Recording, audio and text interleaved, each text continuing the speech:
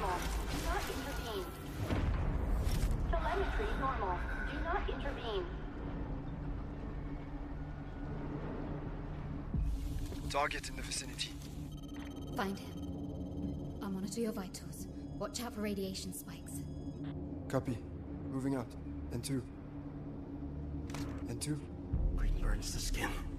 Yellow brings leukemia. Purple causes mutations. No! You said 1/3 is color. Stop scaring yourself! Focus up. Silent feet. Your silence against the polygraph only proves your connection to the recent string of malfunctions. If I told you the root cause of the malfunctions was Hudson's impatience, would you believe me?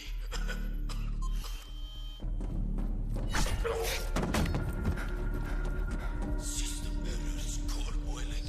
These are the consequences of the main reactor overloading. I suggest you abandon any thoughts of shutting down the reactor. We're on a strict timetable. Next question. The signal you transmitted. Who was the recipient?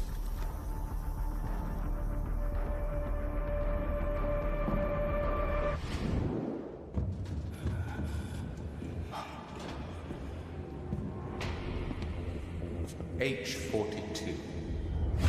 You're the glitch I've been hunting. Go. Playing the rear guard. That's not really our style. Your reflexes are slower than they used to be. Are emotions eating up your processing power? You talk too much.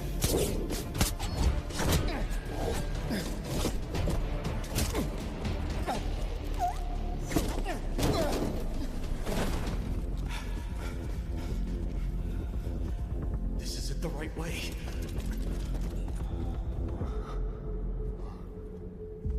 I didn't send that signal to GTI just to escape. You lied to us. Sometimes lies are necessary to protect what matters. I have to initiate an emergency scram. I won't let a nuclear meltdown destroy Asara. The path ahead goes through a high radiation zone. You have no obligation to risk your life. We part ways here. Thank you. N2 to Vlinder.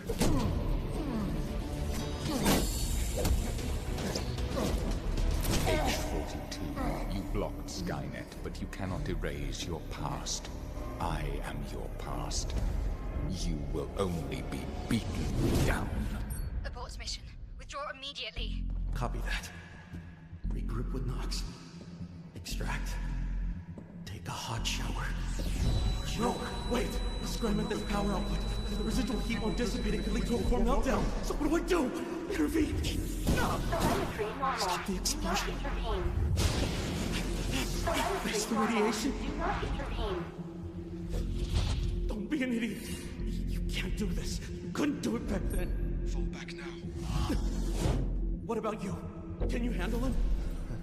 He's nothing but a past version of me. Nothing but a past version of me. Just fall back. Don't worry about him. He's tough. Enough to survive a nuclear blast.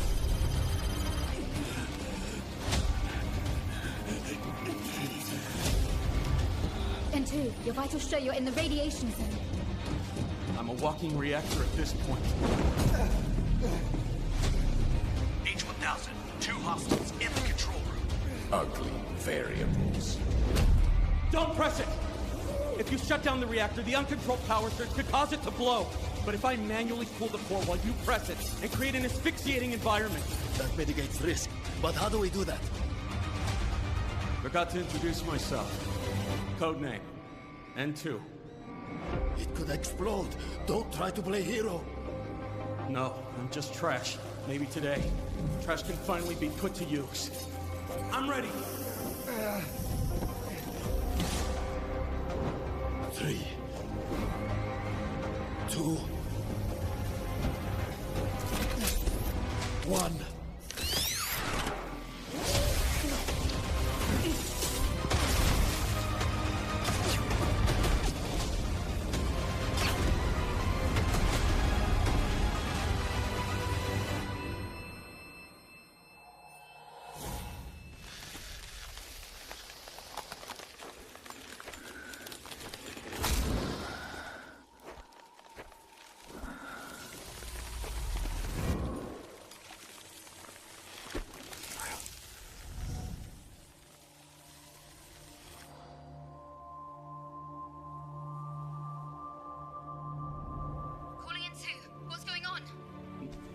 Nothing much. Just fought some internal demons. And stopped a nuclear explosion while I was at it. Nice work.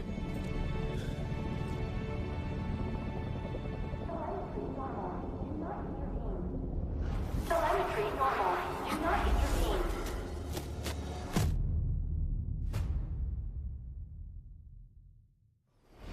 Nuclear power is poison, Nasir. You destroyed Asara's chance to be reborn. No. Nuclear power is the cure.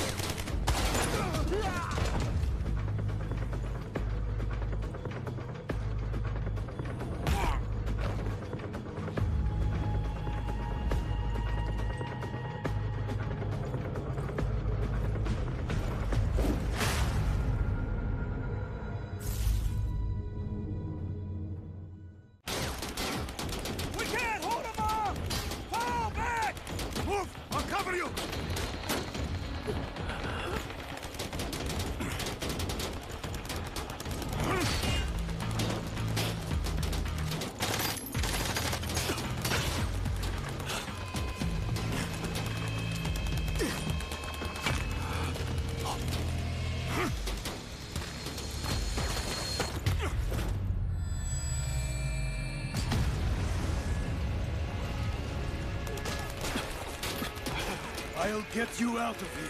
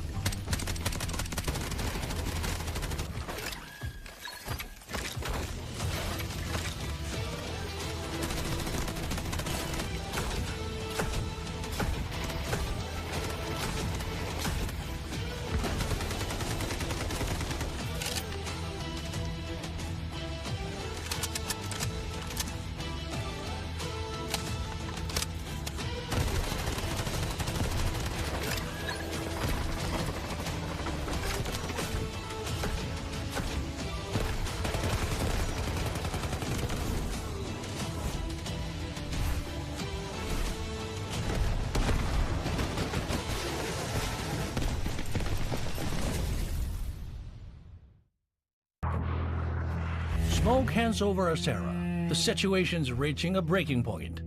Time to bring in the experts. Team Rainbow has touched down in Asara. New ground? Not sure where to start? Search containers. Grab high-value loot. I hear when I can, stop threats when I must. Take down anyone in your way.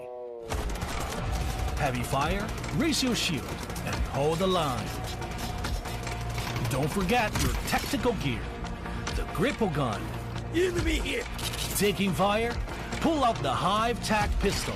Patch yourself up. Keep your squad in the fight. Call if you need a hand. Outnumbered?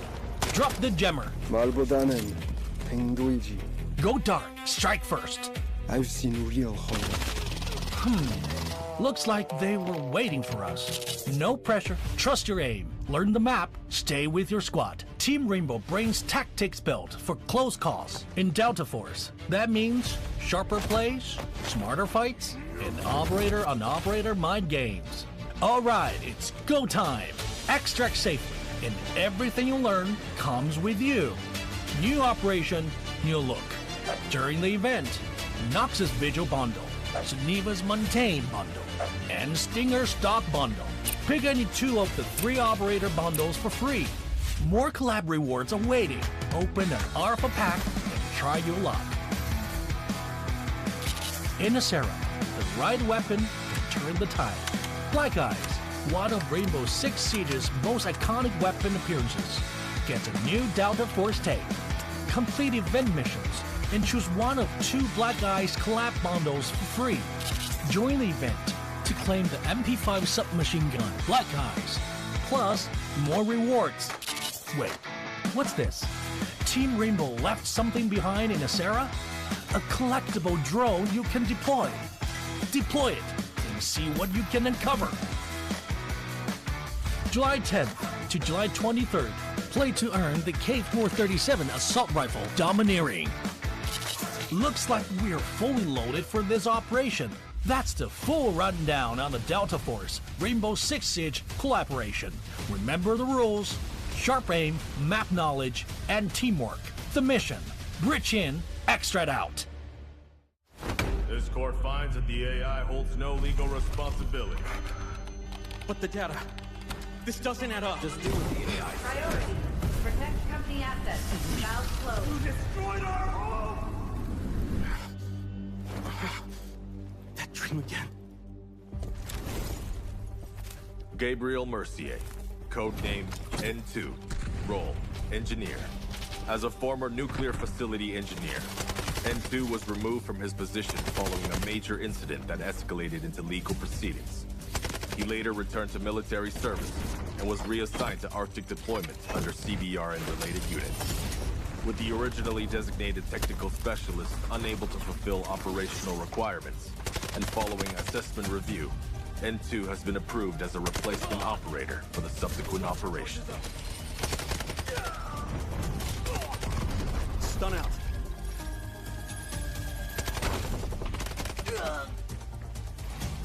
Throwing stun. Stun hit.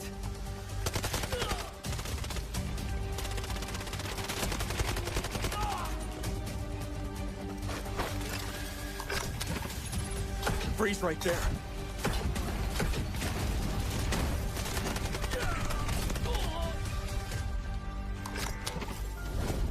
It's getting cold. N2 is equipped with a modified grenade launcher, capable of firing up to 6 LN2 grenades. Upon impact, each round detonates and releases a burst of cryogenic gas, dealing area damage and significantly impairing enemy mobility. Sustained hits can fully immobilize targets through extreme low temperature exposure.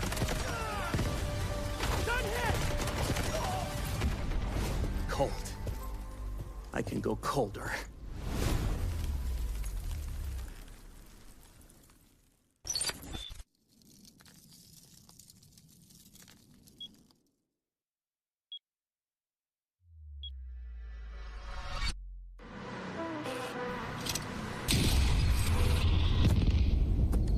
Got the Mandelbrick. Find it. Stop them. Mandelbrick decoded. Nice work, operator. The time to strike is now. Do not let me down, operator. Decoding has begun. Defend the area.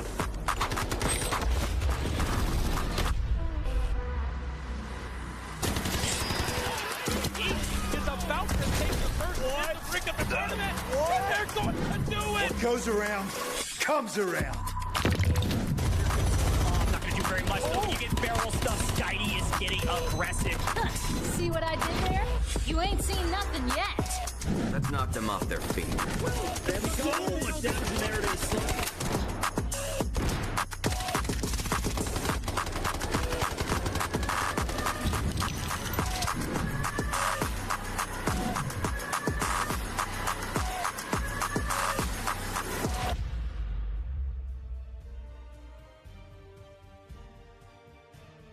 It is the third and final day of week 2 here in the Rise series for EMEA. Welcome everyone to what's going to be undoubtedly a fantastic day of Delta Force action. I'm Toby, joined by Vivid. And Vivid, I mean, if any of the last 2 days are anything to go by, we are in for potentially a pretty brief day. What do you think? I know, a complete turn of the tides here in week number 2. Week number 1, we were going the distance, man. Every single one of our days went to game 6 and or game 7. And yeah, like Toby mentioned, we have been ending early over here in the first 2 days, ending in just game number 5. So our teams are playing super well, enough to go ahead and capture 2 mana bricks very, very early. But I'm excited to jump into the action today. It's going to be fantastic, no doubt about it. As per usual, we've got a bit of a recap of what transpired in yesterday's broadcast ready for you, where Dark Entities were able to get themselves the double Mandelbrick win in that 5th round. I mean, similar to Alliance getting on the first day, baby. That was absolutely fantastic. But now let's take a look at exactly what happened yesterday. An insanely rewarding round for Mandelbrick Addiction. We'll see if that's going to end up being the case or not. As Raidful tries to get to Color, but not quite the case. Obsess finds him mid-transition there. As Bishka now taking down one from Mandelbrick Addiction as well. Does get the flush on him too. As Obsess gets himself one more. Oh, the information is in. Gotaga, they brought in the arm, and Stickinson is going to be knocked by that one, and Nox kind of jumps into the smoke here. He lands the shots. He jumps into the smoke again and lands some shots with no vision possible.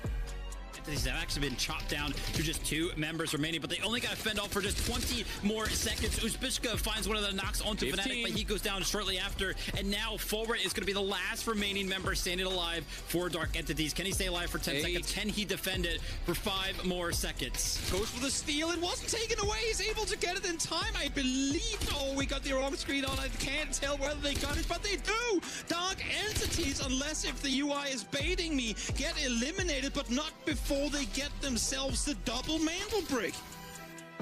Seen so far, I would have to say, right? When you go to game 7, it just kind of extends that so much. But Nox trying to extend his individual kill lead here. As now we're just going to be having Team Gotaga versus NBA. Here's going to be a 2v2. Nox tries to make some of the pre-fires happen right there. He does an incredible amount of damage, and it is enough.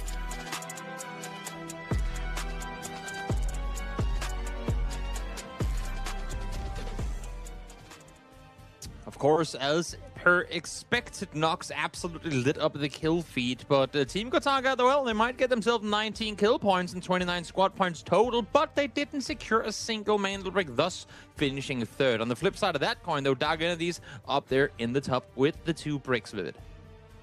Yep, super great to kind of see groups A and D go at it yesterday. We took a look at some of those highlights. But for us here today, we'll talk about it a little bit later on. We're actually not going to see any of these teams go back-to-back because we're going to be bringing in the groups B and Group C, giving them an opportunity to go ahead and surge up those group stage leaderboards as we do know them. Let's go ahead and take a quick look at how our player rankings are kind of doing. 2 members of Team Gotaga actually sharing that 1st and 2nd spot for most amount of kills. Nox maintains his lead up there with 32. Maxa not too far behind with 25. And then the Jam from Fnatic up there as well with 21. But let's go ahead and break down some of the total damage. And this was surprising for us to look at yesterday, Toby, because Uzbishka actually is our top damage dealer so far. You would imagine that it would be Nox, the guy that has the most amount of kills. Yeah, you would think so. You think so. Maybe he's just out there stealing a bunch of them, regardless, doing a lot with it. And of course, then you have Nox's teammate Maxa, the top player in terms of getting out of Dutch with the most loot on him. Almost up at 24 mil after only 2 weeks of play.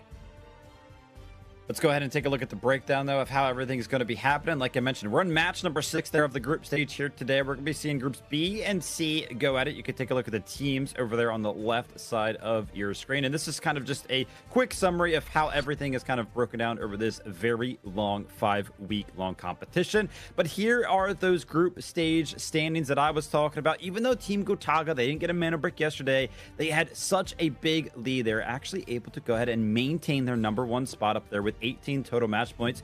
But hot on their tails, Dark Entities, after an incredible day yesterday, ending the day early with 2 Mandelbrick captures of their own. Just a singular point behind there in 2nd place, and a great resurgence as well from the team of Mandelbrick Addiction there in 3rd place. Shout out to those guys. Definitely. I mean, I'm looking at this board right now. Gotaga has 62 kills, 86 squad points. They might only be up by 1 match point total, but those numbers are absolutely through the roof. That is completely insane. If they start, you know, I mean, as we talked about yesterday, turning their attention over to the Mandelbricks more, we are in for a scary, scary time with Gotaga in 1st place. Let's have them take a mental screenshot of how this leaderboard looks, though, because we do have a couple of teams in the top 6 that are going to be playing here today. Team Genius, Alliance, and AGARTHA there in 4th, 5th, and 6th, respectively. As a quick reminder to everybody at home, Groups A and D have played 3 matches total, where Groups B and C have only played 2. So that's why they're a little bit further behind. But an opportunity here for them to go ahead and potentially take the lead. With that being said, we want to go ahead and give you guys a quick little summary of how everything is going to be going down with all of the tournament rules and all of the tournament settings. So let's go ahead and jump into this quick video for you guys. Delta Force, 1 game, 2 regions, 1 shot at glory. This is the complete guide to Delta Force Rise Series EMEA and Americas Season 1. Everything you need to know, from the very first match to the last squad standing. The path is the same in both regions. It starts with the open qualifiers, open to any team that wants to compete. The best push through to the group stage, where the top 2 advance directly to the finals, bottom 2 eliminated, and the rest battle through the survivor stage to earn their spot. From the open qualifiers, 12 teams have fought their way into the season, and only 1 will lift the trophy. The group stage runs for 4 weeks, with matches every Friday, Saturday, and Sunday. The 12 teams are split into 4 groups, A, B, C, and D. 3 teams per group. Each broadcast day, 2 groups go head-to-head in a cross-group match. Every match is a 7-round format. 6 teams competing in the same lobby simultaneously, across up to 7 rounds on maps like Zero Dam, Brakkesh, Tide Prison, and Space City.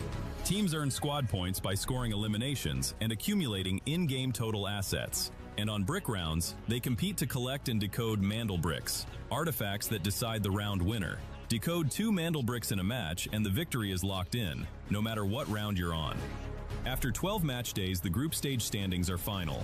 Places 1 to 2 go straight to the finals. Places 3 to 8 enter Survivor Stage Day 1. Places 9 to 10 drop into Survivor Stage Day 2. Places 11 to 12 are eliminated. The Survivor Stage is where the bracket narrows fast. Day 1 brings those 6 teams together for one 7-round match. The top 2 advance directly to the finals. Places 3 to 6 get 1 more shot. Day 2 mixes the 4 survivors from Day 1 with the 2 teams ranked 9th and 10th from the group stage. Again, 6 teams, 1 7-round match. Top 2 go to the finals. Everyone else is out. 6 teams, 1 day, 1 lobby, 1 match. This is the finals, the ultimate showdown of the season.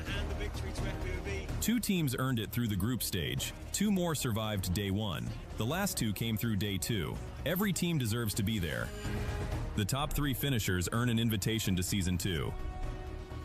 Welcome to Delta Force Rise Series EMEA and Americas Season 1. Loot, shoot, extract.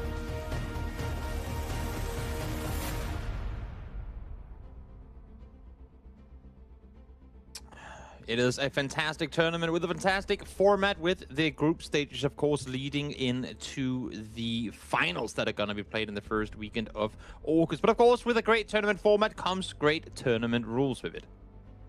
Actually, this indeed it does. 1.5 million total alloy that all of our players are going to be starting with. Our teams are going to be ranked by Mandelbricks captured. Of course, our first team that captures 2 Mandelbricks, they will automatically win. They can actually end the competition early, because if you take a look at some of those rounds down there, you can see airdrops are going to be featured only on maps number 1 and 3, and then Mandelbricks are going to be there and throughout on 2, 4, 5, 6, and 7.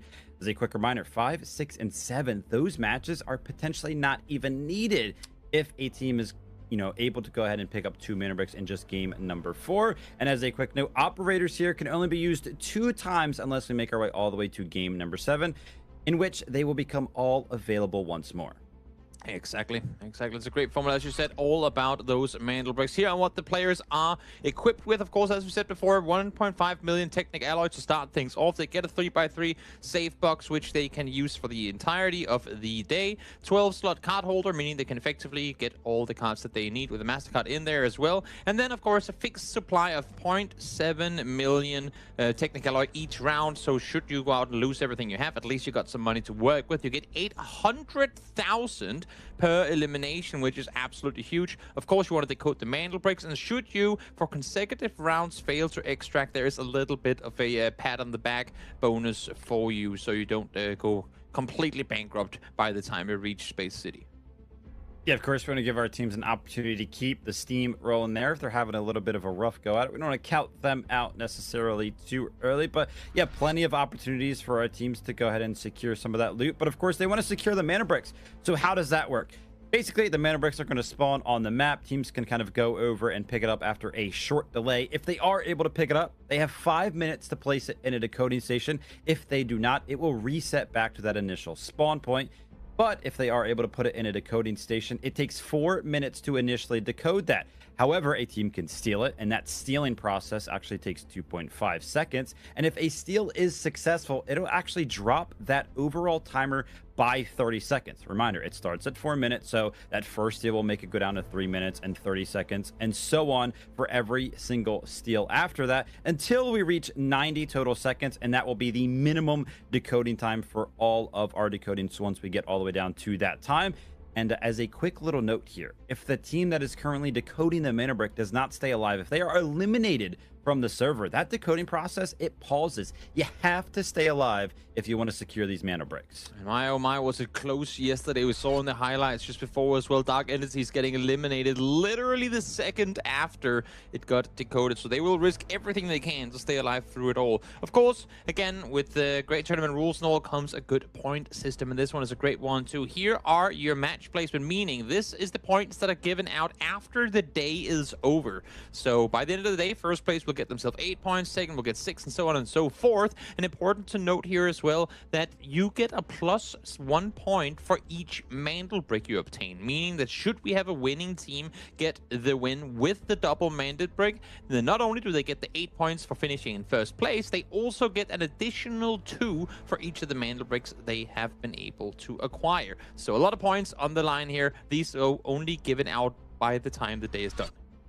Yeah, we've seen a couple of teams go ahead and pick up 10 total points over the course of this weekend already. But Mandelbricks are going to be, you know, if you're tied in the amount of Mandelbricks you have captured, the tiebreaker for that is actually going to be these squad points. And you're going to get 1 single squad point for every single kill you were able to go ahead and obtain. But then you're also going to get another point for every 2 mil in total stash assets that you have earned throughout the day. And you can see their points are actually rounded down. So if you don't hit that threshold of 2 million, if you're at 1.9 million, you don't get a point. You got to make sure you hit these thresholds in your total stash value. I cannot wait. I mean, if we had the intricate, you know, like the details of it, someone dropping a flask, like the most worthless item ever just before they extract, just to extract with like 1.9999999 something because they did enough to keep the last hit.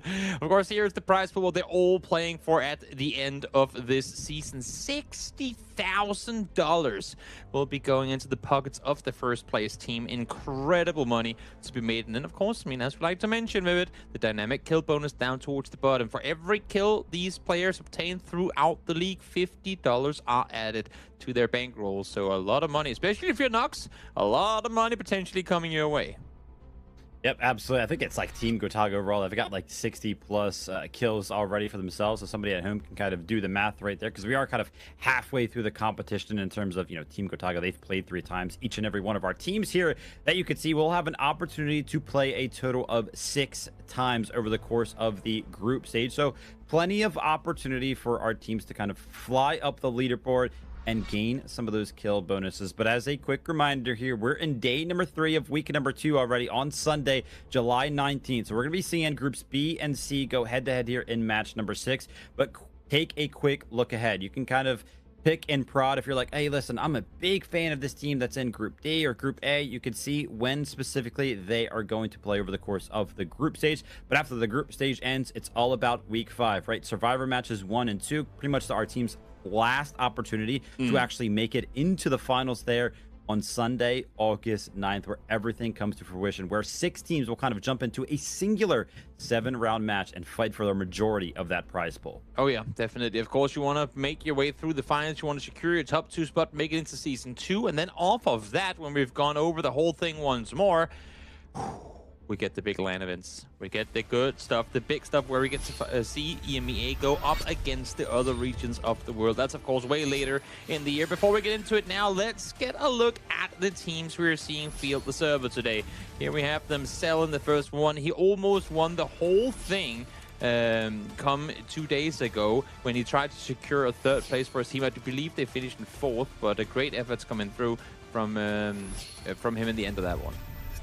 Yep, WLG, they're going to be joining the server today. Alliance, I feel like a lot of our fans at home are going to be keeping a close eye on these guys. Just in particular, how close they are to take it over that first place spot. We'll have to see kind of what their performance kind of breaks down here today. But I feel like we're going to be seeing a lot from these guys throughout. I mean, Easy and Lynx, they've been doing so good. You can see KD right there, a 10 inside of him. And then there's substitute player here, Lasik. We haven't seen him join the fray yet, but man, if he has to be very, very worried for the other teams. Oh yeah, very capable player, no doubt about it. Let's now hop on over to FLC, another incredible team fielded by Siloa and the gang. We have had the pleasure of watching them, I mean, absolutely dismantle opposition on this server. They've yet to come out victorious in the week 1 or week 2, but overall, I would like to think that it's looked pretty good for FLC clan so far. And that is going to go ahead and round out Group B. Here got Team Alliance, Team FLC, and Team WLG. Very excited for these guys to kind of rejoin the action here today, as they did have the day off yesterday. But as we've already talked about multiple times, they're going to be going up against Group C. And our first team out of this is going to be Team AGARTHA. We're going to have Chubu, Yaku, and Nas. Man, keep a close eye on this guy, Nas, because he has had plenty of highlights already in this competition. Yeah. I'm very curious to see what they're going to bring, because in week 1, they finished their first play day on day 2, dead last. Then on the very next day, they go out and win the whole thing. So now I'm like, guys, what am I to expect here? Are we seeing a stomp performance in the first place, or are we seeing them fall short? I'm very curious to see what we're going to see. Another team, Genius, off to a fantastic start in their own rights. Curious to see what they're going to do here as well.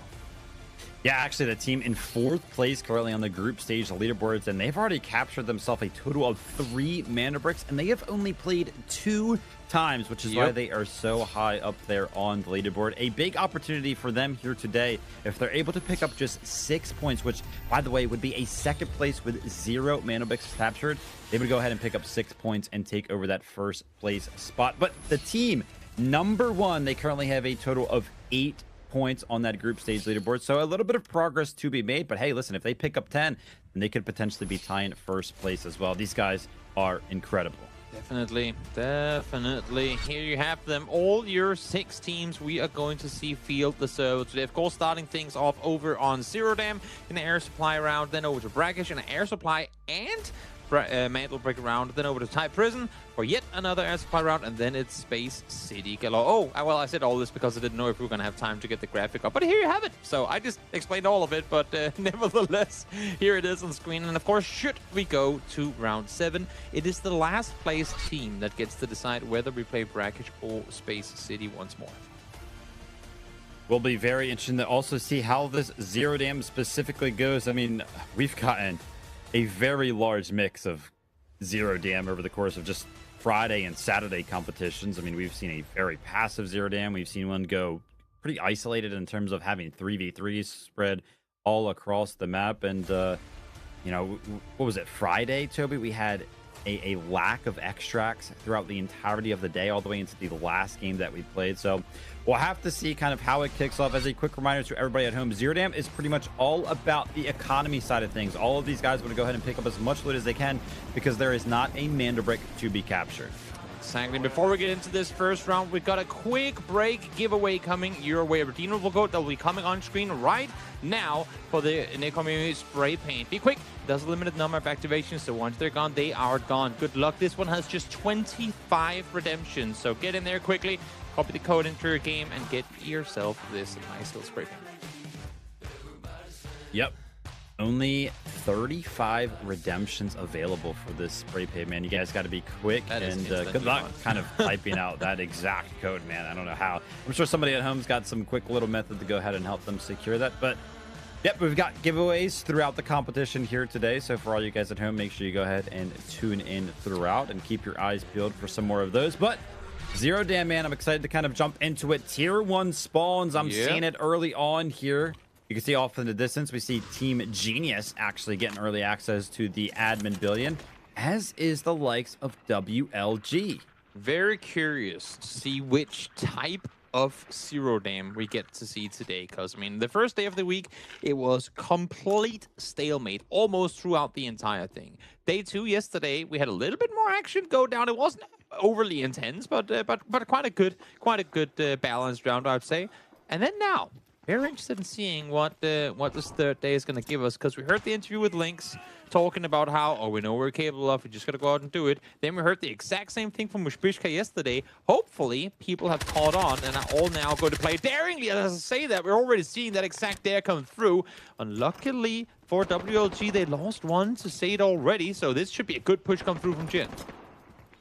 Yeah, Team Genius, man, they're actually just running this one down. Hannah is trying to play very, very aggressive, looking for some of the sight lines there. I don't know if the specific information is actually in that one of the members of WLG is down, but he is playing it perfectly regardless. And you can see the following members there for Team Genius are trying to go ahead and catch up. And there it is, actually. Chinge finds the finishing kill there. And it's actually going to give them credit for this kill as well. As you can see in the bottom left-hand corner there, Chins has one singular kill already. But Hannah is going to go ahead and try to find out where these last two remaining members went.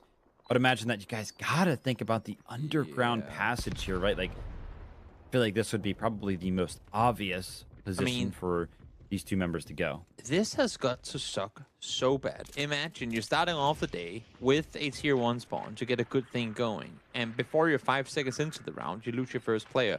And now you can't really make any use of getting looting going in admin. Of course, depending on what WLG likes or wants to do, because we are seeing Alliance making their way over towards admin. I think, was this NBO's bird or was it their own? Or it might have been their own, just looking around themselves to see what's going on. But Alliance making the play towards admin now could actually stir the pot a bit. Yep, the third parties are starting to raid in. I'm hearing the shots being traded right now, though, Toby. And yeah, we're going to go ahead and tune into it. Looks like the information has been found from the likes of Team Genius.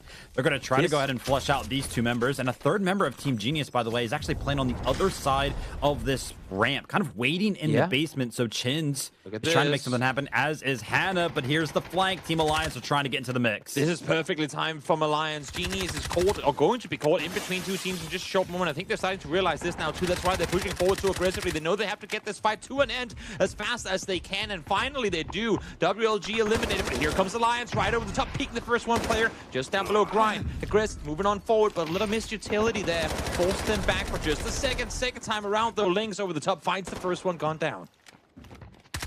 Great work there to go ahead and flush out one of the members, and now it's going to be an all-out war here. Team Alliance, you can see all three members have actually dropped down here, but oh my gosh, Kalo with a great free fire, kind of knowing that angle so well, but Easy is trying to go ahead and give the advantage back. He goes ahead and invests his body into it, and after all of the chaos, we're actually down to just a 1v1. It's going to be Kalo for the likes of Team Genius and Grind here for Team Alliance, but he's trying to go ahead and pressure the res. This is just all about timing. Trying to go ahead and flush out this member. You can see Easy on the body is trying to go ahead and relay the information, but the res is actually in. It's going to be a 2v1, but Kalo jumps around the corner, but Grind lands the return shots there, and Team Alliance, they go ahead and win out on the back foot of them playing for the third party. Well, you say win out, but it might not be for long, because look at what this attracted. AGARTHA making their way up here now as well. They heard the shots, they heard all the commotion, and surely with all those bullets fired, one or two or maybe even three teams should be going down, and it could be the case in just a short moment. They're going for the rest of the last. They will be able to get him up as well. So 3 players back on their feet on the side of Alliance, but are they ready for a fight here? Because it's coming right now.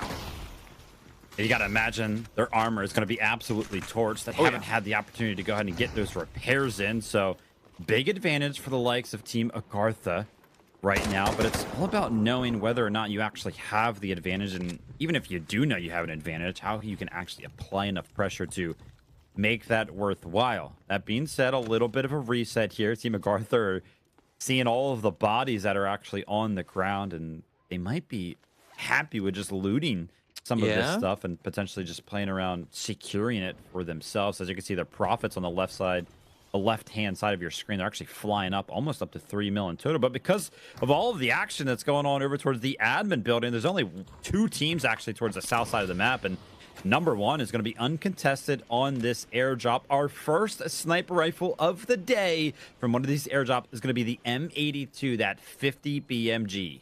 Nice pick up there. We are seeing FLC Clan make their way towards the airdrop, as MBO are going to make the run off here. But it's quite interesting to note as well, talking about tier spawns. In the first 4 minutes, we lose both the tier 1 spawn teams. Genius and WLG out very early on here. A little bit of a stalemate here in admin, but again, once more, I mean, the profits are still kind of soaring up. Oh my gosh. I was just going to mention that they were kind of approaching 4 mil. They actually went ahead and surpassed 4 mil. Just so much loot on the ground. And it actually just continues to go up. Oh my gosh. So 6 bodies on the ground. It will do that, of course. But for the likes of Team Alliance, who did most of the dirty work there for Team AGARTHA. They're trying to make this a little bit worthwhile. By the way, I think I've only seen one red kind of fly into the Yeah, and it was feed over there. 100k red as well, so No, not I worth think it was a writing home gold about. bar, right? Oh, was It was a gold bar. Oh, okay. Yeah, So a couple 300k. Yeah, okay. Yeah. It was a FLC finding that one. I don't pay attention unless it's in the millions, you know. That's just how used we are to all the good loot. Now, kidding. There you go. You see, I'll notice. All right. I'll notice. Grind get himself a 1.3. Finding that cloud array there. Great work from Grind. You can also see team number 1. They played for the airdrop initially, and now they're potentially going to be playing around this wall breaker contract. It would be great to kind of see them secure it. Have we seen anyone actually play Wallbreaker in the last 2 days? I don't think we have. Nope, not in week number 2. Week 1, we did for sure, but not this weekend.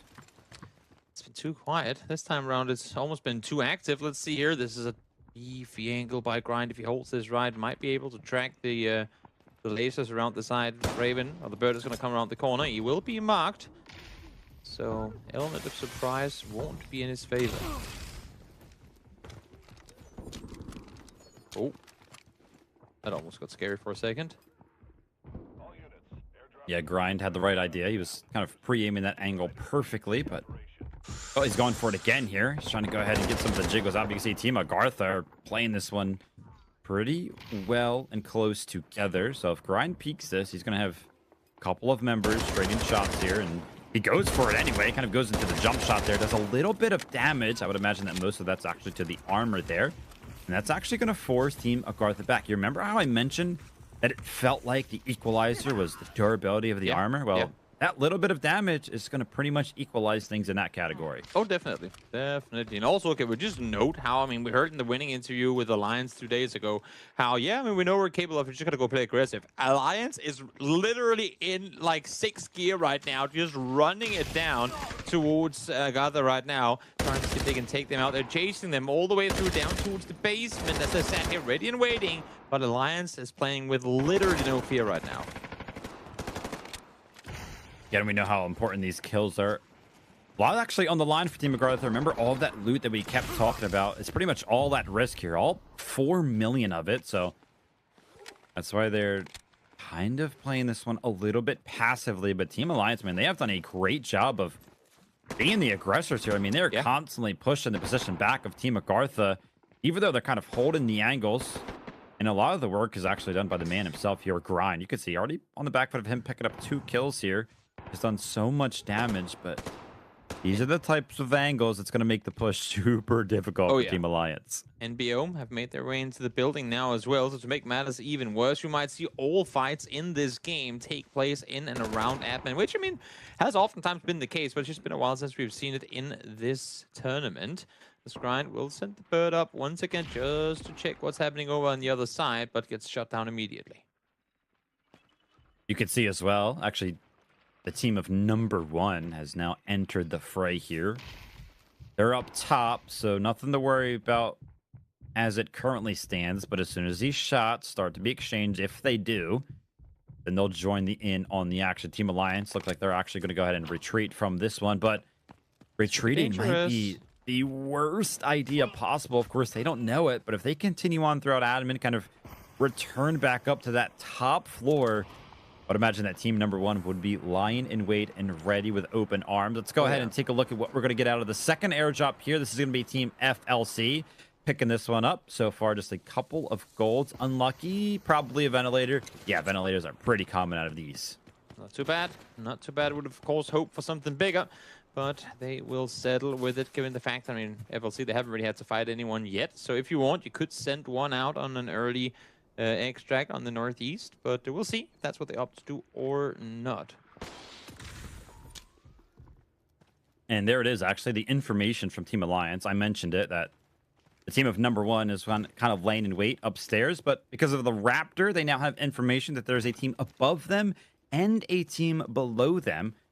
And that's going to make Alliance probably play this one a little bit more passively than they were just a few moments ago, because they know as soon as they go ahead and try to take one of these 3v3s, it's going to quickly become a 3v6 against them. Oh, yeah, most definitely. Playing it slow here once again. Grind, the main man in this hold. Here's the first line of defense as he gets himself boosted up and ready for the fight to come. The bird's going to come flying once more. Where it's going this time around, I'm not quite sure. As FLC, they're slowly making their way in this direction as well once more. We did see them try and set up for a similar fight over towards the elevator extract yesterday. So could potentially be a play they're setting up for here again. But also a world where if this fight does pop off proper, then we'll see them actually fully get active in admin. Still looking to confirm some of that information here. Team Alliance is going to be them on the Raptor drone once more. They get a little bit of information, but nothing that's going to make anything too crazy happen. And yep, all 4 of our teams here around the admin area with the match timer getting down to just about 6 minutes. The same thing is in all of our teams' minds right now. They're going to be thinking about that elevator extract, which of course is going to be accessed via the switch inside of the admin building. Takes 3 minutes for that one to go off. So still a couple of minutes before the pressure is going to be applied to one of our teams needing to go ahead and actually pull that one. If anybody is going to be able to kind of make it out via that extract. Team AGARTHA, though, have submerged from the basement. And they're potentially going to find a flank onto number 1 here. Yep, everyone in and around admin now. FLC is still opting to stay up, but let's get a listen in to AGARTHA. En dessous et au-dessus du coup.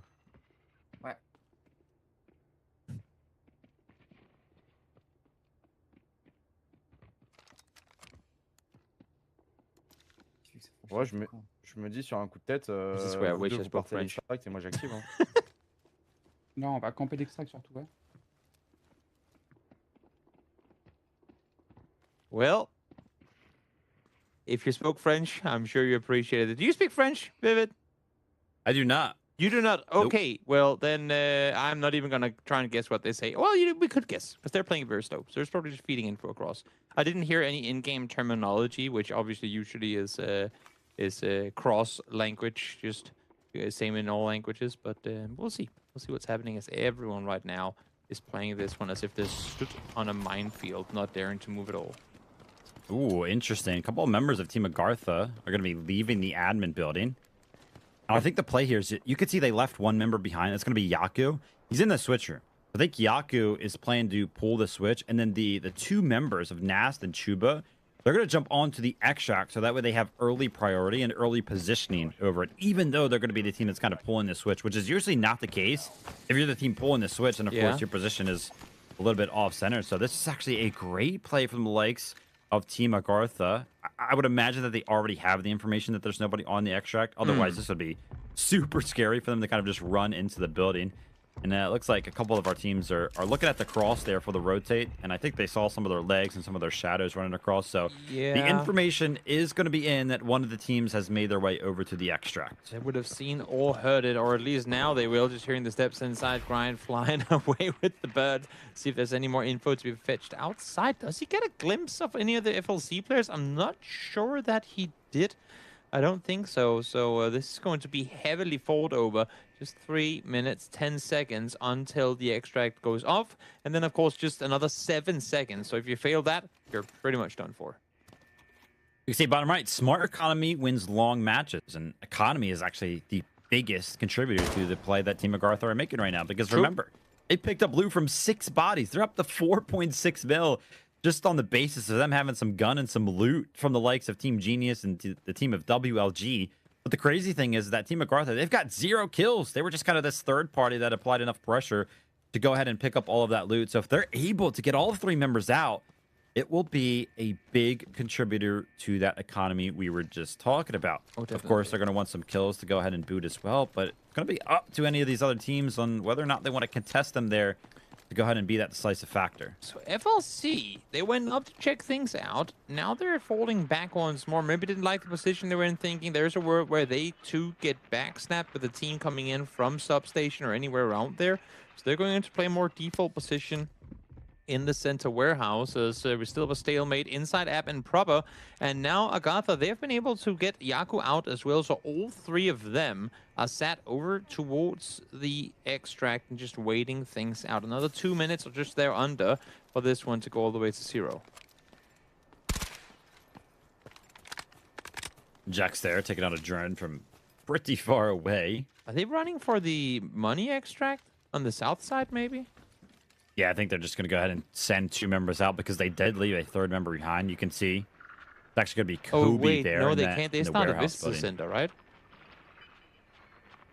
Maybe. FLC, yeah. I think they did go ahead and start on the east side of the map, but they should still be able to go ahead and take that riverbank extract for sure. We'll see if as they... we're down to just over a minute remaining here on Zero Dam. Maybe they're... it could also just be them realizing, guys, literally everyone is around admin. We can literally wrap the entire map and just try and extract on the west, but we'll see. We'll see what they're up to. They've sent 2 down there, left 1 back in admin, or in and around admin, I should say. As you can see, Kobe still there, set on the outside, waiting. 50 seconds. Yeah, Team Alliance haven't made a single noise in quite some time outside of them kind of using some of those Raptor drones. Looks like Team NBO are trying to go ahead and fly into one of these doorways to go ahead and get the information, and the door is going to be shut. Nope. Yeah, I think even though the Raptor drone doesn't see you, I'm pretty sure the information is in that you are indeed there. What makes you say that, Vivid? Oh, that's a very sneaky closing of the door, as the extract does in fact get used on the southern side, as you can see, leaving out in just about 10 seconds. Time 20 seconds only left on the elevator extract, though, so I don't think any of these players are going to be able to make it there in time. Maybe they're just satisfied with what loot they were able to garner early on, as it's now just 8 seconds left. They will be able to extract. You'd imagine that all of AGARTHA will be extracting on elevator. Yep, they will indeed. Now Team Alliance are going to go ahead and try to increase that amount of kills that they have. They already have 3. Can they go ahead and pick up a couple of more? Already the damage is, but take a look at this. Cook is actually going to be finding the first kill there. But our match timer, it reached 0. I got caught up in all of the action. And Cook, with a little bit of a clutch play there, he did land the shots necessary on that player that he downed. So that was going to be 1 total kill there for the likes of the team of number 1. But outside of, I would have to say, I mean, Team Alliance, they did a great job. They picked up 3 kills of their own. Team Genius as well, they picked up 3 kills. Outside of that, I mean, we only saw 1 kill. But I feel like the breadwinners, of course, are literally just going to be Team AGARTHA. I mean, they got out with almost 5 mil in assets. Definitely. They came in 3rd. They, I think, had a tier 3 spawn to start things off. They just kind of slowly backfilled in and say, oh, there's corpses everywhere. Great, let's go get ourselves some loot. And we're able to extract on the north as well, as everyone sat here maybe a bit perplexed that things didn't go the way that they would have wanted to, as it looks like Cook threw a flashbang on his back wall. And I'm not sure. It's very bright in his room, no doubt about it. Team Genius, though, our best team on Zero Dam. And excuse me, I thought they only got 3 kills, but they snuck out an extra one there. Picking up a 4th and almost 1,000 damage. I think they were only alive for like 4 or 5 minutes there because all of the action happened so fast for these guys, but so much damage kind of done for them. But yeah, Team Genius going ahead and secure 4 kills there. Team Alliance not too far behind with 3 of their own. Again, both of those teams featuring 0 extract, as is team number 1 and WLG. But FLC, they make it out with 2 members. And it looks like Team AGARTHA, by the way, they only made it out with 2 members. That's going to be Nast and Chuba. Yaku was literally like right next to the elevator extract, by the way. I was taking a look at the map, and that was when there was about 10 seconds left on the extract. And I was like, okay, yeah, Yaku's going to make it out. But maybe the timing was a little bit wrong from him because he failed the extract. That's surprising. Yeah. Hopefully he wasn't the one carrying the big stuff, because that would have been unfortunate. Chins able to get himself a double there. Of course, keep in mind when we look at the leaderboard and their, I mean, total wealth isn't all that high. The 800k for the eliminations are not added in the assets they've garnered. So that's, of course, a big factor when you get 4 kills like that. That's a boatload of money gone your way.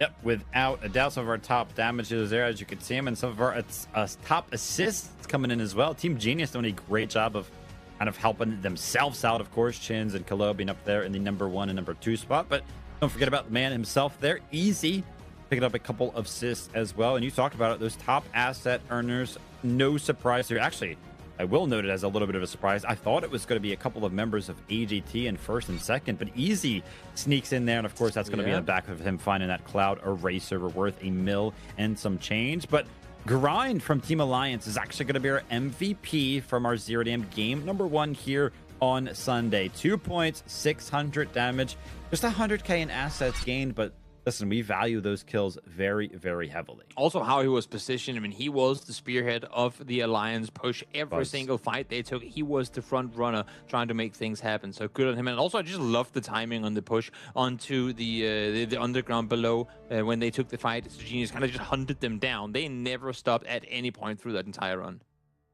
Yep, without a doubt, Toby. Well, there are Mandelbricks to be captured and giveaways coming your guys' way soon. So make sure you guys stay tuned. But we got to give our players a little bit of an opportunity to rest after all of the chaos on Zero Dam. Let's go ahead and gear up for Brakkesh. We'll be right back in just a couple of minutes. Two members, now the odds are in their favor, 2v1. Everything getting spammed away, and MT getting a little... So hang on a second, NL! Look at that! It's an absolute sweat! This... And Illich's got him, they're here, lines him up, even through the shot, you're nuts! For the last remaining 3 BOV, they find 2 instant knocks. The Helm's gonna be hopping out for that.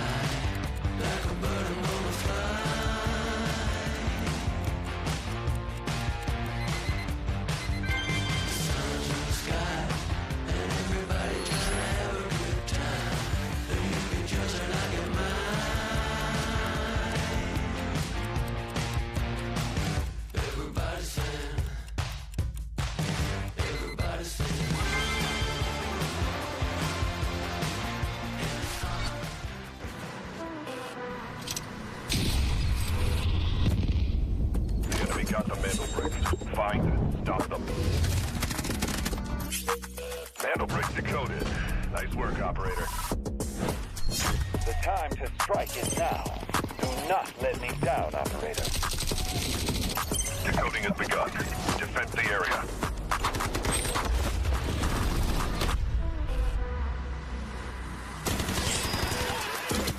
Is about to take the first brick of the tournament. And they're going to do it. What goes around comes around. Oh, not going to do very much. Oh. You get barrel stuff. Skydie is getting aggressive. See what I did there? You ain't seen nothing yet. Let's knock them off their feet. There we go. There it is.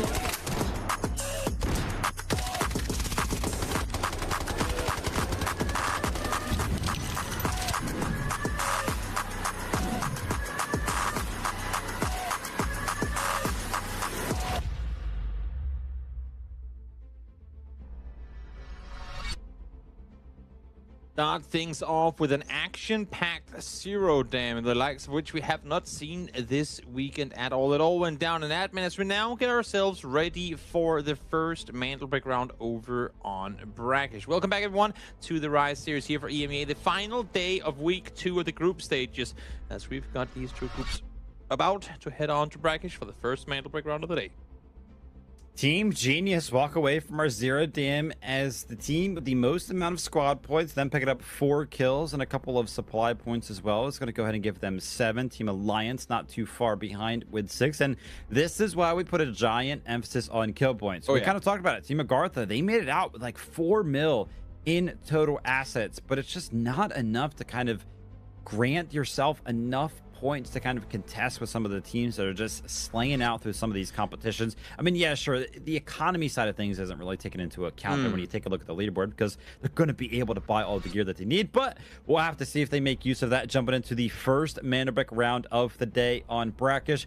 For operator picks here on Zero Dam, it was pretty much all the normal Raptors, D-Wolves, and Vyrens that we saw. But let's go ahead and take a look at some of the predicted spawns here going into Brakkesh. Exactly, I got that down there in tier 3 in the previous round. They're now set for 1 or 2.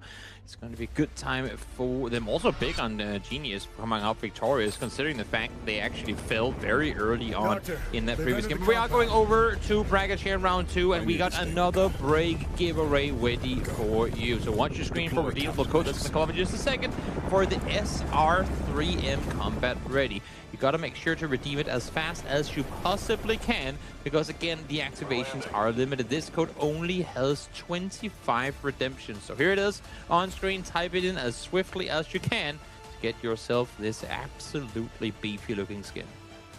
You guys can see you can redeem it in-game or on the official website. So I keep mentioning it, man. We got a couple of giveaways throughout the day today. If you weren't ready for this one with your game open or the website loaded up, make sure you go ahead and do that, because we might have a couple more for you guys throughout the day. Team Alliance and Team Number 1 are going to be the teams getting those T1 spawns, which is why they are already kind of poised up here on the Mandelbrick. A quick reminder for everybody at home. It takes about a minute for that Mandelbrick to actually become available to be picked up, which is why you see that 20-second timer in the center of your screen. So Team Number 1, they would have loved if that wasn't a thing, because they could have immediately picked it up. But it's going to give Alliance the opportunity to go ahead and settle in here and potentially play against it.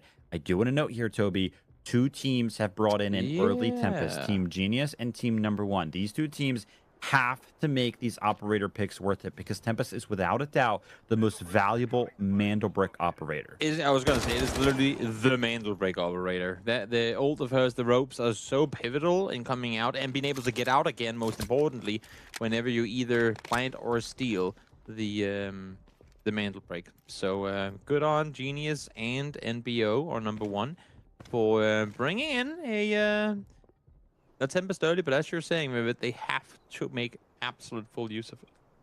I got hiccups now, I'm sorry. I gotta make full use of it. Excuse Tubi, and excuse our teams for playing a little bit patient here. You can see Team Alliance are trying to throw some utility to the way of NBO, but NBO are one of those teams that brought in that Tempest. They're going to wait until this 16-minute mark on the match timer. I mention it every single time we see Tempest. It takes 2 minutes for that ultimate to go ahead and charge up at the start of the game. And all of our games start with 18 minutes in the competitive side of things. So once it hits 16 minutes, that Tempest ult is going to become available. And I think Team Alliance, they kind of know that. It looked like they were trying to play around it. But I think a failed jump right there from Lynx is going to go ahead and kind of deny him the angle that he was initially looking for to go ahead and land a Molotov.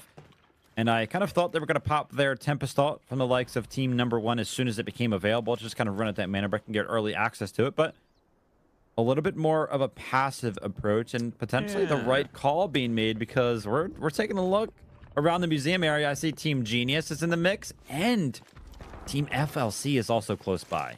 Early Gazelle pick for easy, not too shabby. 400k in the bank as we get even more good stuff. AGARTHA, they're picking up a lot of good stuff. Actually, got the IFV also added to Chuba's pocket. So, of course, this one does take off the entire safe box, but still, with 1.2 mil, it's definitely worth it, as Cook takes a bullet straight to the dome from Chins early on here.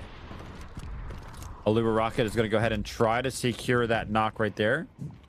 Doesn't look like the damage is going to land, but I think Team Genius are going to use this as an opportunity to just jump on the Mandelbrick, and Chance pops the Tempest ult, picks up the Mandelbrick, and goes ahead and retreats with those ropes. And we know it. Team Genius, they didn't get a tier 1 spawn. They got the tier 2 spawn that spawns all the way up on the northwest side of the map.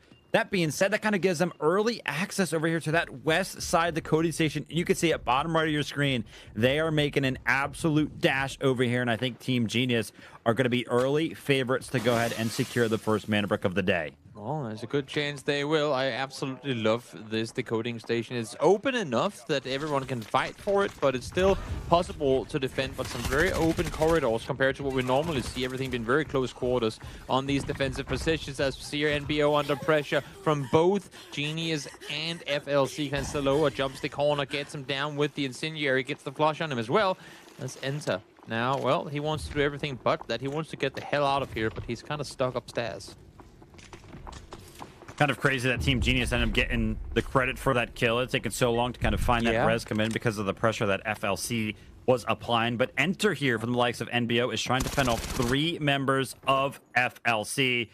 A great effort there as he tries to pre-fire the angle, but 3 members just staring at you is never going to be favorable. So FLC with a little bit of pressure on the back foot of them hearing that one of the members got knocked. They go ahead and pick up 2 early kills here.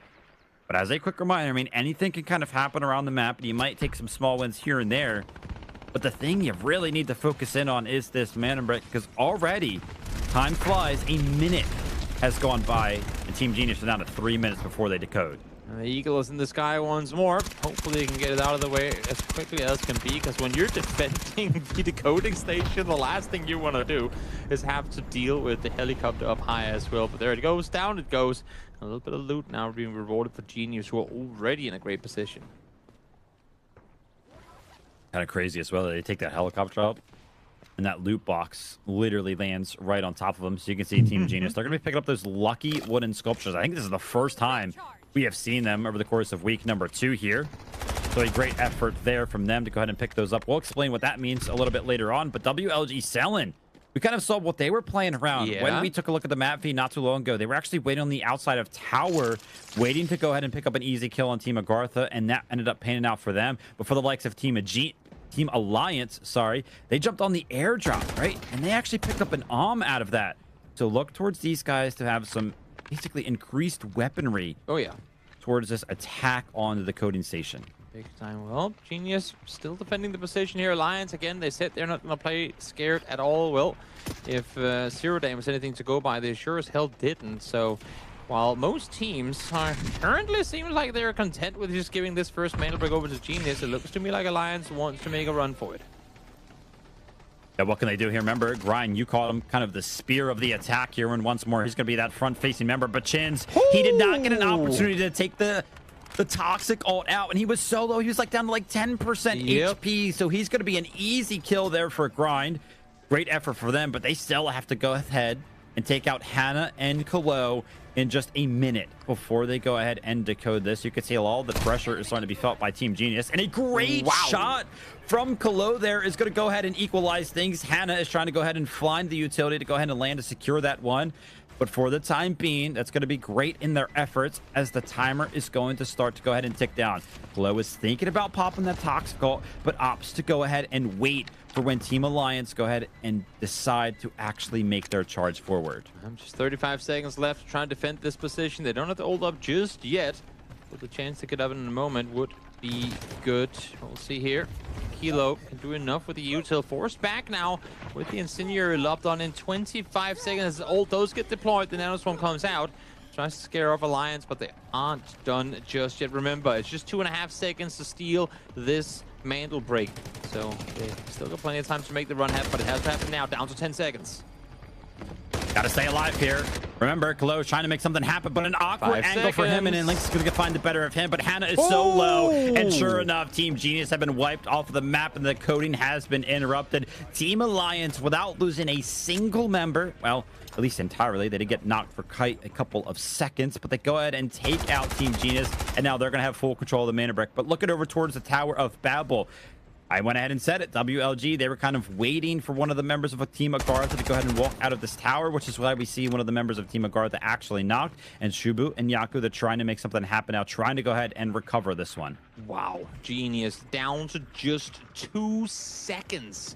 Failed to defend an Alliance, now the ones in full control. Remember, they won their first day with the double Mandelbrick secured in round 5.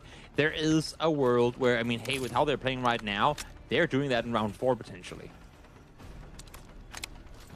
Remember, with these two teams kind of stuck over by the Tower of Babel and 2 teams already eliminated, there's only one team that can kind of face off towards this Mandelbrick, and we're seeing them here. It's going to be FLC trying to do what Alliance just did. A very similar situation here.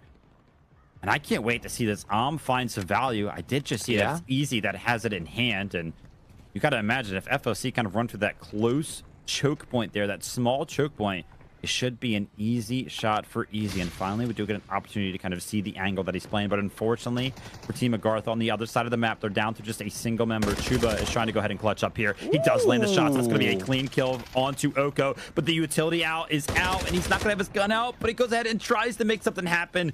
But Selen is just going to be too good. And who, by the way, Toby picked up all 3 kills for WLG there. Solid pick up there. Now the question begs is, will WLG, with how clean they fought that one out, will they actually go up here and say hello? Still got 1 minute 50 seconds, so plenty of time for them to make the run on up. And there is the arm in the hands of Easy. Finds Saloa very, very quickly.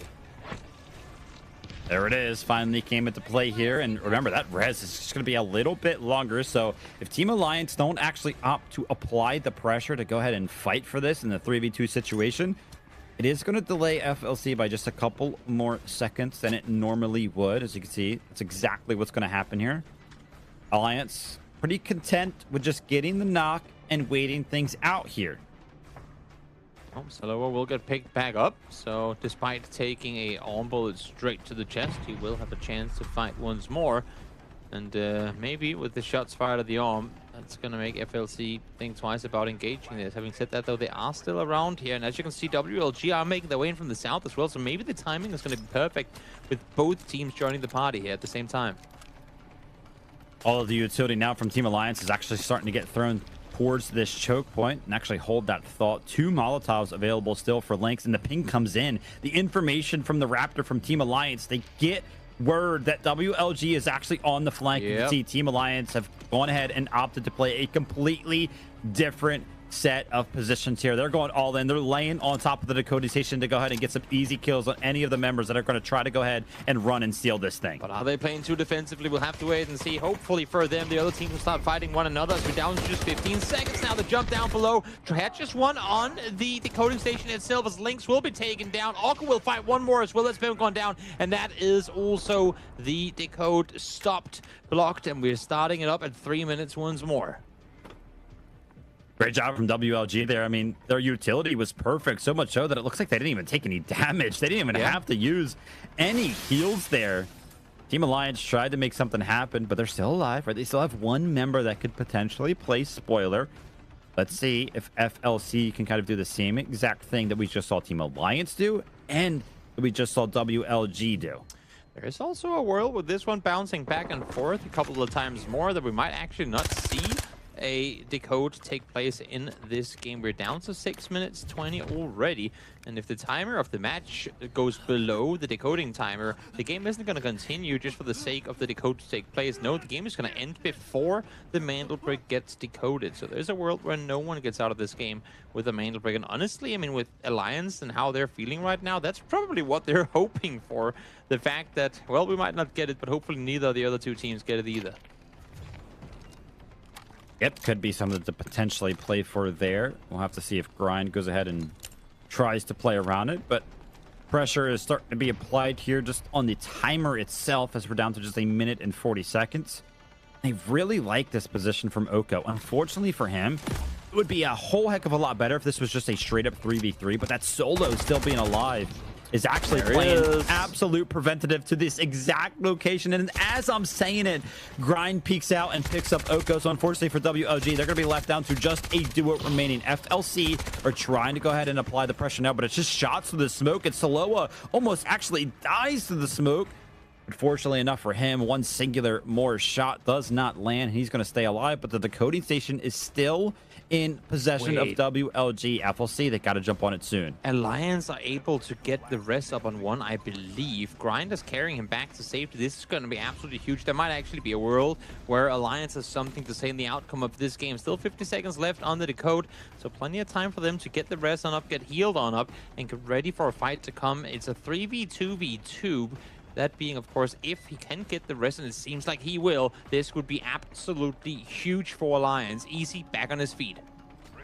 FLC, go ahead and secure the Mandelbrick here for the time being. That being said, it's important to note the res that came out for Team Alliance, it was on the Easy, who has that So take a close look at whether or not we see that come into play. FLC, they're still trying to go ahead and fend off the duo of WLG. The wrap comes in, though. They're swinging simultaneously, but the net is in from the Gizmo. Can the last remaining member go ahead and find the value? He jumps over to the angle, but he can't land the shots. They're so low. Selling just a couple of more bullets, and you can take out 2, but he's going to go ahead and fall now. And FLC, they're so low. low. Team Alliance now, they're starting to go ahead and revamp here, trying to go ahead and join the fray, but take a look at the HP bars for FLC. They're back to full HP. I think the time might be running out for the duo here. Yeah, they're going to have to make a run for it now if they want to make anything happen. That is for sure. Easy with the Orm in hand. If he can find an opener, making it a 2v2, that would be huge. Still waiting for some of the utils to get back here on the side of Alliance. You can see the Toxic ult not ready just yet, but if he can find an opener, maybe bait the attention down towards Grind, open up an angle for Easy to take the shot with the Orm, making the 2v2. There's a world where Alliance comes out victorious here. I wonder if Grind's just going to run over to the coding station and steal it to apply some pressure. It could. Yeah, I think with the EMP, they're kind of landing in the smoke onto the coding station. They are indeed going to play for that, but it's a little bit of a bait because they want somebody from FLC to go ahead and peek on the back foot of Easy, just holding the angle. But FLC are kind of playing this one perfectly. They're not overextending at all. And that being said, I think Alliance have given them too much time to go ahead and reset their position there. That being said, the Mandelbrick is kind of stolen back. Keep a close eye on that counter. And yeah, it's all said and done now. Easy on the back foot of him having the he goes down. Soloa finds some great shots, and the flood comes in from FLC. Jax goes ahead and picks up Grind. And that's going to be every single team wiped off of Brakkesh here. And FLC are the last one standing, and plenty of time to go ahead and secure the Mandelbrick. Absolutely incredible round for the Frenchmen. Let's hear what they have to say. Focus. That's fair. The good thing is, I mean, not good thing, but the thing is, we know. I don't understand what they're saying, but we know that there's no one left. They're still playing this one very careful and for good reason.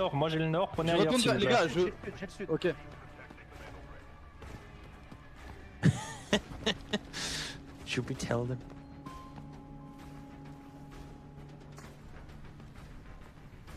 Sure, we could tell them, Toby. Hey, you guys are fine, man. Guys, start looting. You're chilling. Maybe they're just really scared of Prometheus. Maybe that's what it is.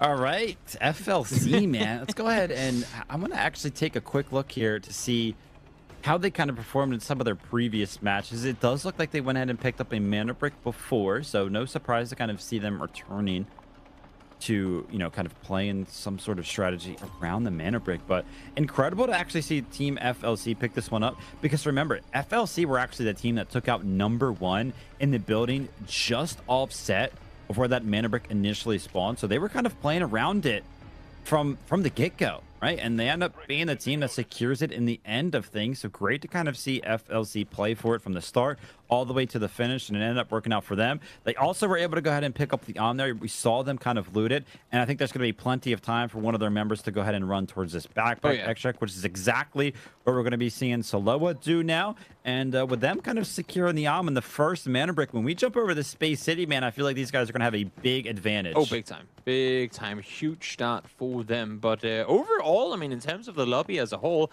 I am loving the aggression we're seeing today. It is night and day in comparison to what we saw in the last 2 days. Alliance, of course, being very aggressive early on, but Genius joining them with it. FLC now up there as well. Also loving the fact that we saw with WLG, them coming out, getting the kill down towards the tower on the south side, and then engaging up north as well. While they didn't succeed, still love seeing the aggression out of them, as we do get the extract, the solo extract up in the north.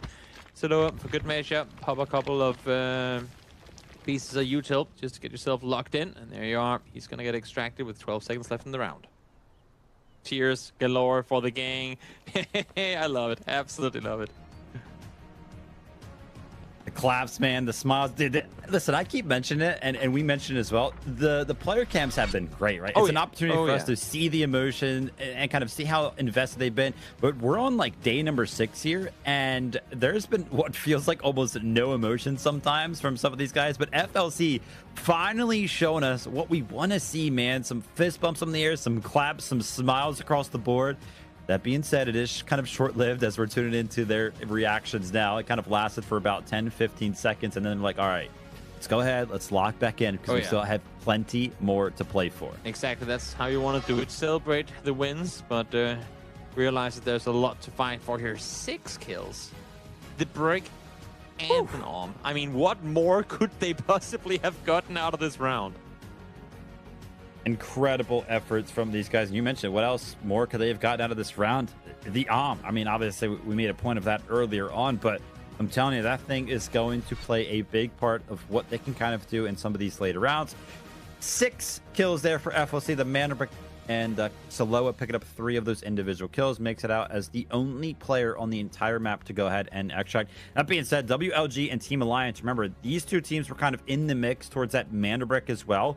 Sure, they went ahead and picked up a pretty good amount of kills, 5 there for WLG and 4 there for Team Alliance, so it's going to help them out on the leaderboard, but they failed in securing that Mandelbrick. WLG selling here with 3 kills of his own grind, and Saloa actually tying it up there, so some actual great individual performances across the board here from multiple teams. Big time. Definitely. Also just, I mean, the amount of aggression that we're seeing out of teams today is fantastic to watch. They know what's there to be fought for, and selling, while he had a tough day 1, he's coming out really with a great start here in day 2. Assist as well, kind of flying in here, 3, 3, and 2 for the likes of Saloa, Oka, and Easy. No surprise to see the assists kind of flying in for some of the teams that were in the mix, and of course some of the teams that were kind of picking up a majority of the kills. But the top asset earners here, actually, I mean, we see Chuba there, 1.3 mil. That's on the back of them finding the IFE and tower, and Nast also picked up a couple of res, kind of keeping those safe in the 3x3. But Saloa, a majority of this value that we're seeing up here in first place is, of course, going to be that and as a quick note, he's also going to be our MVP here. He himself getting 3 kills, 3 assists as well, and then making his way out of that extract, kind of being the breadwinner of Brakkesh, if you will. Huge impact player on literally all the kills they were able to garner. That is incredible. Against Saloa, formerly on the road to be signed with the other French players, Nox being one of them on his roster of the past, and now, I mean, sat here with this team, and I mean, there's a reason. There's a reason they're picked up by the likes of FLC to go out and make big things happen, because they sure are capable. Indeed, they are. Well, listen, we know how this format kind of works. We jump into a Mandelbrick here in game number 2, but then we take a short break before we jump into a plethora of the Mandelbricks. Game number 3 is ahead of us. We're going to be jumping into Tide Prison and giving all of our players an opportunity to kind of pick up some of that economy. Let's give us a couple of minutes before we go ahead and jump into Tide Prison. We'll be right back.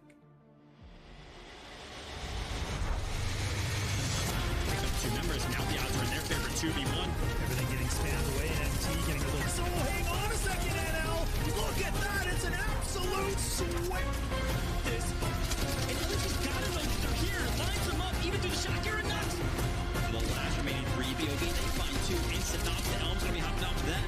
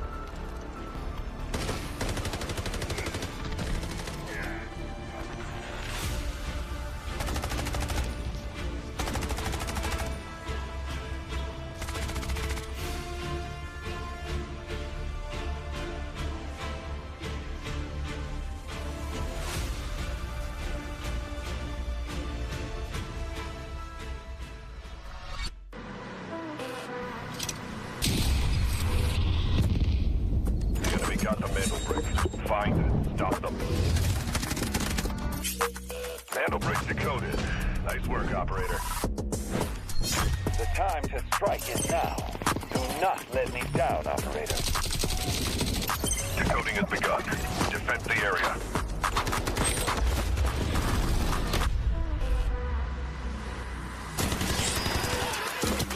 Is about to take the first hit the brick of the tournament. And they're going to do it. What goes around comes around. Oh, not gonna do very much though. You get barrel stuff. Skydie is getting aggressive. See what I did there? You ain't seen nothing yet. Let's knock them off their feet. There we go. And there it is.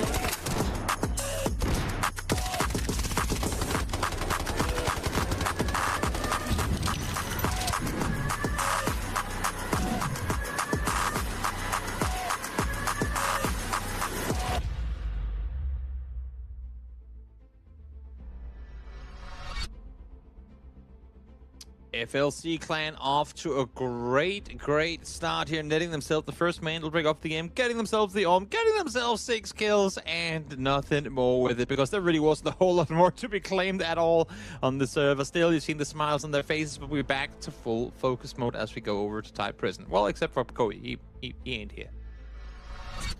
Yeah, we'll have to see kind of how this one pans out. Let's go ahead and take a look at the breakdown here. FLC, as a quick reminder, they pick up the Mandelbrick, and they're actually the team to go ahead and pick up the most amount of squad points as well. So a great effort from these guys. They're surely going to be towards the top of the overall leaderboard.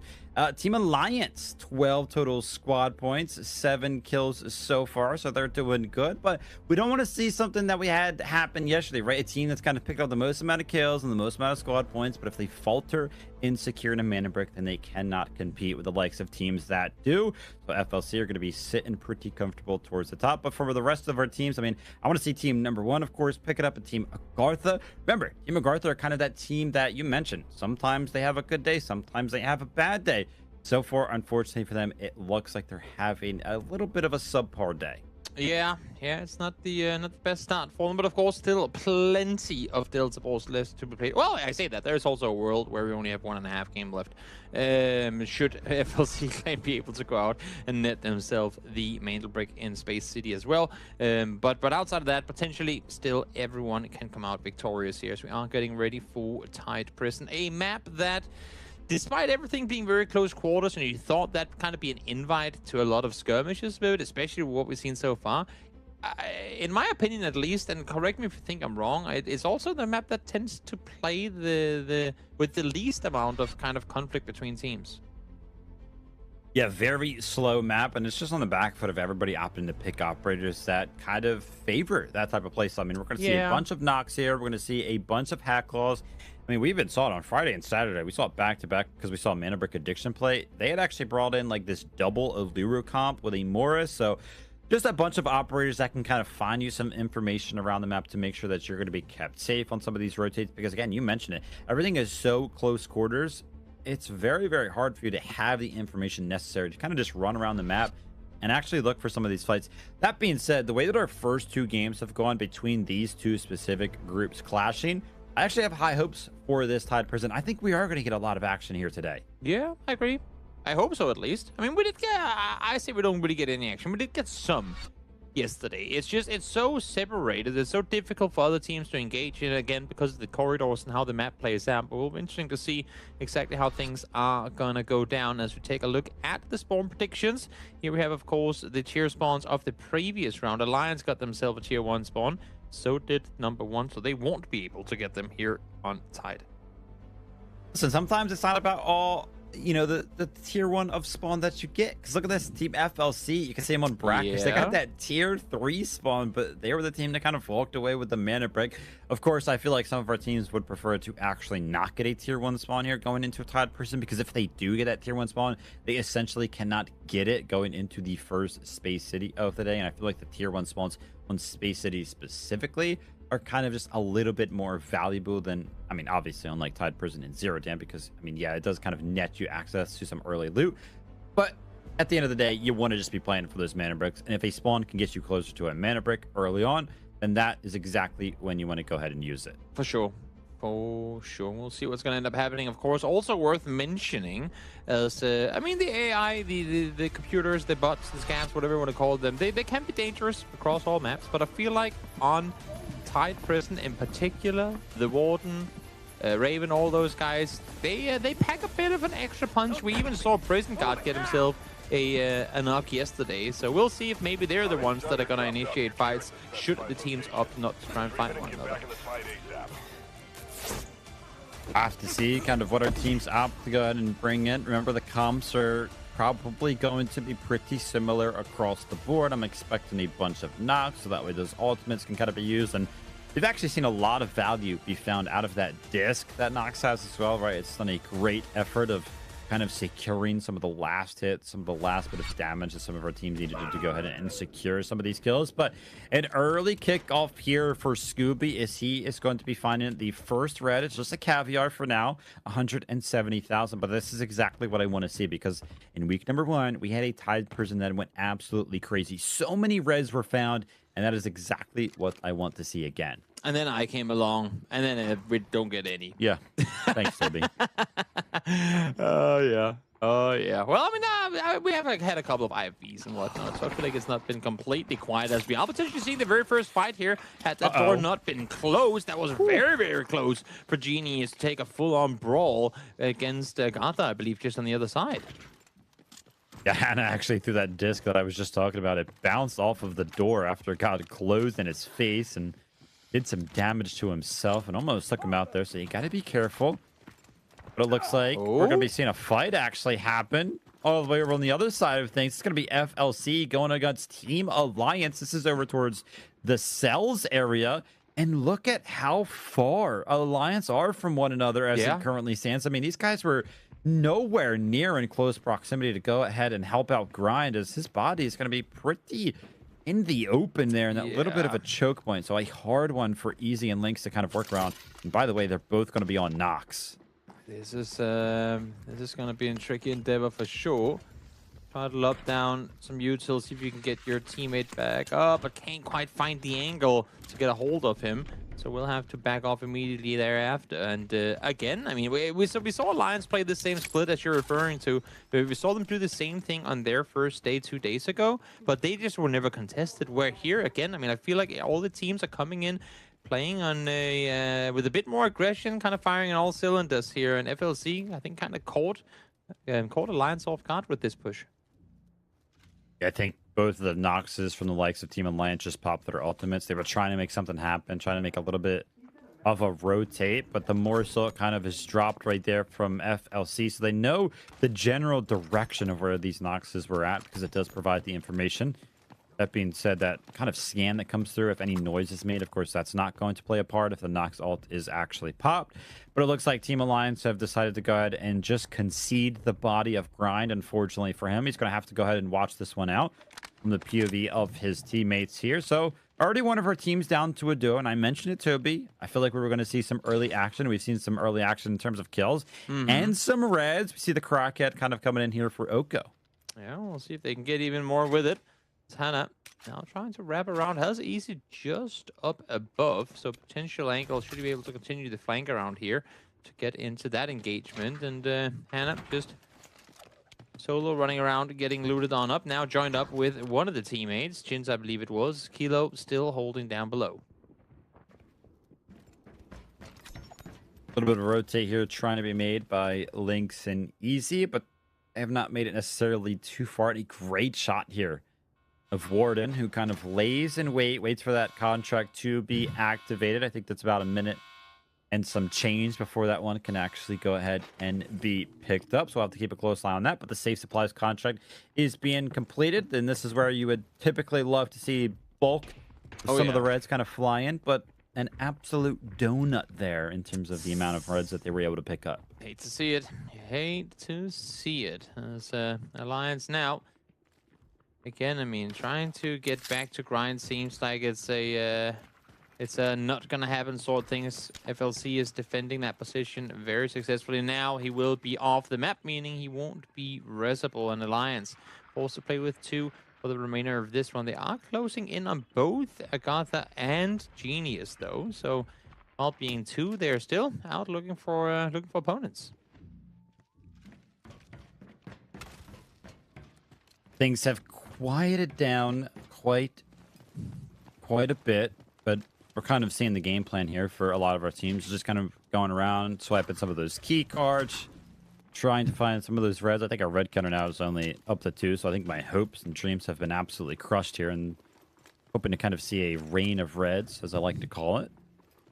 Team Genius are playing a little bit ratty. Looks like they're just interested in keeping control over the computer hack here in the center, which a lot of teams actually like to go ahead and play like this in some of those public matches that I'm sure everybody at home is used to kind of playing around here. So we'll have to see if they can kind of make anything happen with that. But yeah, all of our teams are kind of spread out amongst Tide Prison, just looting up. And before you know it, everything that can be looted will be looted. And our teams will then go ahead and turn their attention to potentially finding some of these kills.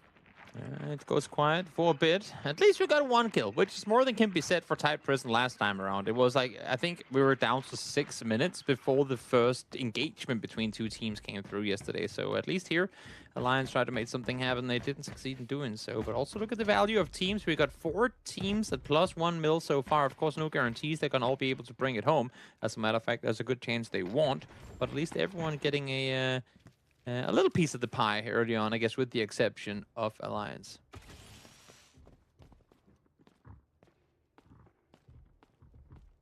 Shout out to Easy and Lynx, by the way, because we kind of knew the position that they were at earlier on.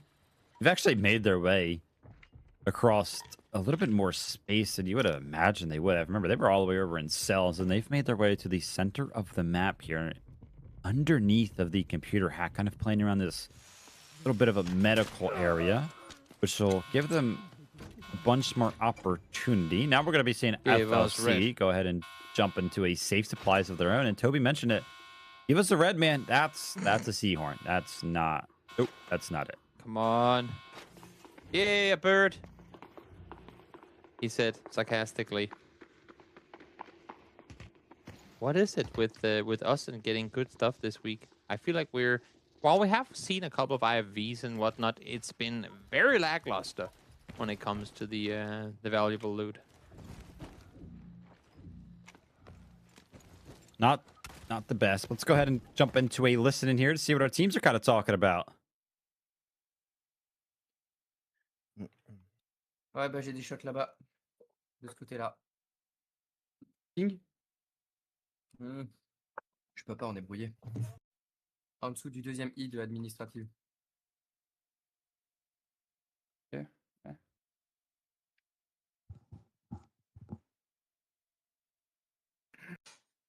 Prends la quête. S'il te plaît, elle a été prise. Yako's multitasking, trying to play the game and fix his curtain at the same time. It's not easy. I think I also heard someone say administrative, which I could only imagine is administrative. So there's that. That's the French that I caught off of that those voice comms. I think Yaku's dealing with a little bit of heat wave of his own. He's just opening the window. He had the fan kicking in the back. Yep. That was circulating around. So he's definitely feeling it, as we do know.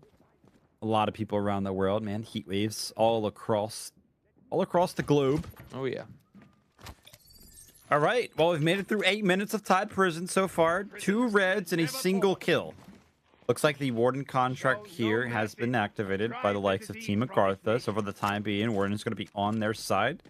Eventually, kind of Raven will join in on the fray, and there'll be a big battle amongst the scavs. On the back of them kind of activating this contract. But what a lot of teams like to do is once they activate this contract, because they do have these scavs on their side, they like to use it as a little bit of information, right? Send these scavs out. You can't direct where they go, but you can kind of hear and just listen to see if they start shooting at anybody. But doesn't look like there's going to be any teams kind of close enough to do just that, as Team Genius are kind of just tucked away once more in this computer room where the hack would be necessary. Selin is laying in a, I mean, what is that? Like a bin for laundry? I was going to say laundry bin. Yeah, exactly. Yeah. Oku's looking back. He's like, I mean, if you've ever watched a prison movie, that's how they escape. They jump down the trash chute, or they jump down the laundry chute, and then they go out with the laundry. That's how they do it. So these guys know what's up. Selin knows exactly what's up, as he now forgets what's up and jumps out. Oh, wait, no mind. He just wanted to swap over to the other one. There you go. Number 1 are actually going to be completing that contract that nets you access to that supply drop that can give you the or the M82. This time around, they got the M82. So we'll have to see if they can actually make their way out of Tide Prison via an extract. I mean, yeah, in the prison movies, the extract might be the laundry bins, but not here on Tide Prison on Delta Force, as we see Yaku actually go ahead and pick up a BCD. Unfortunately for him, yeah, it's going to be worth 1.5 mil, but that thing is a 4x3. You can't tuck that thing away in the 3x3 safe box, so they have to extract if they want to make the most out of the value they've been able to find. I came up with a, according to me, really good idea yesterday, which, of course, if I think it's a good idea, then it probably isn't, but hear me out here. In order to force teams to fight more on these on these air supply rounds, you cannot have a safe box on air supply rounds. Imagine the pressure that everything you find could potentially be lost when you're playing air supply rounds. Would also make it that much more valuable for the teams that do come out victorious in those rounds. Is that just a crazy would idea? Result in less fighting, because then you would feel the pressure. You wouldn't want to lose all the loot. But you also had the chance, when you fought another team, of getting everything they got. That sounds like a giant snowball waiting to happen. Like if you went out on Zero Dam and you're like the only team to extract like 10 mil in loot, then you just kind of win the rest of the games because everybody else got 0 and you got 10 mil. Yeah, there is of course that. That's why I'm not the one that makes the rules. I just have the pleasure of casting.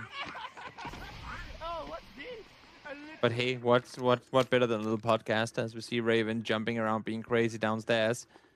We'll see what happens here. Down to 6 minutes 40 as we're still creeping further forward here.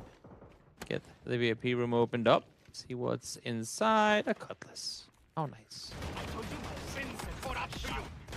Looks like Warden is going to potentially go ahead and win this battle. Some shots are still being traded. The scouts are actually going to be joining the fight. Heck it. If we're going to be seeing a fight happen, why not cast it over the two bosses on the map? But somehow Raven is going to be picking up the final shots with the help of his mates there. Great work, Raven. Great job. Good job, bro. Good job. Raven is actually fairly dangerous. That revolver packs a punch, so gotta be careful if you go fight him now. Back up to full health. So we'll see here, Matthias. Slowly moving further forward as again we're quieting things down here. Okay, let's do some speculation, Vivid. How many players do you think are gonna extract this round? Give me a number. 4 players. Okay. I think we'll send one out through backpack, and then I think we'll have a full team make it out through the helicopter extract, that static extract on the south side. I doubt anybody's gonna go ahead and actually I was going to go ahead and make the point that I didn't think anybody was going to hack the computer because I thought Team Genius were still waiting in here, but they actually left. So FLC have actually jumped in and hacked the computer successfully. So now the switch can be pulled. It might end up being more than 4 players with this extract potentially being pulled now. Let's see if they end up taking the power switch or not. As the helicopter at least has been started early on. Activated. We'll see if anyone opts to make a run for it or if they end up fighting one another and thus not getting down there in good due time. And Alliance, the only ones to take casualties so far, did so very, very early on, and off of that also haven't gotten any loot since. Still sat at 10k. To make matters even worse, there is Raven finding Lynx. I was talking about it just moments ago. He packs a beefy punch with that revolver. Here he finds one. That was going to be onto Lynx. So, unfortunately, they're going to be cut down to a solo with Easy trying to go ahead and run around. He was just taking some shots from behind. That was going to be WLG. You can see a couple of our teams here, all 5, have jumped up into pretty much multiple millions. Team Alliance are still at 10k. Yeah. Because, again, you mentioned it. They got cut down to a duo quite early on. We'll have to see if somebody goes ahead and opts to pull this switch. Not a lot of time remaining on that one as Jax goes ahead and finally takes out Raven, which was probably pretty easy for him to just land a couple of shots because Raven was quite low. And take a look at that. Raven is going to be picking up 1 kill. He got onto a point. Lynx, man. Yep, he got a point. Can we please add Raven to the leaderboard? I'd appreciate it. Honestly, it's a bit dangerous. They'll probably make top 3 by the end of this tournament if we catch it for all groups. As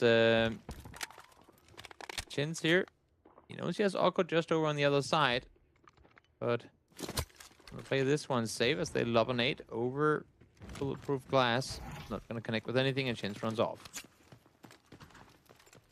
If I've learned anything from watching a couple of these games, it's that a couple of our teams are not as interested as they thought they would be in securing some of those sniper rifles. Because remember, that M82 is in hand for number 1, and they have not opted to take it over to the backpack extract. But here we go. Team AGARTHA, they're trying to make their way over to this static extract. It's just Yaku, actually, from the likes of Team AGARTHA that made his way over here.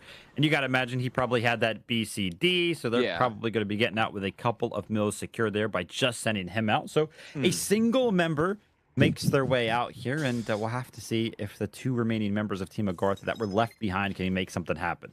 Now we just need 3 more.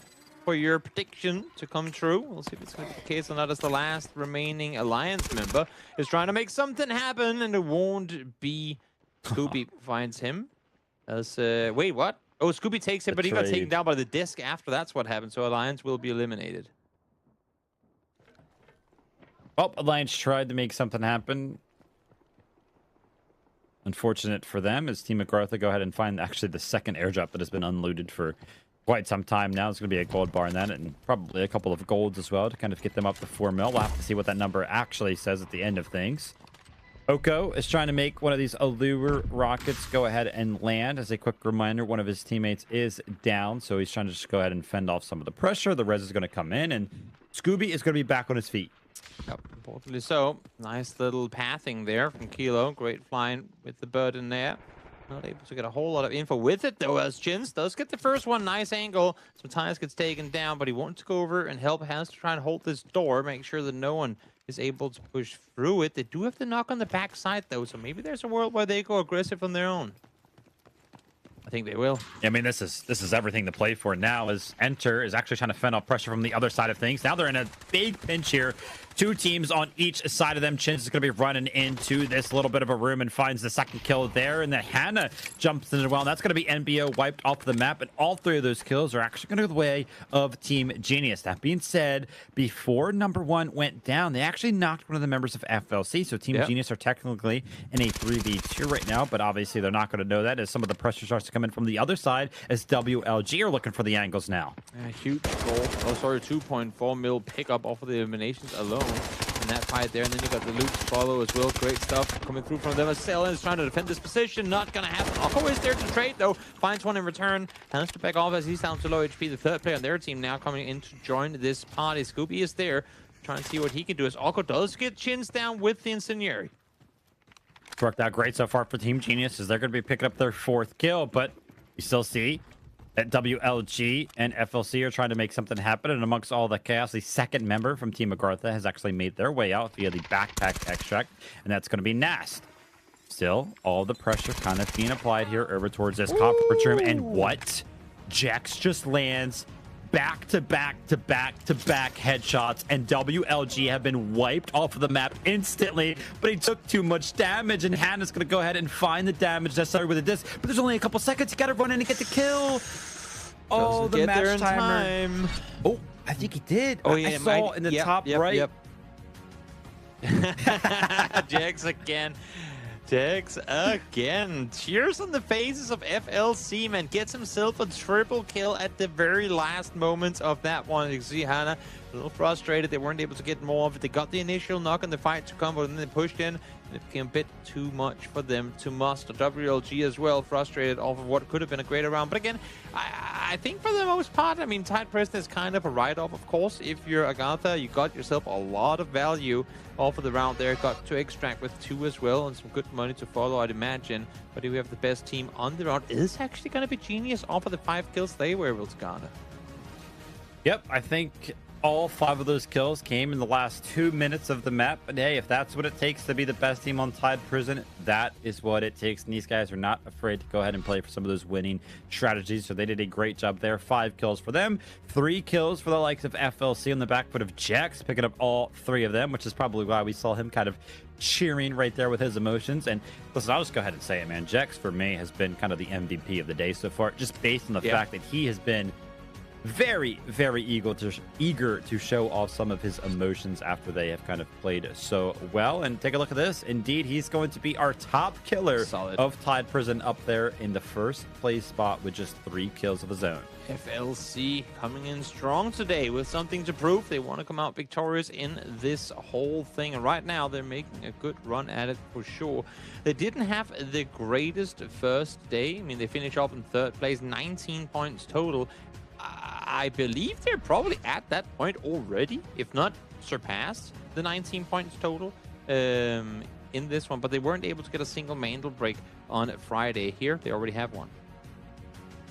Indeed, as we go through some of these other individual performances here, the top asset earners, I'm not even going to look yet. I can almost guarantee it's going to be a couple of members of Team AGARTHA. And indeed it is. Yaku, of course, taking that helicopter archetype to the south. And Nast taking the backpack out. The only two members to actually extract from Tide Prison are, of course, going to be the biggest asset earners there. But Chins from Team Genius is actually going to be our MVP. I don't agree with this. Listen, I already mentioned it. I wanted it to be Jax. I mean, Jax with the emotions, man. That alone should have had it up here. But Chins, man, 2 kills, 500 damage, a couple of 100K in assets earned from him. And Team Genius, man, they got those kills in the last couple of minutes, which is why we see them as the best team and kind of netting themselves an MVP there as well. Exactly, but with Tide Prison out of the way now, we are headed into must-win territory as we go over to Space City next. FLC Clan already got themselves a Mandelbrick on Brakkesh just in the previous round. So there's a world where if they get the first one here in Space City,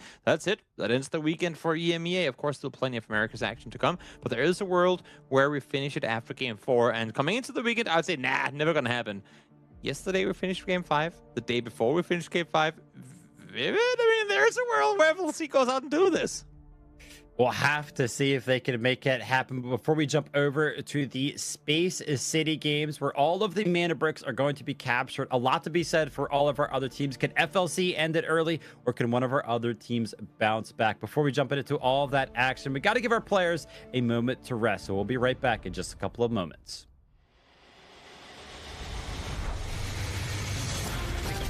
Now the odds are in their favor, 2v1. Everything getting spammed away, and MT getting a little solo. Hang on a second, NL. Look at that. It's an absolute swing. This. And LG's got to know that they're here. Lines them up, even to the shot. You're nuts. The last remaining 3 BOV. They find 2 instant knocks. The Helm's going to be hopping out for that.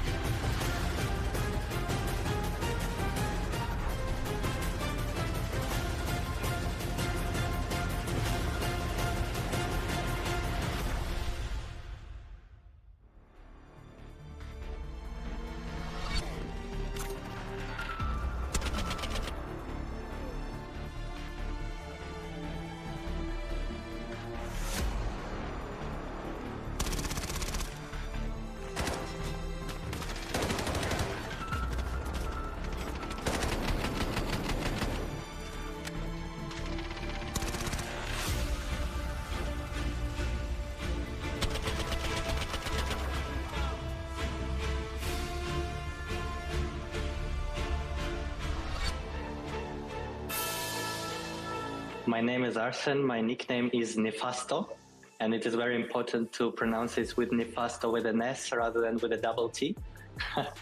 And my role on the team is a coach and team manager of Team Genius. I can't remember the precise day I got into the game. I already knew about the game from one of the streamers. So basically, I started first season, I skipped the beta, and I started the first season, like I think in the end of it. And from season 2, I'm playing full time Delta, and still looking for enjoying it.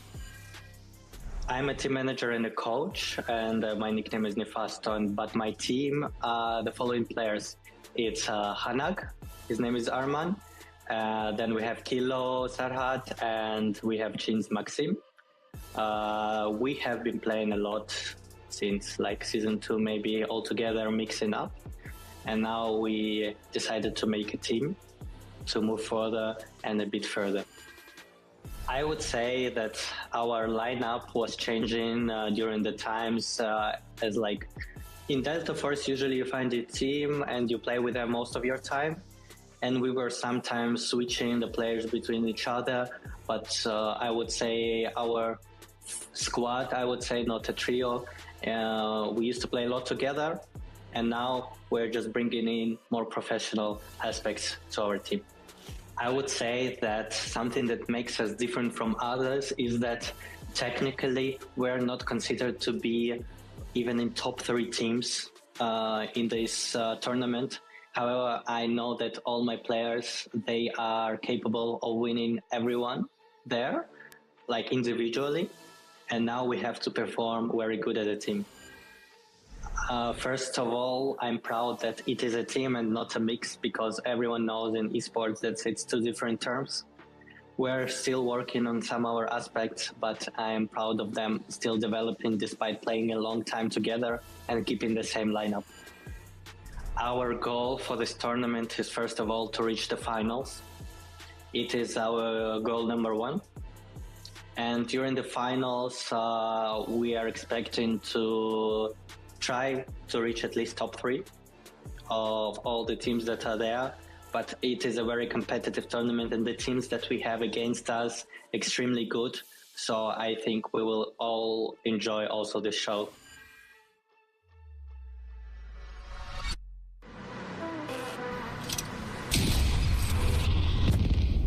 The enemy got the Mandelbrick. Find it. Stop them. Mandelbrick decoded. Nice work, operator. The time to strike is now. Do not let me down, operator. Decoding has begun. Defend the area.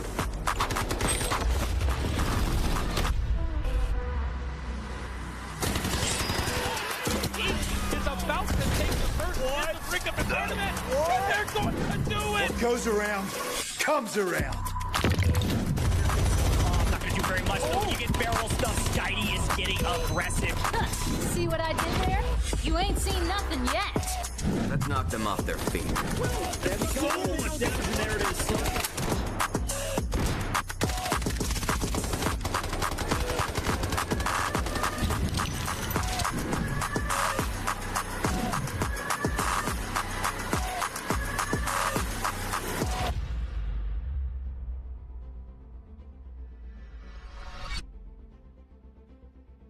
It's time for Space City, and so far only one team sits in match point position, and that is FLC Clan, with a chance to end it all here in game number 4. Alliance were the ones that I think thought they were going to be in that position with how aggressively they played for the Mandelbrick over in Brakkesh, but they fell short. Now they fell even shorter, had arguably one of the worst possible outcomes happen to them over on Type Prison. We'll see if they can climb back in the race here, with FLC Clan still solidly in first place. Yep, doing quite good in terms of the Mandelbricks, of course, as they've been the only team to secure one so far, and the only round we have had a Mandelbrick. But they're also doing good on the squad points, as they would be at the top regardless if anybody were to go ahead and capture a Mandelbrick. But Team Genius in second place, man, and we actually heard it there during the break, right? That little bit of an interview from the coach and the sub of Team Genius, Nefato. He was like, listen, man, coming into this, it feels like, you know, we're not necessarily regarded as a top 3 team, but he feels like that all of his players that are actually on the team, they know their potential, they know how good they can play, and so far they have actually proven that they are, in my opinion, a top 3 team without a doubt. But you kind of saw the breakdown there for the maps that we're going to be jumping into. Space City for a majority of the rest of the day. If we make it all the way to game 7, we could potentially go to Brakkesh if we make it all the way there. But our operator picks an early investment from Team Genius and team number 1 in terms of picking that Tempest on Brakkesh. It didn't work out for either one of those teams in securing the Mandelbrick, but they tried, and that is exactly what I like to see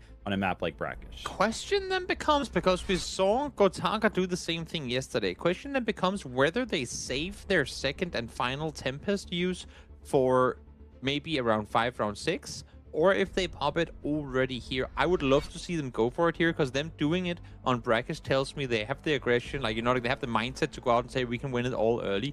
Do it here again, because, I mean, you never know. Who knows? Maybe FLC Clan does win this one, and then all of a sudden you're saving your Tempest for nothing. Yeah, we'll have to see.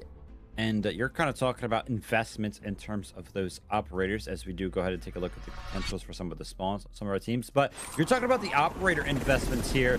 I'm going to go ahead and see if Team FLC actually goes ahead and invests in terms of bringing in the that we saw them kind of extract with on Brakkesh. Oh yeah, one more break giveaway coming up now, though. As you can see on screen, a redeemable code for 1,000 Delta tickets. That is on your screen now. Redeem it as quickly as you can. This one only has 15 redemptions, so get it in there as fast as you possibly can and net yourself some extra tickets. 1,000 Delta tickets, definitely worth trying for. So hopefully you guys at home go ahead and secure that. Thank you guys for sticking with us. Again, giveaways throughout the days here, so be sure to go ahead and stay tuned. But we're going to be jumping into now probably everybody's favorite portion of the competition, Space City. And the reason why this is everybody's favorite is because just Mandelbrick round after Mandelbrick round after Mandelbrick round until we have a winner. FLC are the only team that can kind of end this thing early, and I'm looking at the gear that they have. It is going to be all gold armor. I don't know if I kind of saw the in one of their hands or not, but they're going to be trying to go ahead and land some of these utility lineups to prevent WLG from making it through the west gate. They're trying to land some of the shots from the back of them having the marksman rifles and just spraying through with some of these LMGs. But WLG are fortunate enough to go ahead and make their way through the smoke, so they're going to be safe for now. Yeah, we'll be able to cross on over, get safely inside on the other side. Also love the fact that FLC weren't full tunnel vision on Westgate. You had Saloa like multiple times look towards the northeast, because we have seen it before as well, where the team that starts Dormitory, they're so busy shooting at Westgate that a team comes crossing from the central command building and actually takes them out. So smart awareness on the side of FLC clan to not just fully commit to the Westgate play, but also be ready for a potential push come through the other side. Oh my gosh, early aggression here from the likes of AGARTHA and WLG. A couple of trades coming in. That's going to be Yaku winning that one out in terms of picking up the kill and then also finishing the kill as well on that knocked player. Fortunately enough for the likes of Team AGARTHA, their member is still able to go ahead and be res. So the res timer is just going to be a little bit shorter for Team AGARTHA, which means that they're going to be able to reset faster and potentially apply the pressure here onto the likes of WLG. Will they play for it? We'll have to see. Now, the information is actually into it, but you ask the question, what's going to be the operator choice here for a bunch of our teams? 5 Tempests across the board, which means that Team Genius have actually used their second Tempest here, but team number 1 opted to not bring in their second Tempest, and oh my gosh, selling. Wow, I'm sorry, I just completely cut you off for that one there from the seller. Absolutely deserved it. What a quick flag and a headshot, taking out great hold of the ankle and finding him instantly. Great shot there, but some of our teams are distracted, so it's going to go ahead and give Alliance the opportunity to go ahead and pick up the Mandelbrick. But take a look at the top right of your screen. WLG, they press the advantage, and unfortunately for Team AGARTHA, they're down to just 1 member remaining. But it's Nast. Be careful. This guy is not easy to take down, but the 2v1 does come in, and Oku's going to go ahead and secure that. WLG, I thought they were going to be at a big disadvantage, but they go ahead and recover it, and they pick up 3 early kills. Yeah, good job on their part. We'll see if maybe they can get their fallen player back up alive as well. Should be possible. I think they're actually going for the rest as we speak. So should be able to get their fourth back in the game as we go for the... Yes, okay, they are going to commit to it. Gets into the decoding station, now set up and ready for this one to play out in the Black Chamber. I did see as well, Team Alliance, our team that, of course, has current control over the Mandelbrick. They invested as well. Obviously, we know they brought in the Tempest, but they also brought in a bunch of gold armor. So they go ahead and decked out their members here. They want to go ahead and make sure that they secure a Mandelbrick at least a single time throughout the day. As you can see now, all gold armor in that bottom left-hand corner. All right, Black Chamber is going to be the center of attention for pretty much the rest of the game. But it begs the question, what are FLC going to do, right? Our team currently at the top of the leaderboard, our team that could end this thing early. And finally, I do see it looks like Kobe does have that I think that's the symbol of the there in his hand. And yes, indeed it is. And 3 shots still available for these guys to try to make something happen. Here you see the replay of Sillin. Of course, he does see him through the bulletproof, but still, oof. Yaku did not live to tell the tale, and then we get the other one on the backside of it. Nast, you can see a little desk slam there. Frustrated, of course. Again, a team that won in the previous week, but also finished dead last. So they've been on both sides of the board. Unfortunately for them, here on their first play day of week 2, it looks to be not that great a day for them. Of course, still the chance for that to change. Team Genius, it looks like they're going to try to go ahead and get an early steal over towards this Mandelbrick. But it looks like some of the utility is going to go ahead and fend off their Tempest for the time being. So they're going to be shut down in that regard. His Team Alliance went ahead and just flooded for the defense of the Mandelbrick. So still in control, which is kind of a small win for them. If you go ahead and deny one of the team's Tempest from actually gaining access to this coding station, they have to wait like 2 minutes before they can try that again. And I mean, the code timer itself is almost already down to 2 minutes. So before Team Genius can actually go ahead and try that again, there will only be about 30 seconds or maybe even like 20. The difference maker on the timers of that. Oh, yeah. Oh, yeah. Well, it's going to be a stall, or at least a little bit. And now we're down to the debate we've had the other couple of days where we haven't really seen a whole lot, if any, Mandelbrick contesting at all. Of course, today has been different already, but let's get a quick listening to Alliance and see what they have to say. Was ist noch so? Geh erstmal aufs Regal. Ich dachte, wir hatten einen Black Chamber. Ja, wir hatten einen Black Chamber. Also von hier. Ey, sorry. Gut, dass du alle raus. So wie wir es gesagt haben. War nicht bei einer Minute Close gehen? Nein, auch nicht dann. Also nicht, das, okay. das können wir nicht gehalten. Das kriegen wir nicht gehalten. Du musst in den Tisch kommen. Well, my French is non-existent. My German exists, but very slightly. And I believe what they're talking about is, you know, just kind of feeding info across one another, trying to figure out exactly where their opponents are getting closer towards them. If they heard anything, no, they hadn't. And well, for good reason, they haven't heard a whole lot, but they soon will. FLC finally make their way to the center of the map. Is it going to be just a little too late? We do hear some of the Tempest ults being activated.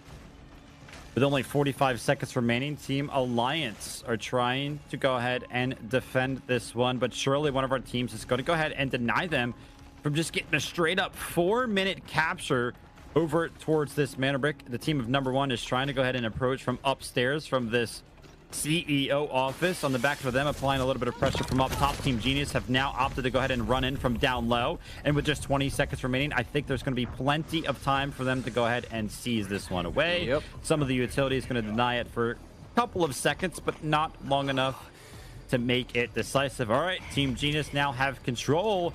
And again, remember, Team FLC, with they making their way over towards the center of the map. The longer this goes on, the more and more it's going to play into their favor. I don't really, I mean, honestly, mind this play from Alliance whatsoever. They're kind of the ones to get to decide where is this going to go down. And also, they lock themselves into one of the best positions to play aggro out of once they do wish to go for the steal themselves. So in doing this, while they do lose the Mandelbrick decode for now, hopefully for them, there's going to be a whole lot of fighting. And then by the time they go, you know what, okay, they've taken out each other enough, now we can start engaging, then they come in and join the party. So we'll see when Alliance determines that it's worth for them to go out and contest. But I really like the idea of setting it up the way that they've done here.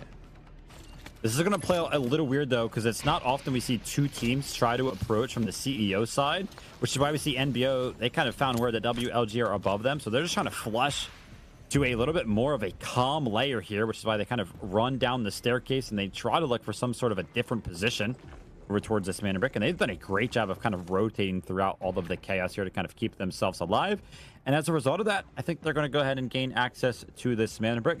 I will go ahead and mention that FLC, our team in first place, they made their way to the middle, but once the Mandelbrick was actually stolen, they ran back across in Bully Plashes, and now they're actually opting to go for Eastern Suspension Bridge. So they're actually going to be playing on the bridge that looks directly in to the front of the Black Chamber building. So the position from NBO right now, if they do go ahead and play towards the front of that building, it won't be too long before they're in the sight lines of FLC. That's true. Still plenty of time on the decode here. Still at 2:35 and then some. As NBO playing it slow here, clearing everything angle by angle. And now just sitting tight and waiting as well. It is a waiting game here once more as we're getting close in on 9 minutes on the overall match timer. All right, WLG are going to be the team that's trying to go ahead and make something happen now. As you see, their Tempest ult is going to be activated. It's still going to be Team Alliance sitting in the rim directly above the Mandelbrick, but it looks like Selen is going to try to land some shots onto one of the members of Team Alliance. He does land a couple through the smoke, but it's not going to be enough to make anything happen. The Tempest ult just does a little bit of damage, but now it's effectively going to be canceled out. Great job from Team Alliance to go ahead and fend off the push there. Definitely. Definitely. And also kind of funny that Alliance are the ones defending the position, given the fact that they're not the ones in control of the decoding taking place right now. But yeah, I mean, definitely a one Tempest denied. We'll see what more comes of it, as everyone is here kind of fighting for it, except for FLC. I am curious if FLC, when the timer gets lower, is going to join in here, thinking they can win the whole thing in Game 4, or if they're just going to say, you know what, we'll happily play round 5 as well. We've already got the first Mandelbrick. We know that we were guaranteed to get one more game in, at least, if we don't win here. But even then, I kind of wish to see FLC at least try and see if there's an opportunity available for them in trying to contest this. I think Team Alliance are going to go for the brick now themselves. Yep. But the reason why some of these deals have been so easy is that nobody has actually tried to defend the mana brick. But team number 1, they're all here. They're ready to defend it as Easy tries to jump through on the back for the disarm. But Enter just peeks. And yeah, because number 1 are actually in a position to go ahead and defend this, the steal now has been thwarted from the likes of Team Alliance. Now it's going to be all up to one of the other 3 teams, right? WLG, Team Genius, Team FLC. Can you guys make something happen to kind of prevent this? 40 seconds. Number 1 are in complete control. Yeah, FLC are actually making their way over in this direction now as well. I was saying it just before. There is a world where they're going to make a big play here. Just 30 seconds left on the decoder. NBO, the ones in control of it for the time being, but all teams on the server are within proximity of the decoding station. So look for some big rolls going down here as we get down to just 15 seconds left on the timer. Not a lot of time to work with here, but it looks like Team Genius, Kalo, has actually jumped onto the decoding station on the back foot of number 1 being under a lot of pressure. All right, our match is going to be extended by at least another 2 minutes and 30 seconds here before somebody is able to secure the mana break. And somehow, some way, amongst all of our teams kind of joining in on the fray there, nobody actually got knocked. But Team Alliance are trying to apply the pressure. WLG are going to be the receiving end of this. That's going to be Scooby going down, but Stellan returns the favor, but Grind does the exact same. So now Team Alliance, they have the numbers advantage. It's a 2v1 for them, but the opportunity is there for them to go ahead and reset, and that is exactly what they're going to do. They're going to pick up the body, they're going to take it upstairs, and they're going to be getting this res in. Exactly, and on the flip side of that, I mean, WLG very limited what Oko will be able to do now in trying to contest for it. As we see, the arm put to full use there. Kobe, that is a helmet torn off the head of Chins. It's those type of shots, though, that sometimes feel a little bit wasted because it's pretty obvious that they cannot actually get the kill there because Hannah's close by.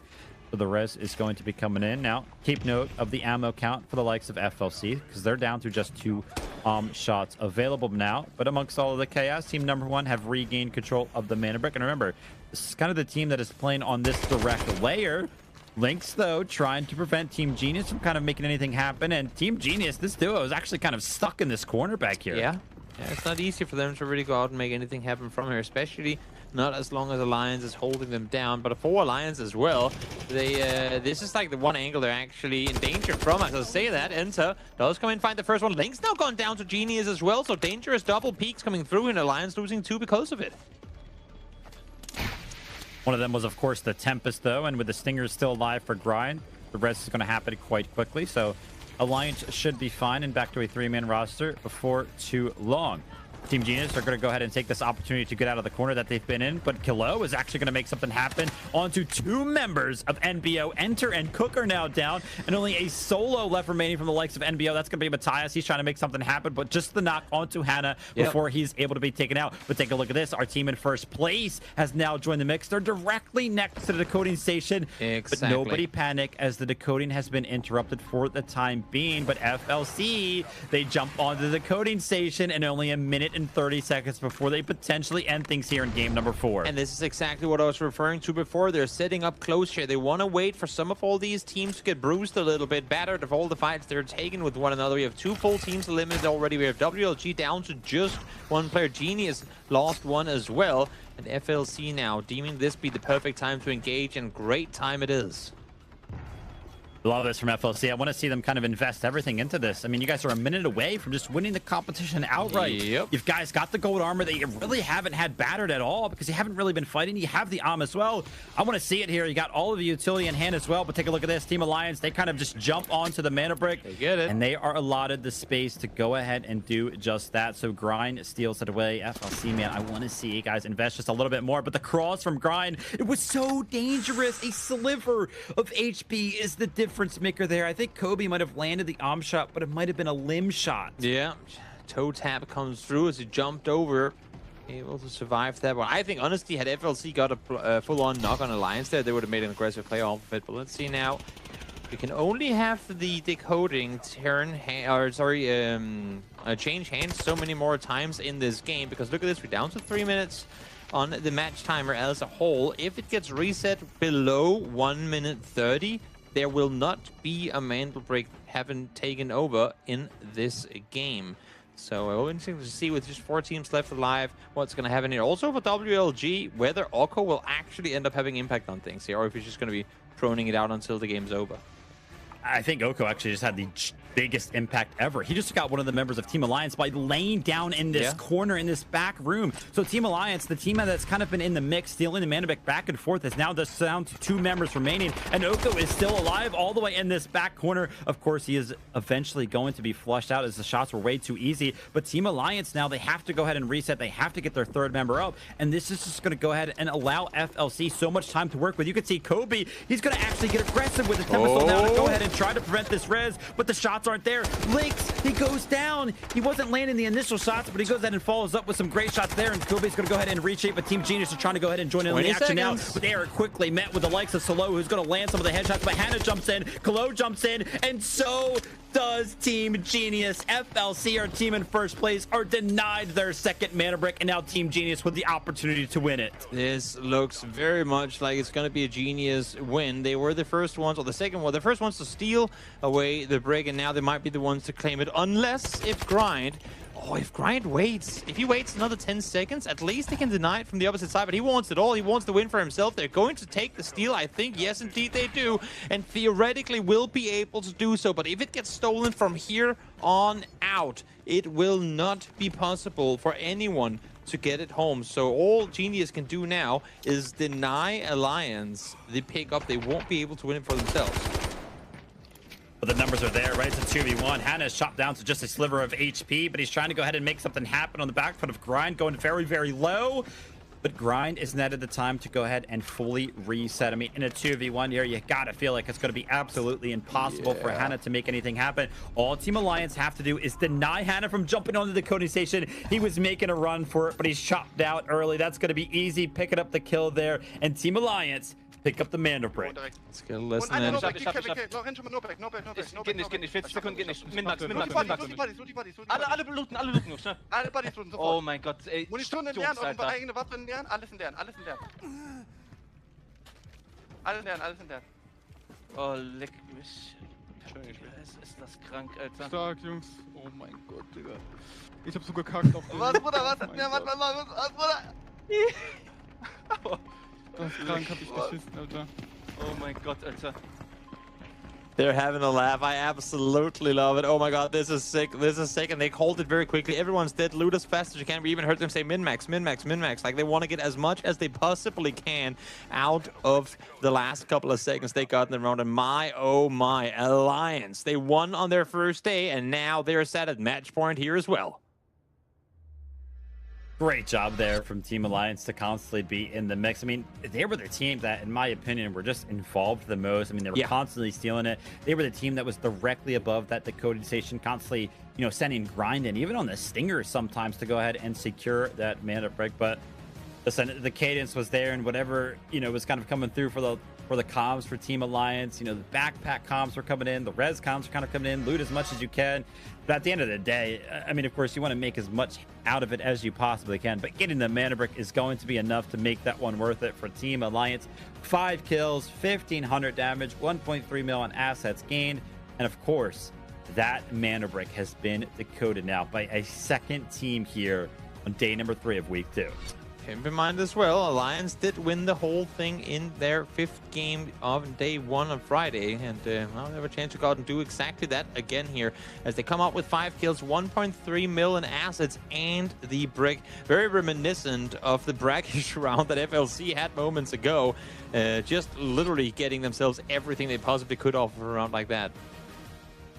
Team Genius will actually walk away with the most amount of kills. We saw them up there with 7, and that's why they're going to be kind of owning this top 3. Hannah, Kalo, and Chins. All of Team Genius up there with 3, 2, and 2. Some of our top damage dealers, though, it's not going to be all Team Genius, even though they got the most amount of kills. It's actually going to be Team Alliance. And I mentioned this. I mean, these guys were constantly in the mix. They were constantly fighting for the Mandelbrick, which is why it felt like they really did deserve it when they ended up picking it up there in the end. But some of the assists as well, no surprise, it's going to be going to the two teams that, of course, picked up the most amount of kills in general. Yeah, Grind playing absolutely incredible this game. He has been so aggressive on the side of Alliance, really a dangerous player. Not only that, is he dangerous, but he's also the guy with the quickest hands, able to find himself 600,000 worth of loot in the end of this one. So overall, great game for Alliance, an incredible game for Grind, who will also be your round 4 MVP.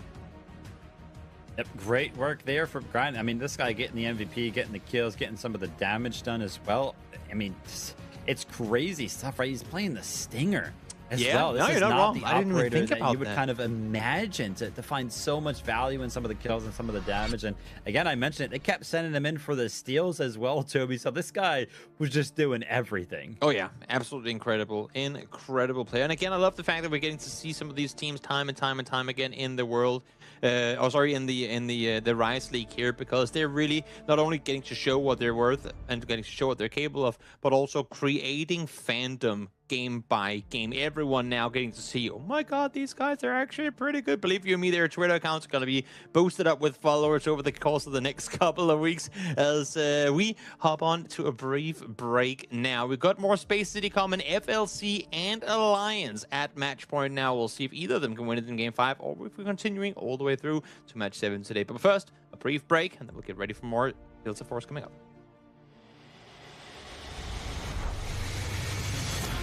Two members, now the odds are in their favor, 2v1. Everything getting spammed away, and MT getting a little... So hang on a second, NL! Look at that, it's an absolute sweep! This... And LG's got it over here, lines them up, even through the shot, you're nuts! The last remaining 3 BOB, they find 2 instant knocks, the Elm's gonna be hopping off to that.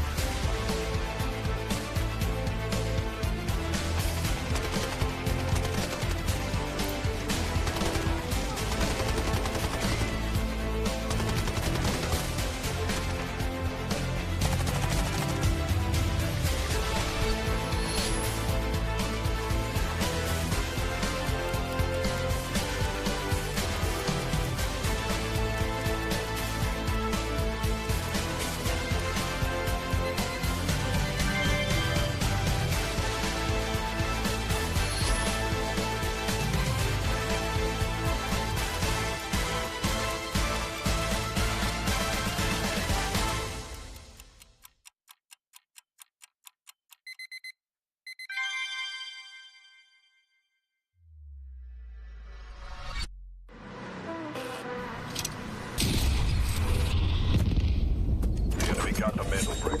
Find it. Stop them. Mandelbrick decoded. Nice work, operator. The time to strike is now. Do not let me down, operator. Decoding has begun. Defend the area.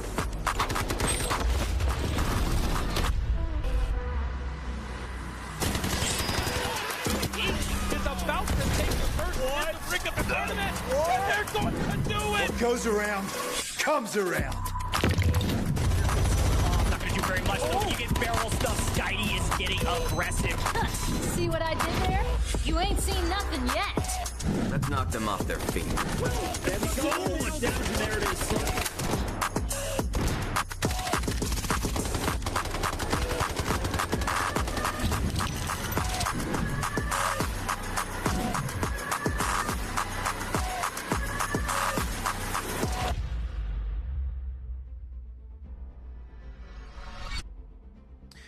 Alliance joins the match point club, and if you're Solo and FLC clan here, you've got to be a bit worried. They were all smiles just moments ago when they were the only ones on match point, but now Alliance are here and they're looking as dangerous as ever. Grind really popping off in that previous game. As we take a look at the leaderboard now, seeing what I could only imagine, yes, is in fact Alliance on top for the time being, Vivid.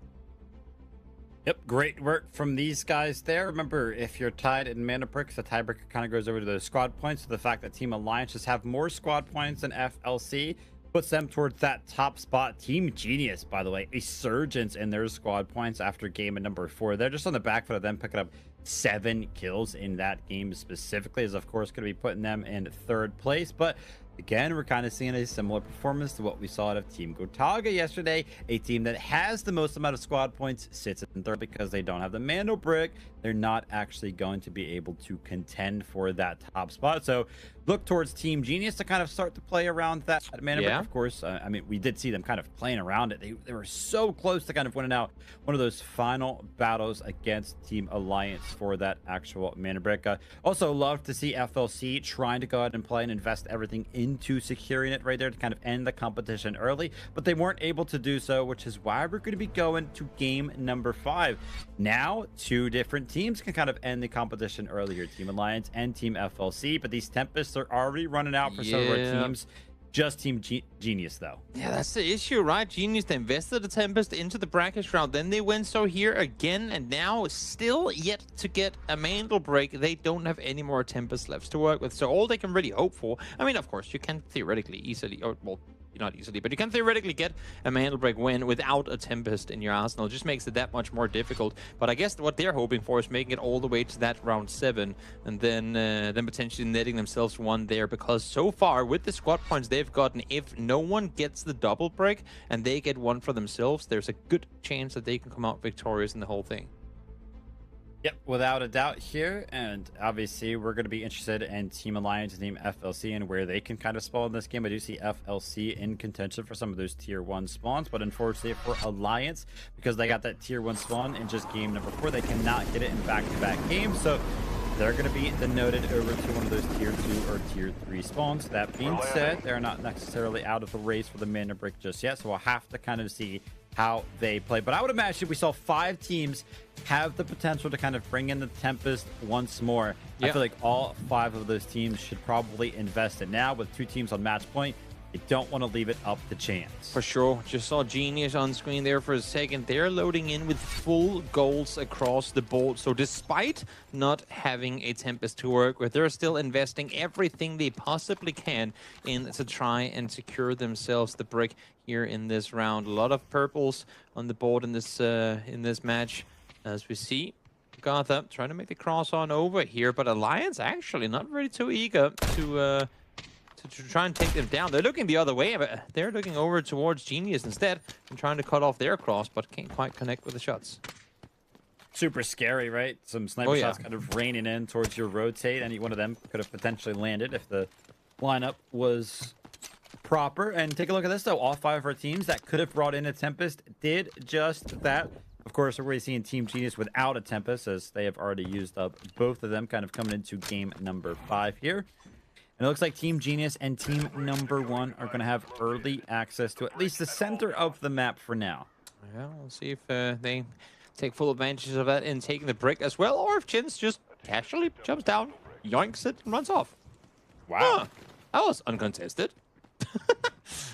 A team without the Tempest just ran down and stole it anyway. I mean, great shout to Team Genius here to kind of make something happen. But this is actually where it gets super scary for all of our other teams, because when a team doesn't have a Tempest, they usually have a lot of defensive utility. But take a look at this. Team AGARTHA, they're trying to make something happen early on. They didn't even want to let Team Genius put this into the coding station. Unfortunately for them, though, Team Genius were just way too close to it to actually go ahead and make anything happen in terms of preventing it. All right, Team AGARTHA, you guys have put yourselves in a great position to go ahead and contend this. Will you make anything happen, though? 10 seconds, by the way, before that Tempest ult comes online. for Team AGARTHA, and that might be what they were waiting for. But you got to be careful because the angles are there for Team Genius, and Chuba's going to be making a little bit of a mistake. He's going to be running out in the open, and he's going to be going down. Such an awkward open position AGARTHA finds themselves setting, because as you can see, they want to take the fight, or at least look up towards Genius, but they also have to be so cautious of anyone fighting them on the backside of this position. So at least they're able to get their Fallen player down and around the corner. Chuba should be able to get rest, but FLC are actually coming in from the south side here right now, and there's a good chance that AGARTHA, yep, they just got spotted by the arrow there as well. So no time for them to reset here, probably. I mean, the information should be in. They only scanned 2, and since they're in such an open area, FLC are probably like, wait a minute, we only scanned 2. We would have surely scanned the 3rd if he was anywhere around. So they could kind of assume that they're potentially up against a duo. And this is really rough here, by the way. Take a look at Yaku on the Luna. His armor is down to what looks like about 1% durability. So he effectively is not wearing any armor right now. If he gets shot just a couple of times by some of these gold bullets that some of these teams have brought in, he will go down very, very quickly. Yeah, so much for bringing gold armor into the game. You wear it for 2 minutes, and all of a sudden, it's completely destroyed. Let's grind now, still with the bold action in hand. Try to see if you can get an angle on FLC over the side here. Would be a huge knock for Alliance if they can take down the other match point team, or at least just do some damage to them and getting info on where they are. Also, all of this fighting is kind of going down as Yaku tries to make the cross here, but again, just no armor to kind of help and support him, and that FLC are going to be taking full advantage of that. And it looks like Kalo on the other side of things is going to go ahead and get the knock. It was onto a Tempest ult, though, so Nas is potentially going to be safe, but I think Kalo is going to go ahead and try to deny this one from coming in. Some of the shots did land, and Team AGARTHA are going to be wiped out early. They're our first team going down here in game number 5, but amongst all of this action that's kind of been happening, nothing's really going on towards the Mandelbrick. We're only down to just 90 seconds before Team Genius actually go ahead and secure this. And I think it's big that Genius actually were the ones to get it early, because as we were saying, they don't have a Tempest. So in getting the play, like the decoding started early on, they don't really need a Tempest as long as they can defend, because look at the team they have here with Allura as well. They're in a good position to defend. They have 2 very aggressive operators to try and defend this position with plenty of util to boot. So not necessarily the worst players. Alliance do find Jax, the first one of FLC gone down. Soloa trying to make something happen here with the utility. It is going to land, but I don't think it's going to do much. Lynx is kind of forced off the angle, but again, all of these fights that are going down, just helping out Team Genius so much. They're just capturing the Mandelbrick for free, but Easy is in a very dangerous position right there, especially when you're up against the likes of Solo. He's going to be landing some great shots there, but not enough to go ahead and make anything happen in terms of knocking any one of the players. And now the team of number 1, it looks like they're going to be joining the mix here, as is WLG, but the Tempest ult is going to be denied. What's going to be the answer here for all of our teams? Are we going to let Team Genius go ahead and capture this off the immediate decode? There's a world where that happens unless if NBO has something to say about it. They get the Luna arrow over the top. They should be able to see absolutely everyone with it. Chins does go down. Kilo is there for the response, but they do lose 1. Down to just 18 seconds, though. If you want to go for it, you have to commit to it now. You see Hannah pretty much proning on top of the decode itself. We've seen that time and time again as Matthias now try to make the cross, but they know that there's a difficult crossfire setup on the other side, and I think this one is going to go the way of a Genius. This is going to be big because they're now surpassing both Alliance and FLC in getting this one. They get themselves a non-Tempest Mandelbrick win on Space City. That is not something you see too often, Vivid. I mean, just great work for Team Genius. We called it. For sure. You guys got the most amount of squad points. Got to make something happen in terms of the Mandelbrick, and they're just netted the first one right off the rip. All of these other teams playing way too hesitant. By the way, I think the information kind of came in from team number 1 because when they sent their Tempest in, they got a knock, and they're like, oh, we just knocked a member of Team Genius. So in their heads, they're like, it wasn't a member of Team Alliance, and it wasn't a member of FLC. So if we kind of don't full send for this Mandelbrick, we'll play another game regardless. So maybe that was kind of the call play there from NBO, but they got the first knock. I mean, you guys had a 2v2 for a couple of seconds before your Tempest was able to go ahead and res, who would have eventually joined the fray. I feel like they could have made something happen, but now Alliance grind. Remember, these kills are going to start to mean a lot. 3 teams tied in the Mandelbrick category means that those kills are going to play a big factor on who comes out on top. Keep in mind as well, Genius, they won their first match day in week 1.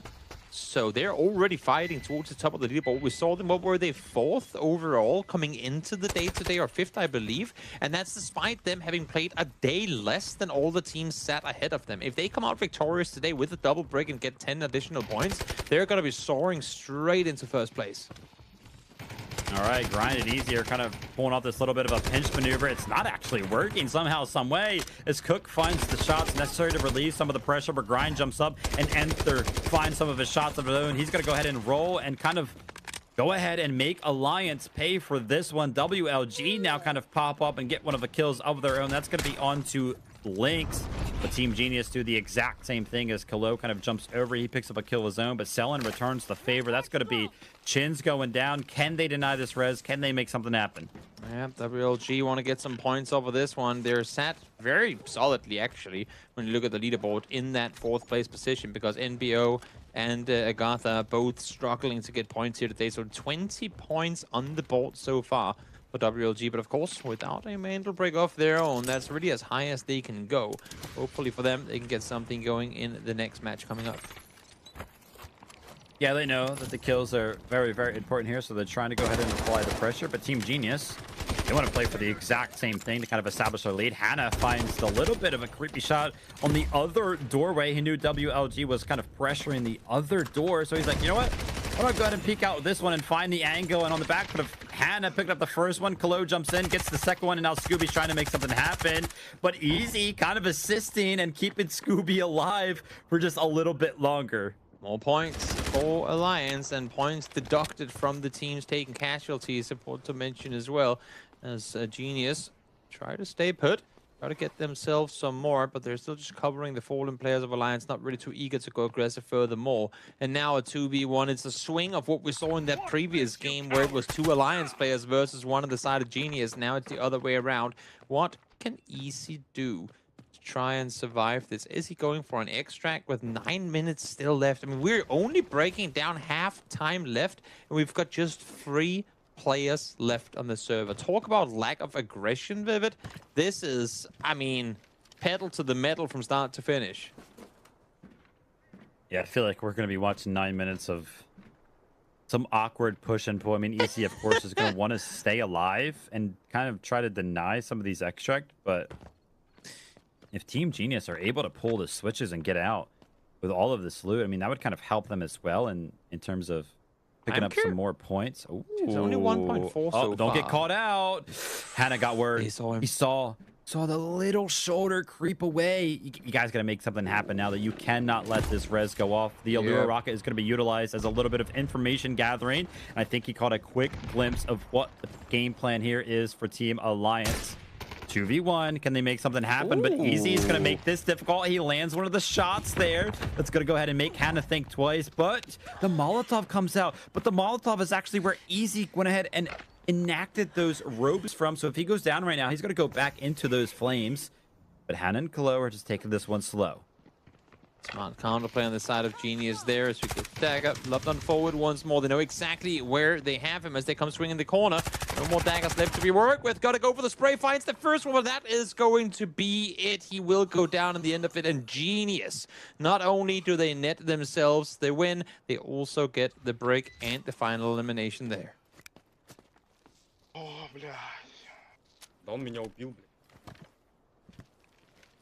Good round. Couple of final words there.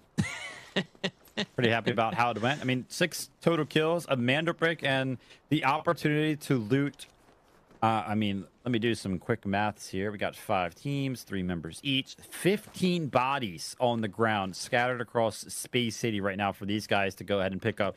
This might end up being one of the highest extracts we have ever seen so far throughout the Rise series. I mean, I can't specifically, I don't know the number, but with all of these like M7s that you can see worth their, they're worth like 700. You can kind of tuck a couple of those away into the backpacks. Of course, all of the ammo you're able to kind of pick up. Just all of this gear is going to be worth so much. So this might end up being like 10 mil in total for just 2 members kind of making their way out if they're able to go ahead and pull those switches, which I don't see a reason why they would not be able to.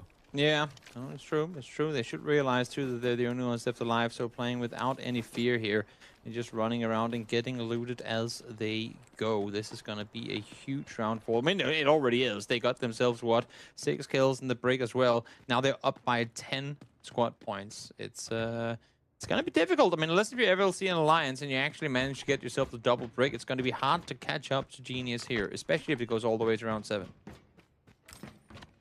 Ooh, little satellite there. Anybody at home jealous of this one? Of course, one of those can get better. We'll see. Reds required for upgrading your black site right there. So Hannah kind of picking that one up, just helping out there. Plus 500k, and again, still plenty of bodies to kind of be found amongst them out.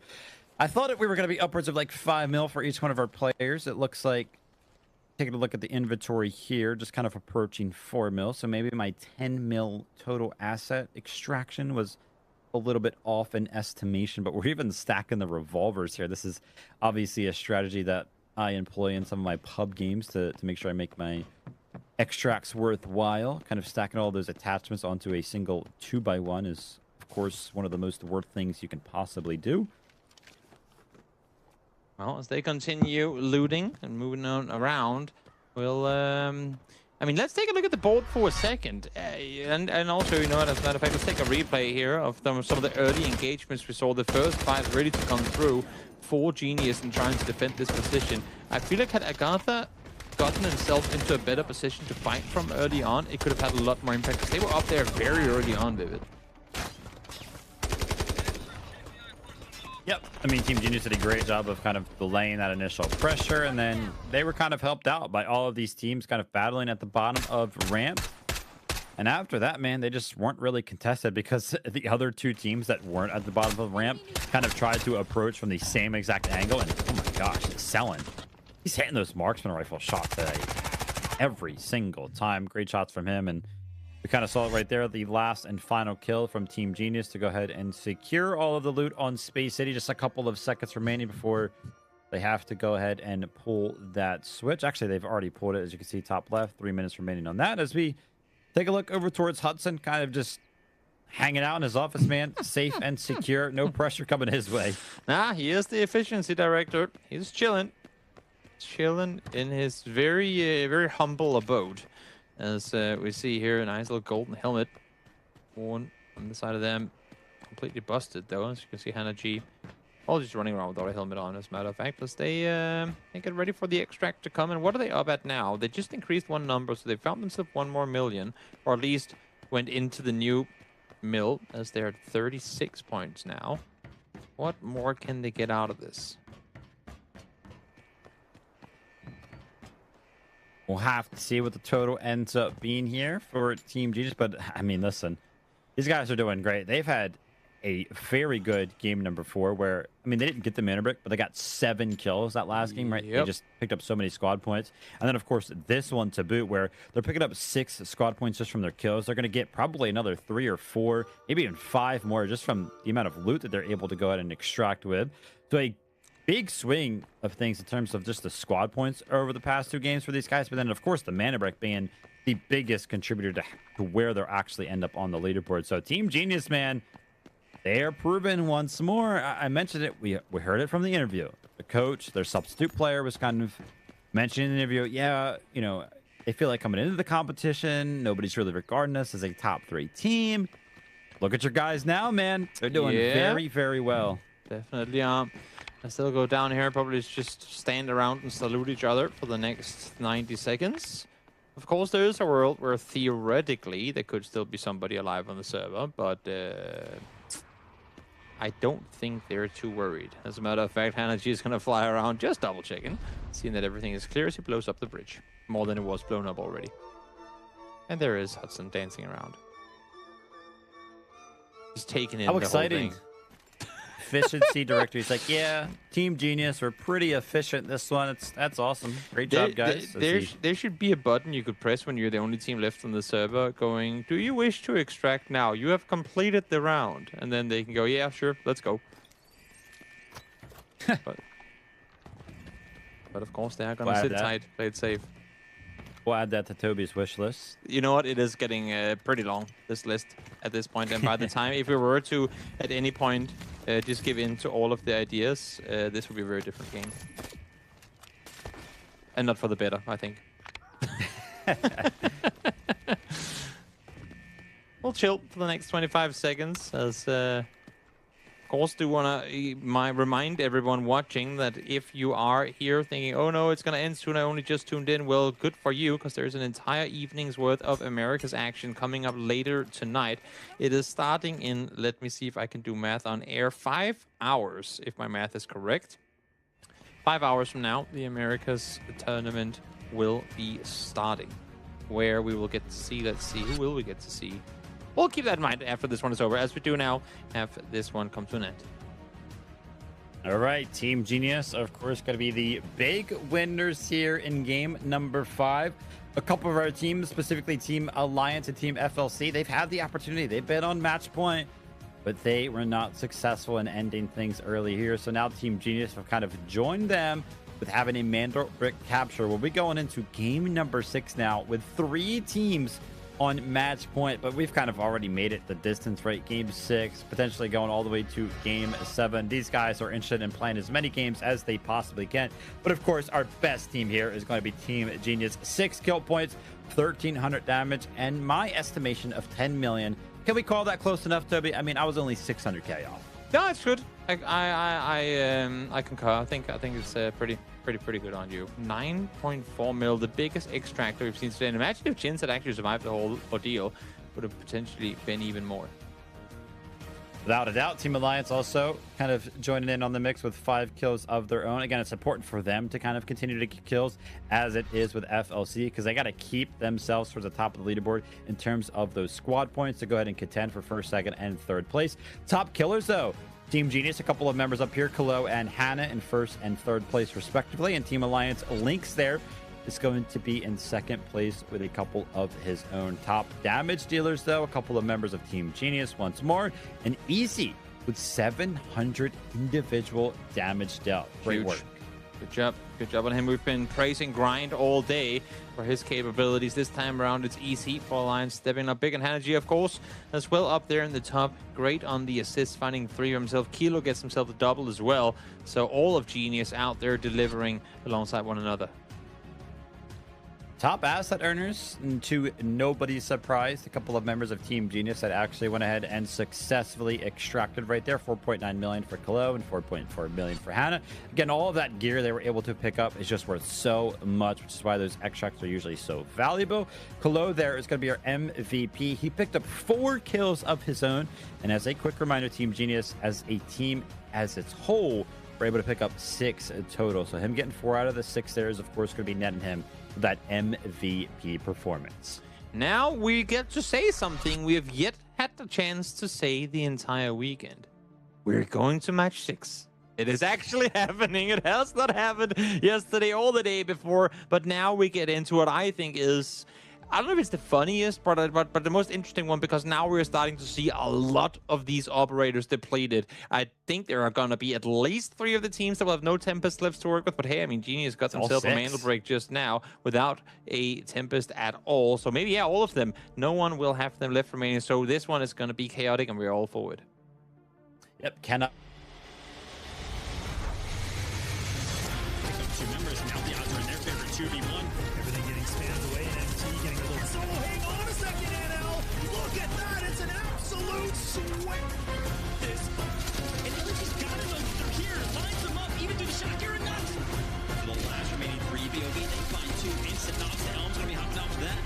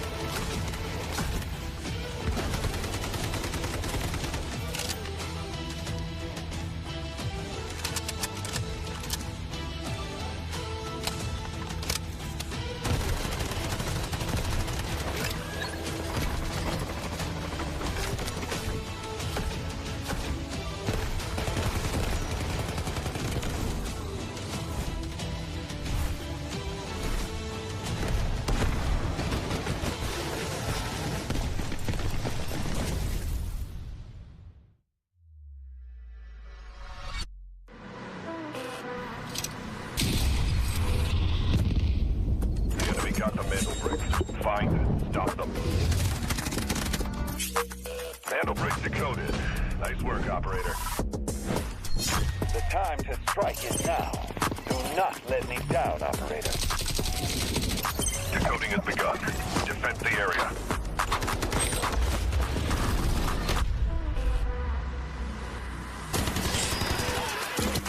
Is about to take the first brick of the tournament. And they're going to do it. What goes around comes around. Oh, not gonna do very much though. When you get barrel stuff, Skydie is getting aggressive. See what I did there? You ain't seen nothing yet. Let's knock them off their feet. So much damage in there it is.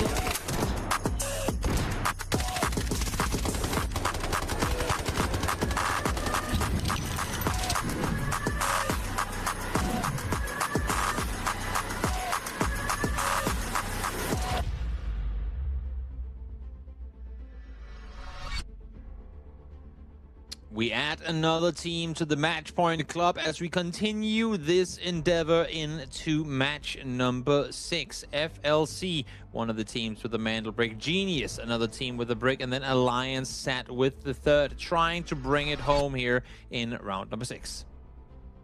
Go ahead and take a look at that leaderboard, how it is looking now. And yes, sure enough, Team Genius have established a giant lead over the other two teams that have a Mandelbrick. Team Alliance and FLC have a lot of work to do if they want to go ahead and catch up and kind of win out on that tiebreaker. That being said, this is the thing that we love about the format. You see WLG #1 AGARTHA. Unfortunately for these guys, a little bit of a rough go at it so far. But remember, this thing could go all the way to games number 7, which means that we could potentially play 2 more games, which is plenty of opportunity for any one of these teams to go ahead and still pick up a second Mandelbrick. So any one of our teams can still win, and there are a bunch of shakeups that can still happen on this leaderboard. But that being said, Team Genius, they got to be feeling pretty confident about where they currently stand. Definitely. Even if they aren't winning, like let's say either Alliance or FLC comes out and wins in this very game, they're like 99% guaranteed second place. So really good performance overall from Genius, regardless of whether they finish off the day in first place or not. But as we're kind of alluding to, the opportunity to use Tempest completely gone. There's a lot of Morses gone. Luna has been depleted on 3 different rosters, but focusing in on Tempest. If you can't get Tempest, which, well, no one can, what is your best alternative according to you, Vivid? Like, what do you usually see teams replace a lack of a Tempest with? We've seen D-Wolf a couple of times be used. Remember, it's kind of like similar situation where you just kind of pop the ultimate. You gain access to some mobility just because your movement speed in general is kind of increased, and then D-Wolf can as well kind of like slide around and kind of dodge some of these shots that otherwise you may not necessarily be able to. But yeah, I would expect to kind of see some D-Wolfs maybe in the mix here for a bunch of our teams. We'll have to see how this one kind of pans out. Who's going to be getting the opportunity to get a tier 1 spawn here? Team Alliance, a team with the Mandelbrick. Team FLC, a team with the Mandelbrick. And Team Genius, a team with a Mandelbrick. So 3 out of the 3 teams that have already captured a Mandelbrick have the opportunity to get a tier 1 spawn, which means that one of them is guaranteed to get it. What can they do with it, though? Well, last game, at 9 minutes left, we were down to just 3 players. I wonder if it's going to be equally chaotic this time around, or because now that half the lobby has a chance to win it here, if it's going to slow down because everyone's been that much more cautious. Not a lot of golds being invested into this round. Genius sending 2 players in with it. Kilo and Hannah G able to lock in goals, but economy of course also getting depleted with every single round as no one's really extracting here in Space City. Team Genius have. Yeah, with 10 million. So yeah, they'll be doing very, very well in terms of not being limited to what they are able to kind of bring in. But here it is. We're loading into game number 6 here. What are going to be the comps here for a bunch of our teams? I am seeing a bunch of Alurus, a couple of D-Wolves, not necessarily as many as I probably would have thought about, but Team FLC and Team Genius are going to be sharing those tier 1 spawns. You can see FLC over by Westgate, Team Genius over by Employee Passage number 2. And then I also saw Team Alliance, they got that central command building spawn, which I feel like is a pseudo tier 1 spawn on Space 80 because you can also run directly into the center of the map with that spawn as well. Oh, look at that FLC getting through. I saw the triple blaster being shot over, just missing its mark by a little bit. FLC was sat right around the corner. Had all 3 of those grenade hit on impact, that could have been an absolute huge start for AGARTHA to potentially take out 2 FLC players, but not quite to be, as FLC will make their way across. Everyone will, as a matter of fact, get their way on in. Desmolins will be taken down by Hannah G, as now, again, all eyes on the break. We're seeing it too. Team Genius, they brought in gold armor across the board. It shows that Chins isn't wearing any, but you got to imagine one of the members that made it out, Kalo or Hannah, probably bought him some armor to kind of help out in terms of the economy for him. But with the boss going down, Grind actually goes ahead and jumps on the Mandelbrick. We thought it was going to be a D-Wolf. It's going to be a Toxic this time around. There's a little bit of a gap in the smoke. Selwyn is not going to be quick enough this time and this time early. We've seen him hit some shots throughout the day. That one, difficulty a little bit too high. So for Alliance, it's the 3rd time they get to run off with it as, ooh, nice little red helmet pick up there. Would imagine that it's going to be put straight on the head with everything to play for here in this round. WLG, though, actually get one of their members knocked. The rest is going to be coming in there. And here it is, Team Alliance. They put the Mandelbrick into the decoding station. This is where things are going to get crazy. We have seen before, when teams do not have a Tempest, they are very, very timid. They are very, very scared to actually go ahead and approach these Mandelbricks. Because the Tempest is kind of the center of the strategy for a lot of these teams, right? So when you don't have it in your hand, can be scary sometimes to kind of work without it. So what are our teams going to do to go ahead and answer this one from Team Alliance? Also, we're at a point now where, are you content with the position you're in on the leaderboard? I mean, obviously for Alliance, Genius, and FLC, you might be, just because you know that even if you don't win, you have top 3 guaranteed.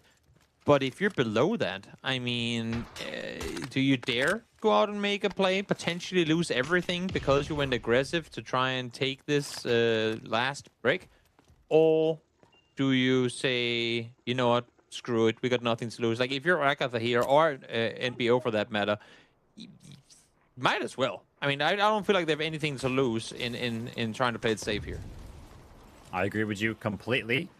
But it'll be up to them on what they go ahead and decide to do. The pressure's coming out. WLG are actually making a great effort here to go ahead and flush out one of the members of Team Alliance that were trying to go ahead and defend this staircase. So great job from WLG to kind of make something happen early on. You could see Team AGARTHA over there in the distance. They're going to be on buoyancy. Now, there is that little bit of a doorway that leads out to this decoding station specifically.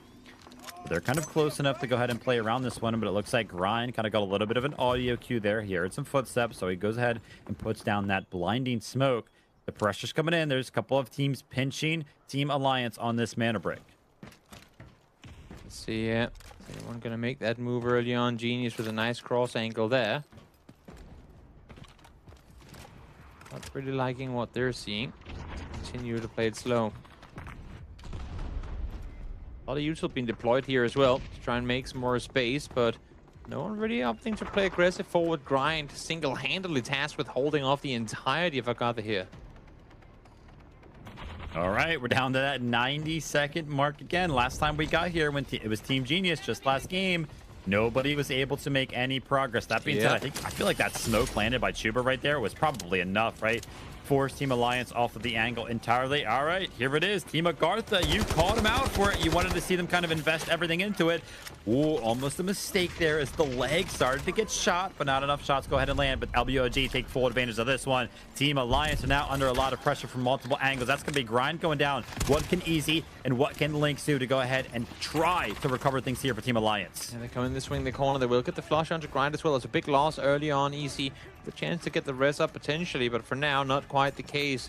WLG all sat there ready and waiting, and you can see with how Alliance were positioned off of having put the brick in the decoding station, they were never really going to contest a potential steal. We saw them do this in the previous round as well, but they'll just want to be the ones that actually get it started. They want to be the ones to decide where it's going to be put down, and then off of that, they'll sit back and wait for a bit longer as AGARTHA now on the break here.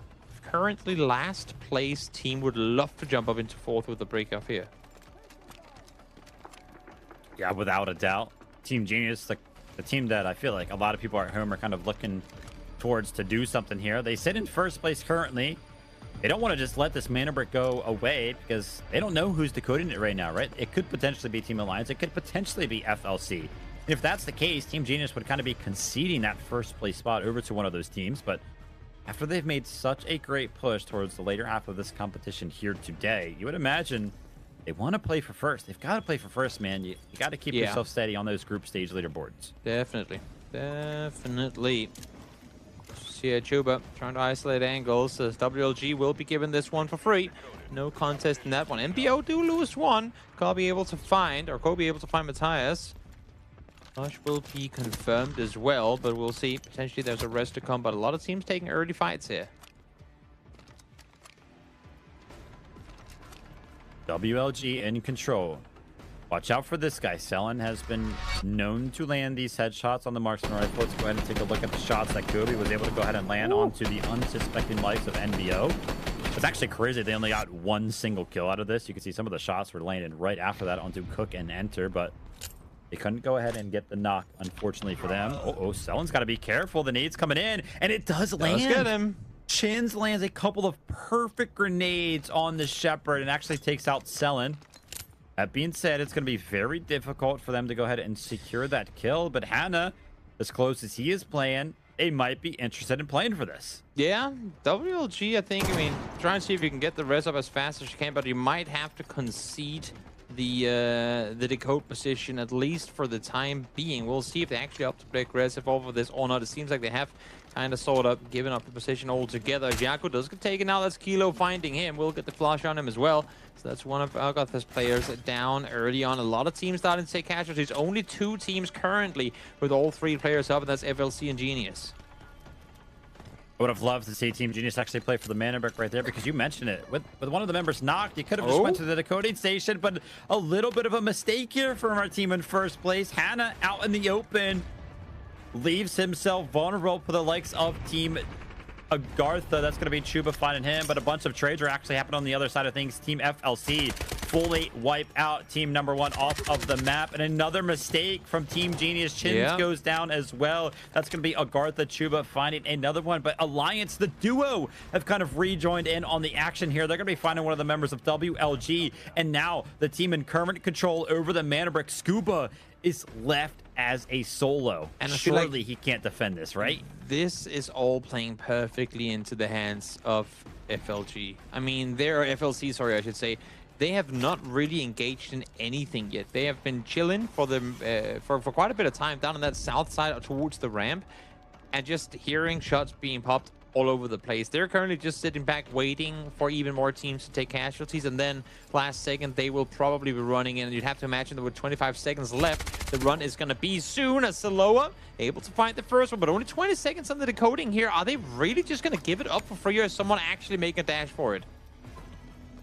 Surely somebody's got to go ahead and jump on this Mandelbrick. They don't have the hindsight that we do, but there's only 1 member remaining from WLG. Just go for the Mandelbrick, and you'll probably go ahead and secure that. Looks like AGARTHA are trying to go ahead and do just that. Scuba slides in on the D-Wolf. Remember, it doesn't matter if the timer hits 0 as long as they're just stealing it. And Team AGARTHA, a big clutch there from those to jump onto the Mandelbrick. But now Team Genius, they've got to reset in. They rest Chins at least, so they're going to be a duo. And on the back foot of that, they're going to listen, hey guys, you remember us, Team AGARTHA? You just took out 2 of our members. We're going to take out 1 of yours. And now Team AGARTHA in control of the Mandelbrick, but down to just 2 members as well. I'm baffled. It's the last place teams that are keeping this one alive. WLG and AGARTHA fighting for it, while FLC, Alliance, and Genius are just completely elsewhere doing other stuff. That is absolutely insane, with a last second steal as well. Huge move coming out from AGARTHA there.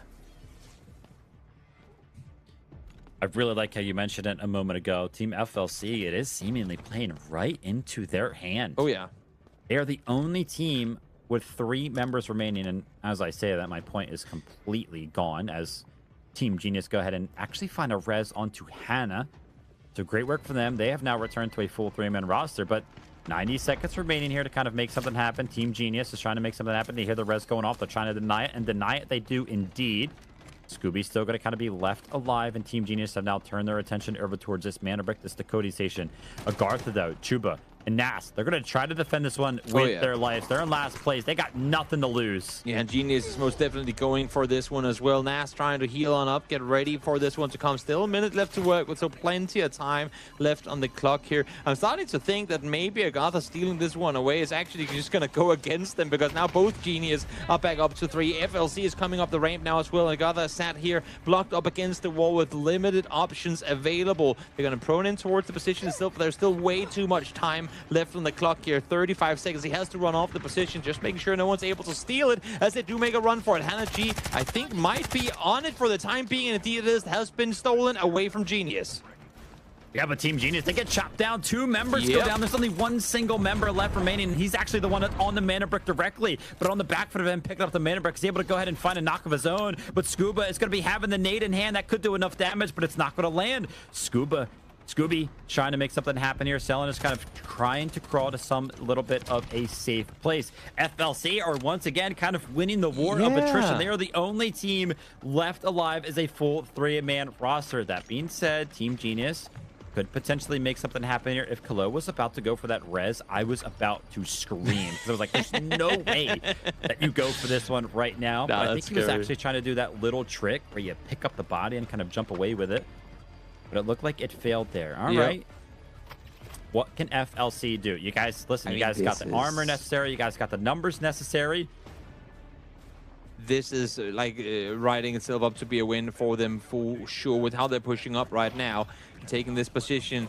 Look at this on the points total. They're sat so far behind Genius, but they could win the whole thing with the double break come through. 45 seconds still on it. They will get this for free. We're now down to the minimal time of reset at 1 minute 30. Every time it gets stolen from here on out, should it get stolen again, it will reset up to 1 minute 30 time and time again. And FLC now, who has anything in him to go out and contest? Is it going to be the 2 men of Alliance trying to flank down around the other side? Oh no, it's the AI actually going to give up their position. I thought for a second the bug was going to give up their position. Oh no, but Kalo from the flank actually finds Lynx, and on the back foot of that, Saloa finds the shots from ramp. So the solo from Team Genius goes ahead and takes out, or basically falters the efforts from Team Alliance. All right, Team FLC now in control. They've only got WLG to kind of handle and a solo from the likes of Team Genius, but all of the utility is starting to rain in from the likes of WLG, and it lands. It's perfect. Kobe is going to go down on the back foot of that. What can Jex do? Can FLC kind of answer in any which way? WLG have already jumped on the Mandelbrick, and they're starting to code this thing. Gonna have to jump off this position. Jex has taken down. So does Saloa, and just like that, WLG out victorious against the 2. Now it's just Kilo left alive. Is there a world where this young man gets a 1v3 and a win? Now keep in mind, there is one player, Chins could theoretically get rest, but his bleed timer is practically down to 0, and he's almost down on top of the brink. So that's like never gonna happen. This is against, like, this would be a highlight of the year if Kilo makes this happen. Do not be too surprised. These guys have shown before that they can do some crazy things. He's got the perfect weapon for it, by the way, right? 75 shots to kind of work with, and oh my gosh, like a quick scope with an LMG, lands some quick shots there, but the nade is probably going to do enough damage to make him think twice. The toxic ult does land. 15 seconds. And the nade comes in. It does so much damage. But Kalo, with 10 seconds remaining, is he going to just go for the dash? Yeah, he is. No way. He's going to go ahead and jump onto the Cody station and kind of delay things here from WLG. But he's got to heal, right? And he's got no armor left to work with. I don't even know if WLG knows that this is just a solo kind of playing around with the idea of making this happen. No way this is happening. Also, keep in mind, there is a world where no one gets away with it. If it stalls for long enough that it goes sub 1 minute 30 before WLG steals it back, then no one gets out with a Mandelbrick here in round 6. Oh, position is exposed. They see now that there's just a solo player on this backside here. Shots fired. Connects on the first one, but has to reposition immediately thereafter. Now they're going for the run. There's a little bit of an angle where you can see him. Just one more bullet needed to connect in order to take him down. It will reset once more. Unfortunately for Kilo, not going to be able to hold on to it. And now has to go back and do the impossible once more in a 1v3. How is he planning on making this happen? You gotta imagine, man, he's just like, I wish I had just one teammate up right now, because the amount of damage he's been able to do as a solo, just a little bit of help probably would have been able to pull this one off. But the numbers game is just too strong when it comes down to having 3 operators available. I mean, so much utility, so much firepower. Let's go ahead and jump into the comms here and see what these two teams are thinking about.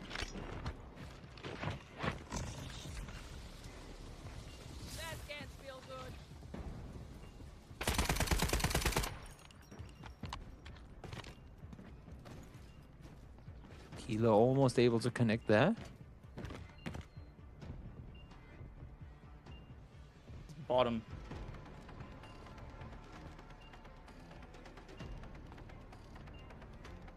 We need this no bag too. He's still there. Bottom. He's running. I'm murdering. Copy the brick, copy the brick. I'm gonna running him down. Okay, I'm copying. Nice. Copy brick, 10 seconds. I think you can go, you need to go sell an instant no back. No, I don't have gold. I can run, but yeah.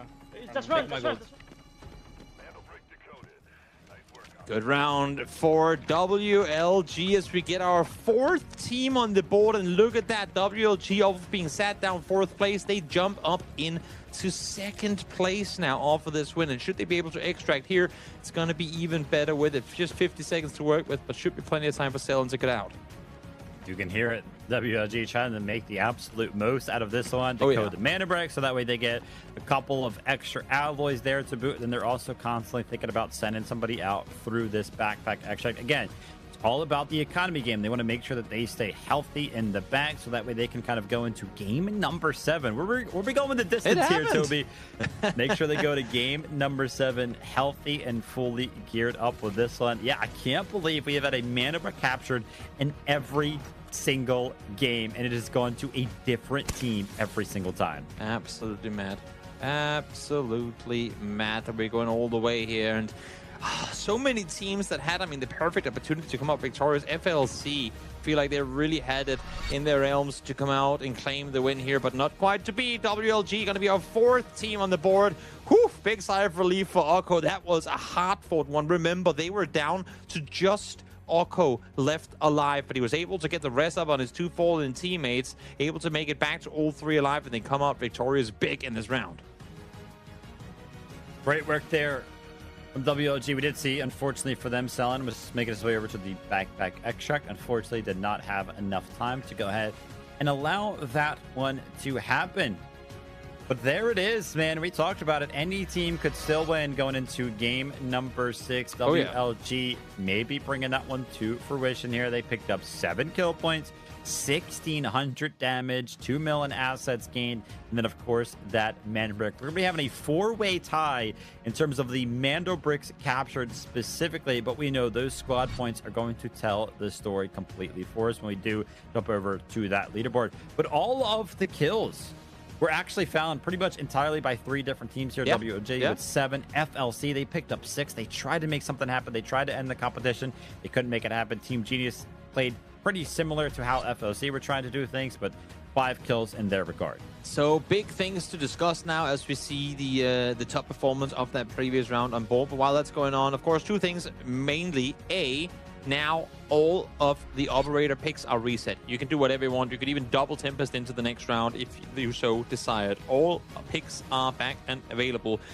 Also, we're now at a point where we don't necessarily get Space City. The last place team gets to decide whether we play Space City again or whether we play Brakkesh. So I believe, if my math is correct, that it's going to be AGARTHA. If they decide they would rather play Brakkesh, then that's what we're going for.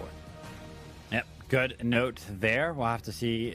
You know, usually, I won't lie, I think I've seen it happen like 1 out of like 6 times we've actually gone to Brakkesh. So that last place team usually just ends up feeling confident going into Space City, even though obviously they just played, what would it be, 3 games, and it didn't really go their way. But take a look at this. MVP, of course, is going to be selling. This guy is now on my radar. I will not lie. The shots have been landing today for Selin, and it has been incredible to watch. He's going to be finding himself 3 kills, 540 damage, and about 350k in assets earned. But again, it's just about those headshots that Selin has been able to land throughout the day. Of course, it took all the way to game number 6 for it to actually help them capture the Mandelbrick, but him individually, man, he's been on so good. It's been really, really incredible to watch. Really, really good. What an up-and-coming performance from how they fared in their previous day. They really, really have risen to the occasion with the Mandelbrick now in control as well, setting themselves up for something great. A big, big showdown taking place here in what will guaranteedly be the final match of the day. We went all the way after 2 days of finishing it off in round 5. We are going to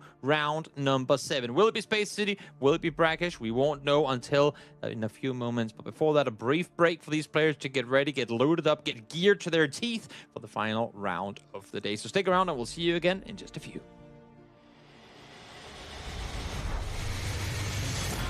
Two members now the odds are in their favor, 2v1. Everything getting spammed away, and MT getting a little. So hang on a second, NL. Look at that! It's an absolute sweat. This and Ellis just got him. They're here, lines them up, even through the shot. You're nuts. The last remaining 3 BOV, they find 2 instant knocks. The Elm's gonna be hopping off that.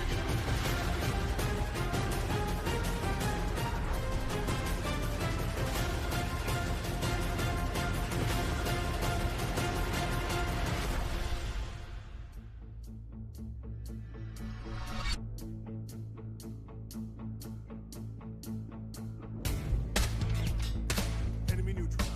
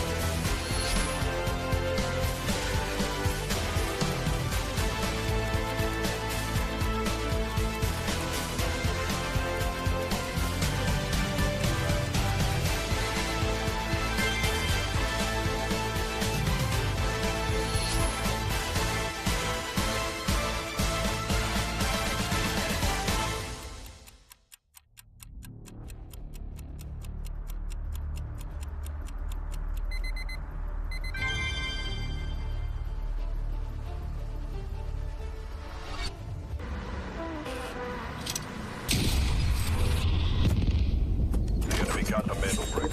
Find it. Stop them. Mandelbrick decoded. Nice work, operator. The time to strike is now. Do not let me down, operator. Decoding has begun. Defend the area.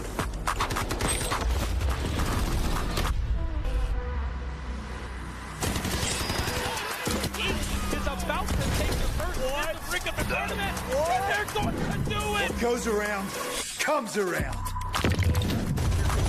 I'm not gonna do very much though. You get barrel stuff. Skydie is getting aggressive. See what I did there? You ain't seen nothing yet. Let's knock them off their feet. That's so much damage, and there it is.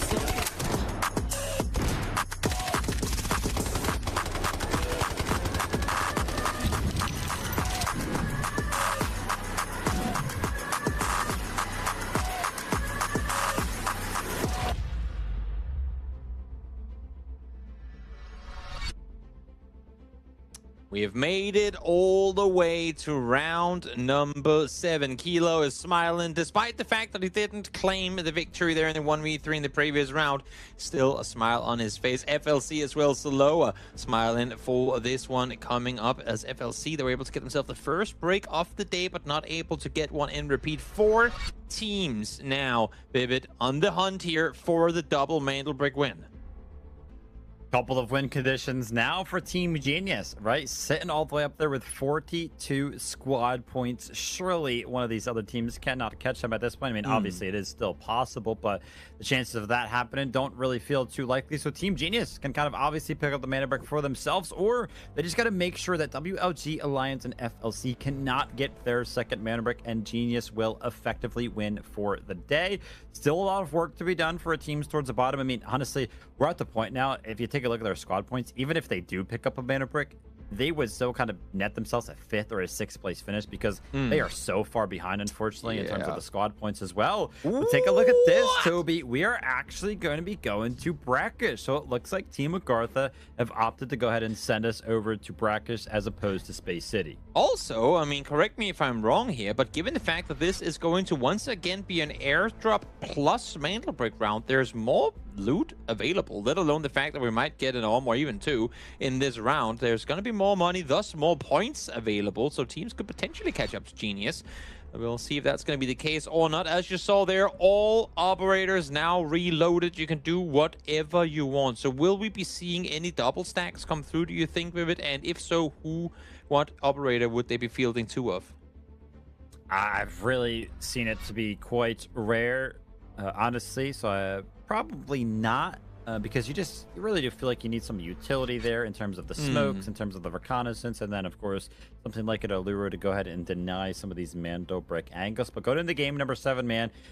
Tier 1 spawns. They're going to play a big part of this one. Teams number 1, Alliance, AGARTHA, and WLG are the 4 teams that could potentially pick up a Tier 1 spawn, which is kind of funny how this one has panned out, because our 2 teams in 5th and 6th place are amongst those 4 teams that could potentially get the Tier 1 spawn. So a lot to play for every single team here today. And of course, all the teams have been through the grinder for this entire race, and as far as I can see in the loading screen, no one is getting into this one with gold armor or helmet. So teams having to be a little wise about it coming into this one. Wise indeed. Got to bring out all of the stops here. I'm sure they invested every last penny that they possibly could. And sure enough, it's going to be Team AGARTHA.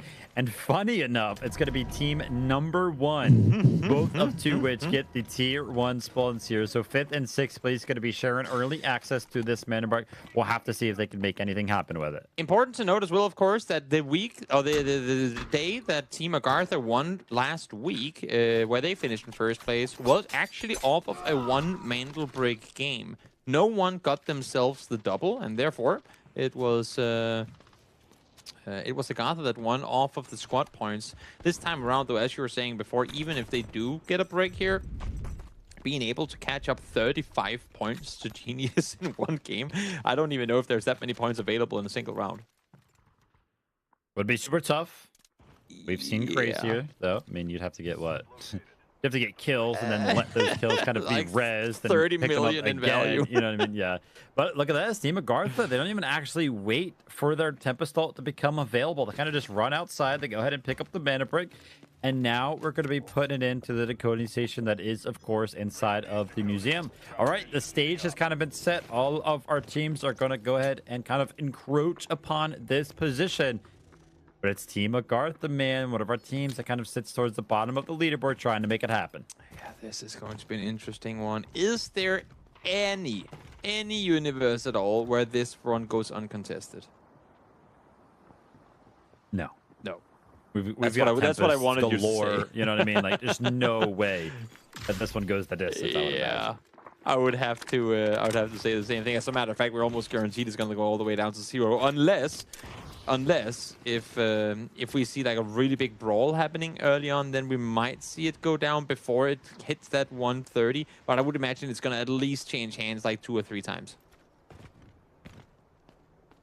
We'll have to see what our teams decide to kind of do here. Because the Mandelbrick is actually put in so early, it's actually taken quite a little time for some of our other teams to actually go ahead and get to the museum, build them directly. Team Alliance have made their way here, though, through the basement. That being said, they actually don't have a Tempest of their own, so they can't necessarily play for one of those steals necessarily. So we'll have to kind of see what the game plan here is going to be for them. They do have the Gizmo, the Raptor, and the Allure, so plenty of utility to be used from this comp indeed. But actually, as it currently stands, Team Alliance are kind of just looting, as is FLC. Yeah. Not in a hurry. Not in a hurry at all. But of course, I mean, for FLC, they know they're set and fourth coming into this. So yes, of course, you want to play for the double Mandelbrick win. But if not, you want to secure as much money as you possibly can to at least try and surpass some of the teams on the total scoreboard. And given the fact that they were given the Tower of Babel for looting, you might as well go claim that first and then go contest the Mandelbrick afterwards. Margins are starting to get a little bit slimmer here as the decode is down to just 2 minutes now. And still, all of our teams are kind of still upon initial approach. We can see Team Genius has kind of activated that Tempest ult. So that's going to be Chin's kind of running in. I'm not entirely sure if he's just trying to gain space for his team, because I don't think he can make his way all the way over to the decoding station from this specific spot. And yeah, I think this was kind of like an information gathering play from Team Genius to be like, okay, listen, what's going on in Museum? Where our team's kind of slated right now, and what kind of area can we control? So smart from Team Genius. Definitely. Definitely. Alliance now going back downstairs, trying to avoid some of the pressure coming through. As we are down to just 1 minute 20, and every team starting to look in this direction. It's only FLC actually that are still down towards the far south, and as you can see, they're looting even more. And you'd have to imagine that at some point soon they are going to be netting themselves one more point to tie things up with Alliance at 26. WLG have kind of posted up onto this balcony outside of Museum, which is actually a pretty good spot if you go ahead and get your Tempest up there, because you can kind of run in and you're not too far away from the decoding station. But here we are sub 60 seconds before this one is captured. Team AGARTHA, though, there's a lot of utility kind of raining in, and Team Genius are actually going to go ahead and try to make a play towards this without their Tempest ult activated. So one of their members is going to have to go ahead and send their body onto this station if they want to go ahead and deny Team AGARTHA from capturing this. But some of the smokes onto the station actually go ahead and fade away, and it's going to make it just a little bit easier for Team AGARTHA to kind of play around this. We're down to 25 seconds. Yeah, ults now being activated across the board here as AGARTHA trying to claim this one for themselves. 20 seconds left on the board. Teams will have to try and make a move at some point soon. Down to just 15 now. AGARTHA still defending as best as they possibly can, but here comes Genius trying to make a run for it. We're seeing great pickups being seized at the same time here, but it will be stolen on over by Genius as we reset the timer to 3:30. Yeah, great job from Genius right there to kind of save the lobby. But WLG on the back foot of that, they actually went ahead and picked up Nas, but not before Yaku kind of found the return frag there. So that's going to be Scooby going down. WLG and AGARTHA, both of those teams are going to be down to just a duo now. And Team Genius, amongst all the chaos that they kind of got involved in, walk away with current control over the Mandelbrick. See here. Grind, well aware of what's happening right outside, but not in a hurry to make a move here at all. On the flip side of that, though, Salen had absolutely no clue what was waiting just inside that room, so he's going to go down instantly as Akko now forced to back off of the spider can crawl on forward. Solo player left alive for WLG. They just got themselves a Mandelbrick, and now they might be falling. Somehow, some way, by the way, AGARTHA were able to go ahead and find the res on the museum balcony. Usually that's super difficult because the audio surely was kind of heard by somebody. But on the back foot of that, Alliance, they actually pick up the second kill of the game for them, but I think that was actually onto a Tempest ult. So side of MBO, they're going to be pretty safe. And you can see some of the loot is starting to fly in here. It's Team Genius finding a couple res, but FLC, by the way, we can kind of see it off screen. We have the information here. FLC are just looting up the entirety of tower. They're trying to play for some of the points that you can get from some of the value, but WLG right there with Alliance playing aggressive, they're going to be wiped off the map, and they're going to have to wait to see how this one kind of pans out. But a great shot from Hannah is going to potentially open things up here to help out their defense. Yeah, it's a slow loot race for FLC, especially when Alliance are getting points like this. It's 1 point per 2 mil picked up, and right now Well, they get a lot off of that. Alliance are getting a lot of points off of Elims alone. 29 already, with Genius, of course, far, far ahead still. And in control of the Decode, which is now down to 1 minute 30. What can some of these teams do? As a reminder, all of our teams, except one, has Tempest. That's going to be Team Alliance. But these guys have kind of been in the mix already. They've found themselves some kills. Team Genius are going to look to go ahead and defend this. As this timer gets lower and lower, Team Genius will be more and more willing to actually just send their bodies onto this Dakota station. That being said, Klo and Chins are actually playing over towards this staircase, not really anywhere close to the Dakota station. Yeah, sure enough, on the back foot of their positions, being kind of separated from the defense that they're kind of trying to play around. Team AGARTHA still out on that balcony, have stolen the Mandelbrick back. I'm able to do exactly that as we get AGARTHA on the board once more. Timer continues, the match timer down to under 10 minutes now, as well as Choba swings the corner, spots one of Alliance on the outside, but can't quite find the connect on him. Allura ult does come through as well, but doesn't do damage either. So Choba able to defend the position from up high there. For the time being, no one able to really contest. There's a drop on the outside, but I would be very surprised if anyone is going to care to make a run for it right now.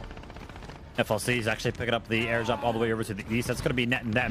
Remember, they looted pretty much the entirety of the Tower of Babel, but they're still kind of lackluster in terms of the score. You can see on the left side of your screen, still in fourth place amongst all of the teams that kind of have a Mandelbrick. But now Team Alliance are trying to make something happen, using this lift to go ahead and gain access to the balcony. But Team AGARTHA, they're still here. They're still holding steady. They're still trying to defend this. But because they're trying to defend the push of Team Alliance, Team Genius are actually netted the time to go ahead and steal the Mandelbrick away. And that was close. Shins almost found a lot of value of that, but so much utility is landing. And FLC have finally joined in on the action. A great flank from them is going to be finding them 2 kills. And now, unfortunately, for the likes of Team Alliance, Easy is just a solo. He's trying to run away, but the shots are found from Jax. Ooh, and off of that, it's immediately thereafter, Hannah G able to get Chupa down now as well. So Genius, while defending this position, doing a lot with it. So we have 2 teams in position of Mandelbricks eliminated already. Alliance out, WLG out as well. FLC and Genius still with 3 players up and alive. And now a world where number 1 NBO down the bottom of the board get part in this action. They have made their way inside the building for, a while ago now. I haven't really opted to engage much, but here they are now holding the cross.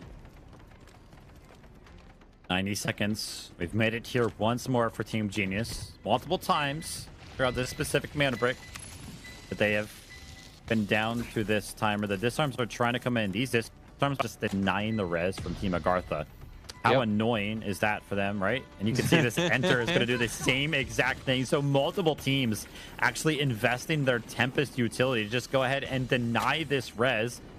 And it's just going to be the same game plan for AGARTHA to try to go ahead and make this one happen. But this is getting stalled out here. I mean, Team AGARTHA are going to be left alive, but Team Genius are going to have a big smile on their faces. There's now 50 seconds remaining before they win this Mandelbrick and win the competition today. See if it's going to be the case or if FLC has something to say about it. They're all stuck in the hallway right now, trying to make their way upstairs. NBO holding this one tight.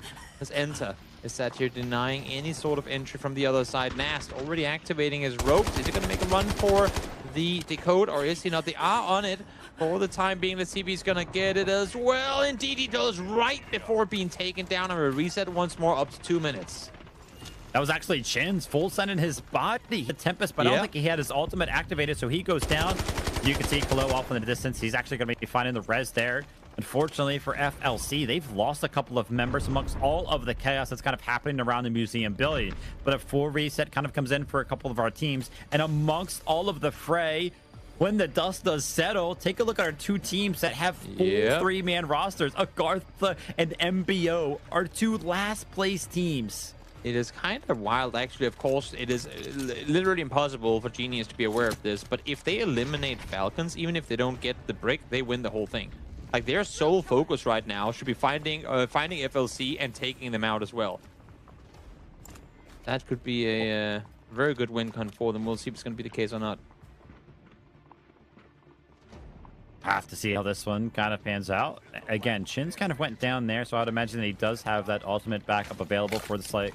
side of Team Genius. Now FLC are actually getting a full reset in. So I mentioned it just moments ago, only 2 teams had a full 3-man roster, but it looks like Team Genius have kind of reset themselves, and FLC were trying to do the same, but they're trying to get denied, as well as there's kind of a push happening below this Dakota station, but there's also a push happening towards the Dakota station as Shins jumps on to this Dakota station, and it is stolen once more. We are down to that minimal timer of just 90 seconds before this Mandelbrick is secured now. Exactly. Energy. Nice crossfire hold here. Down to just 2 bullets, but you have to imagine that there's more in the pocket. Having said that, though, they have been shooting for quite a while as NBO do lose one. Saloa trying to defend from this position. They've been able to get 1 player back up. Looks like they're going to be able to get the rest on the last, as well as they get stolen away once again. All these continuous back and forth steals make it possible for FLC to get their rest back on their teammates, or at least try to. As I say that, though, Saloa will fall and get flushed as well. So they're down to 1 once more, and off of that, now they are fully eliminated, which means that Genius, unless if something absurd happens here, should be your victors, regardless of whether or not they get the double break. Yep, they're going to go ahead and win out the tiebreaker no matter what happens.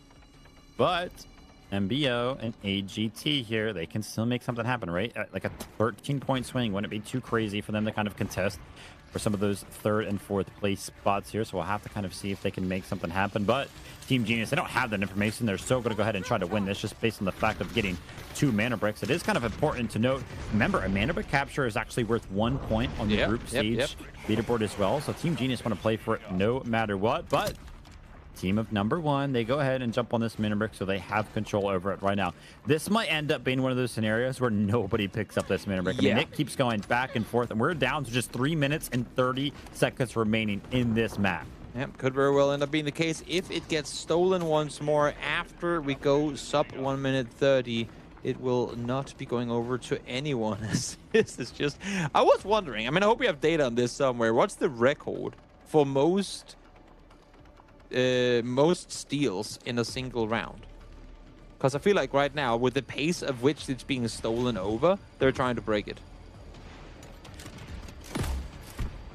Yep, very, very tense here. All these teams want to go ahead and secure this. It's currently Team AGARTHA that have control, but we know the game plan here for Team Genius. It's been rinse and repeat for them. They send Shins in on the back for the Tempest, and then he rolls through the smoke and tries to find one of the kills. This time around, he got a little bit hesitant. He almost did enough damage. If 1 more bullet would have landed, he would have got the knock right there, but I think he was worried about the timer kind of running out. He didn't want to get stranded out there on that balcony, so plays it a little bit safe and sends himself back. Yeah, because he actually had quite a lot of health to work with when he did opt to jump back. So 1 more bullet, as you said, could have opened up a big opportunity for them. They are still the ones in control of the Dakota as we go sub 1 minute once again. Let's see now if AGARTHA or NBO and number 1 has it in them to go contest. Also, FLC and Alliance tied at 27. Is there 12 points left to be found anywhere here for NBO? Should they also be able to get themselves the break? We'll have to see as this one goes through.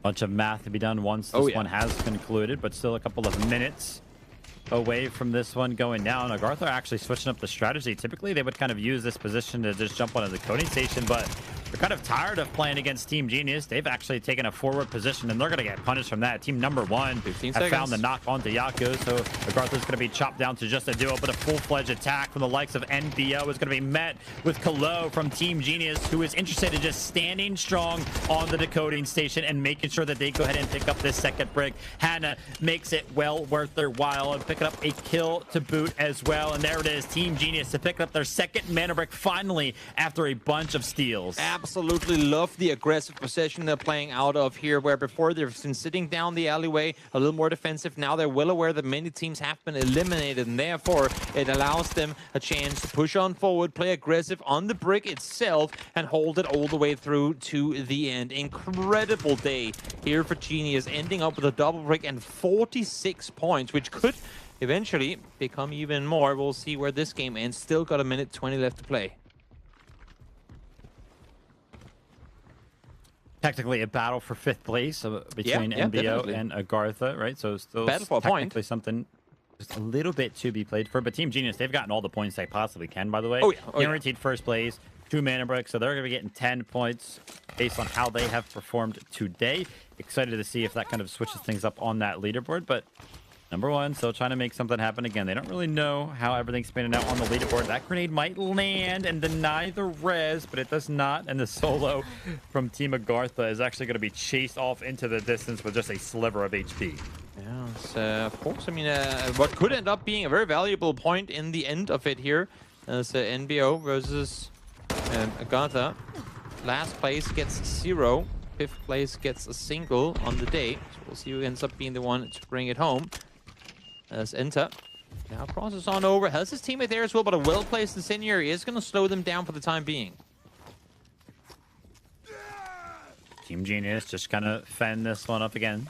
What feels like a little bit of a victory lap here. Let's see if they can go ahead and show some individual prowess and land some following shots that go ahead and add insult to injury to some of our other teams. Chuba, if he finds some of these kills, it could be the difference maker, but he's going to be chopped down entirely too fast to make anything happen. Some kills are kind of traded amongst all the chaos in the last remaining moments, but it doesn't matter which way some of those kills went. You could say it. Hannah knows it.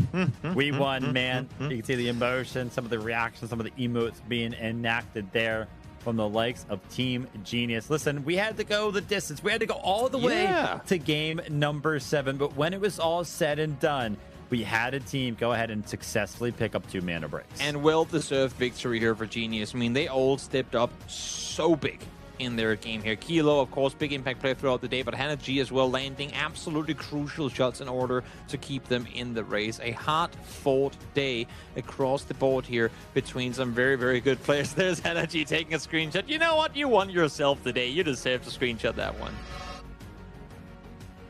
Our best team. Everybody knows who it was going to be here. It's going to be Team Genius. Just the back and forth between the coding station. It was pretty much them versus Team AGARTHA for a majority of, but it only required them to go ahead and pick up 2 kill points. Of course, 1,000+ damage dealt.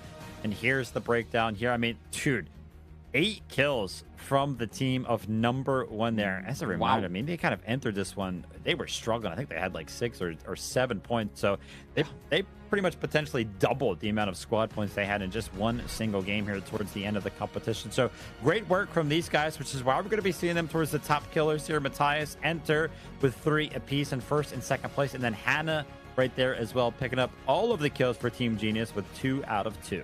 Yeah, great performance there. But unfortunately, a bit too late on it, as we do get a player at plus 1,000 damage done. I'm not sure if that's 1,000 or if it's just because we don't go do decimals when we go that high. But nevertheless, incredible performance here by Matthias. Without a doubt, we mentioned it. I mean, yeah, listen, he was fine. He was also finding the assist as well. So a well-rounded performance there from Matthias on Brakkesh, potentially the right decision, right? I mean, I think it was NBO that went ahead and decided that we were going to be going over to Brakkesh, and they played well in terms of the kills, didn't secure the mana brick, but let's go ahead and take a look at the top asset earners. Again, we kind of saw that FLC was kind of playing around that loot strategy. They were just trying to pick up a couple of extra points to kind of win out some of the tiebreakers and surge themselves up the leaderboard by looting towers, so that's why they were so high. But our MVP is going to be Matthias from number 1. And there it is. Yeah, the kill points. And Toby gets his answer there. It's not 1,000 on the dot. 1,009. You know what? It's close enough. I'll take it. He tried, and he got a bit above it. It's fair. Incredible performance. Would have hoped to see them go out and be able to deliver on this caliber a bit earlier in the day, but we see it so often in tournaments like this when you have a team that maybe played a bit too defensive, maybe played a bit too scared in the early parts of the day. Then when you reach a point where you have, well, guys, we have nothing to lose, might as well go out and make it all happen. That's when they out of nowhere just start popping off.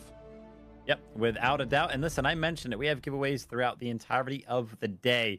And now that we have wrapped up game number 7, I've got one more for you guys. It's time for our final giveaway. This is your chance to win 3,000 Delta tickets. If you're watching on Twitch, YouTube, TikTok, or Facebook, simply type !giveaway in the chat to enter.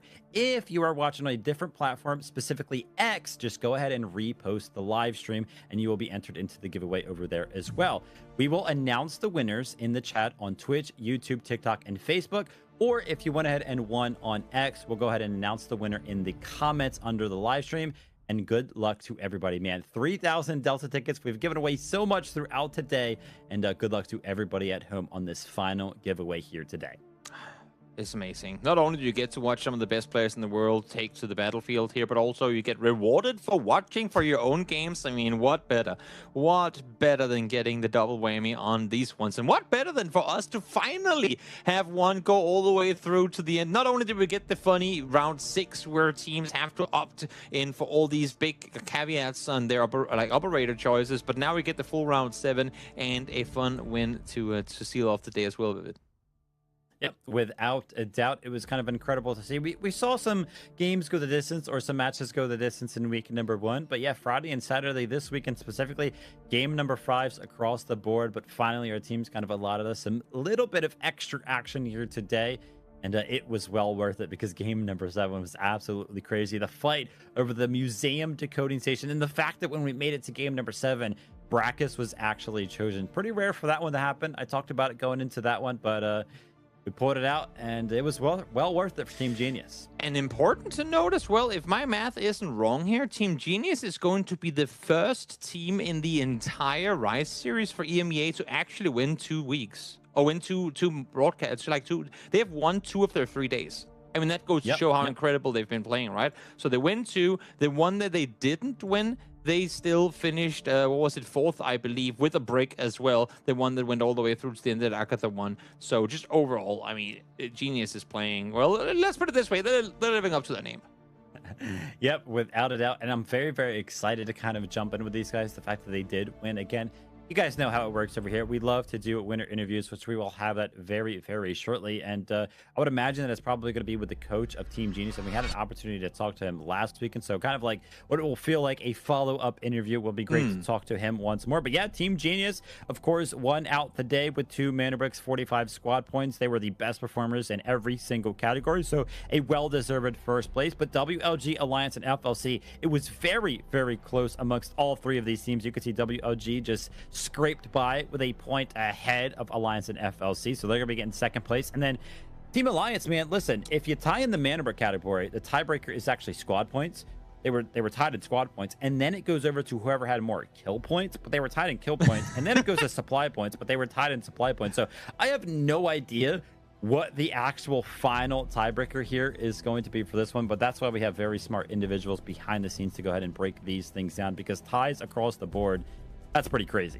It is. It really is. But of course, there are rules in place to make sure that even if we go to the 7th tiebreaker, there will be one. And that's where they get really wonky as well. Sometimes it'll be like who had the most damage in an individual round, something along those lines. But look at the stats here. The match MVP Kilo, 3,000 damage on the day with 11 kills to boot. You remember yesterday when we were talking about Nox, how he was kind of featured almost exclusively among some of those individual categories? Well, Kilo actually had 4 for 4 there. So great work from him. I mean, 11 kill points, 3,000 damage, upwards of 14 million assets gained, and then the assists as well. But with that being said, Toby, well, I think we're ready for the interview. I think so too. Let's get him in. Let's get an interview ready with Nevada. Congratulations, Genius. An incredible day for you guys. First of all, just talk to me. How does it feel seeing you guys to be the first team to go out and win 2 match days as a whole? It feels absolutely superb, because I can't even find the right words to explain how excited we feel right now. Because obviously it is a goal of each team to have the most amount of points to get to the finals. And now we took a very important lead in the group where we should have done it. And we did. Incredible. Yeah. Incredible performance for sure. One more. Oh, sorry, go with it. Nevada, listen, you guys right now, I'm looking at the category over here for who has the most amount of Mandelbricks captured. Every single team has played 3 times now. Your team, Team Genius, has 5 Mandelbricks captured, and teams following up with that only have 3 Mandelbricks captured. So what's kind of the difference maker? Like, how are you guys able to just secure so many Mandelbricks? I would say that the main idea of our team is that to get the Mandelbrick, because who gets the Mandelbrick that wins. If we get an opportunity, we try to fight for it. If it's early game, late game, anyway, the goal is won. Incredible, incredible. I want to hear from you now as well. I mean, of course, you get a win last week. Now you get a win here today as well. Has there been for you, like obviously sitting back and watching these matches take place, have there been any difference in how last week's games played out for you? I mean, one thing is you come out victorious in both, but do you feel like the lobby played different? We've heard a lot of players in post-match interviews saying here in week 2, they're feeling more comfortable, they're playing a bit more aggressive. Do you feel like your team was, you know, facing more aggression from the opponents this time around, or did it play similar to what you experienced in week 1?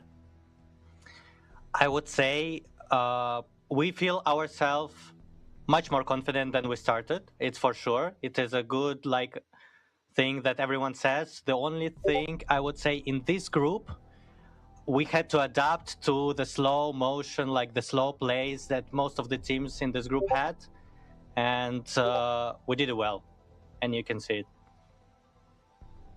Yep, without a doubt. Listen, I mean, I kind of talked about it. You guys are categorically doing very, very well in Mandelbrick, but also in kills. You guys actually have the most amount of kills out of everybody that has played as well. Do you guys ever find yourselves specifically playing for kills? I mean, of course, we have maps like Zero Dam and Tide Prison where it kind of plays into favor there, but outside of that, do you guys ever kind of find yourselves playing specifically for kills?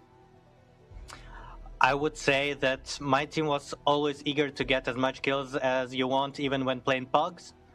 I would say that we are just overperforming after the underperformance of the second game we had. Fair enough, fair enough. Lastly, I mean, before I let you go, any shout-outs you want to do to the Genius supporters, fans? Because, I mean, you already had a lot of people supporting you coming into today, coming into this tournament as a whole as well, but I'm sure that with every single broadcast you guys are on, you're getting more and more and more fans by the second. Anything you want to say to all the people cheering you on as you continue the tournament? I would say that Gen is always being genius can be in your DNA, like our Gen. So feel free to join us and follow us. That's perfect. Thank you so much for the insights and the interview, and congratulations again on what has been an absolutely incredible day of Delta Force. Thank you very much. There you have it, the interview over and done with Genius. It's always lovely to get the insights of the coach as compared to the players. Don't get me wrong, the player interviews are fantastic too, but lovely hearing the guy that sits back, watches everything unfold, because they usually have a little bit of a different view of everything as the day comes to an end.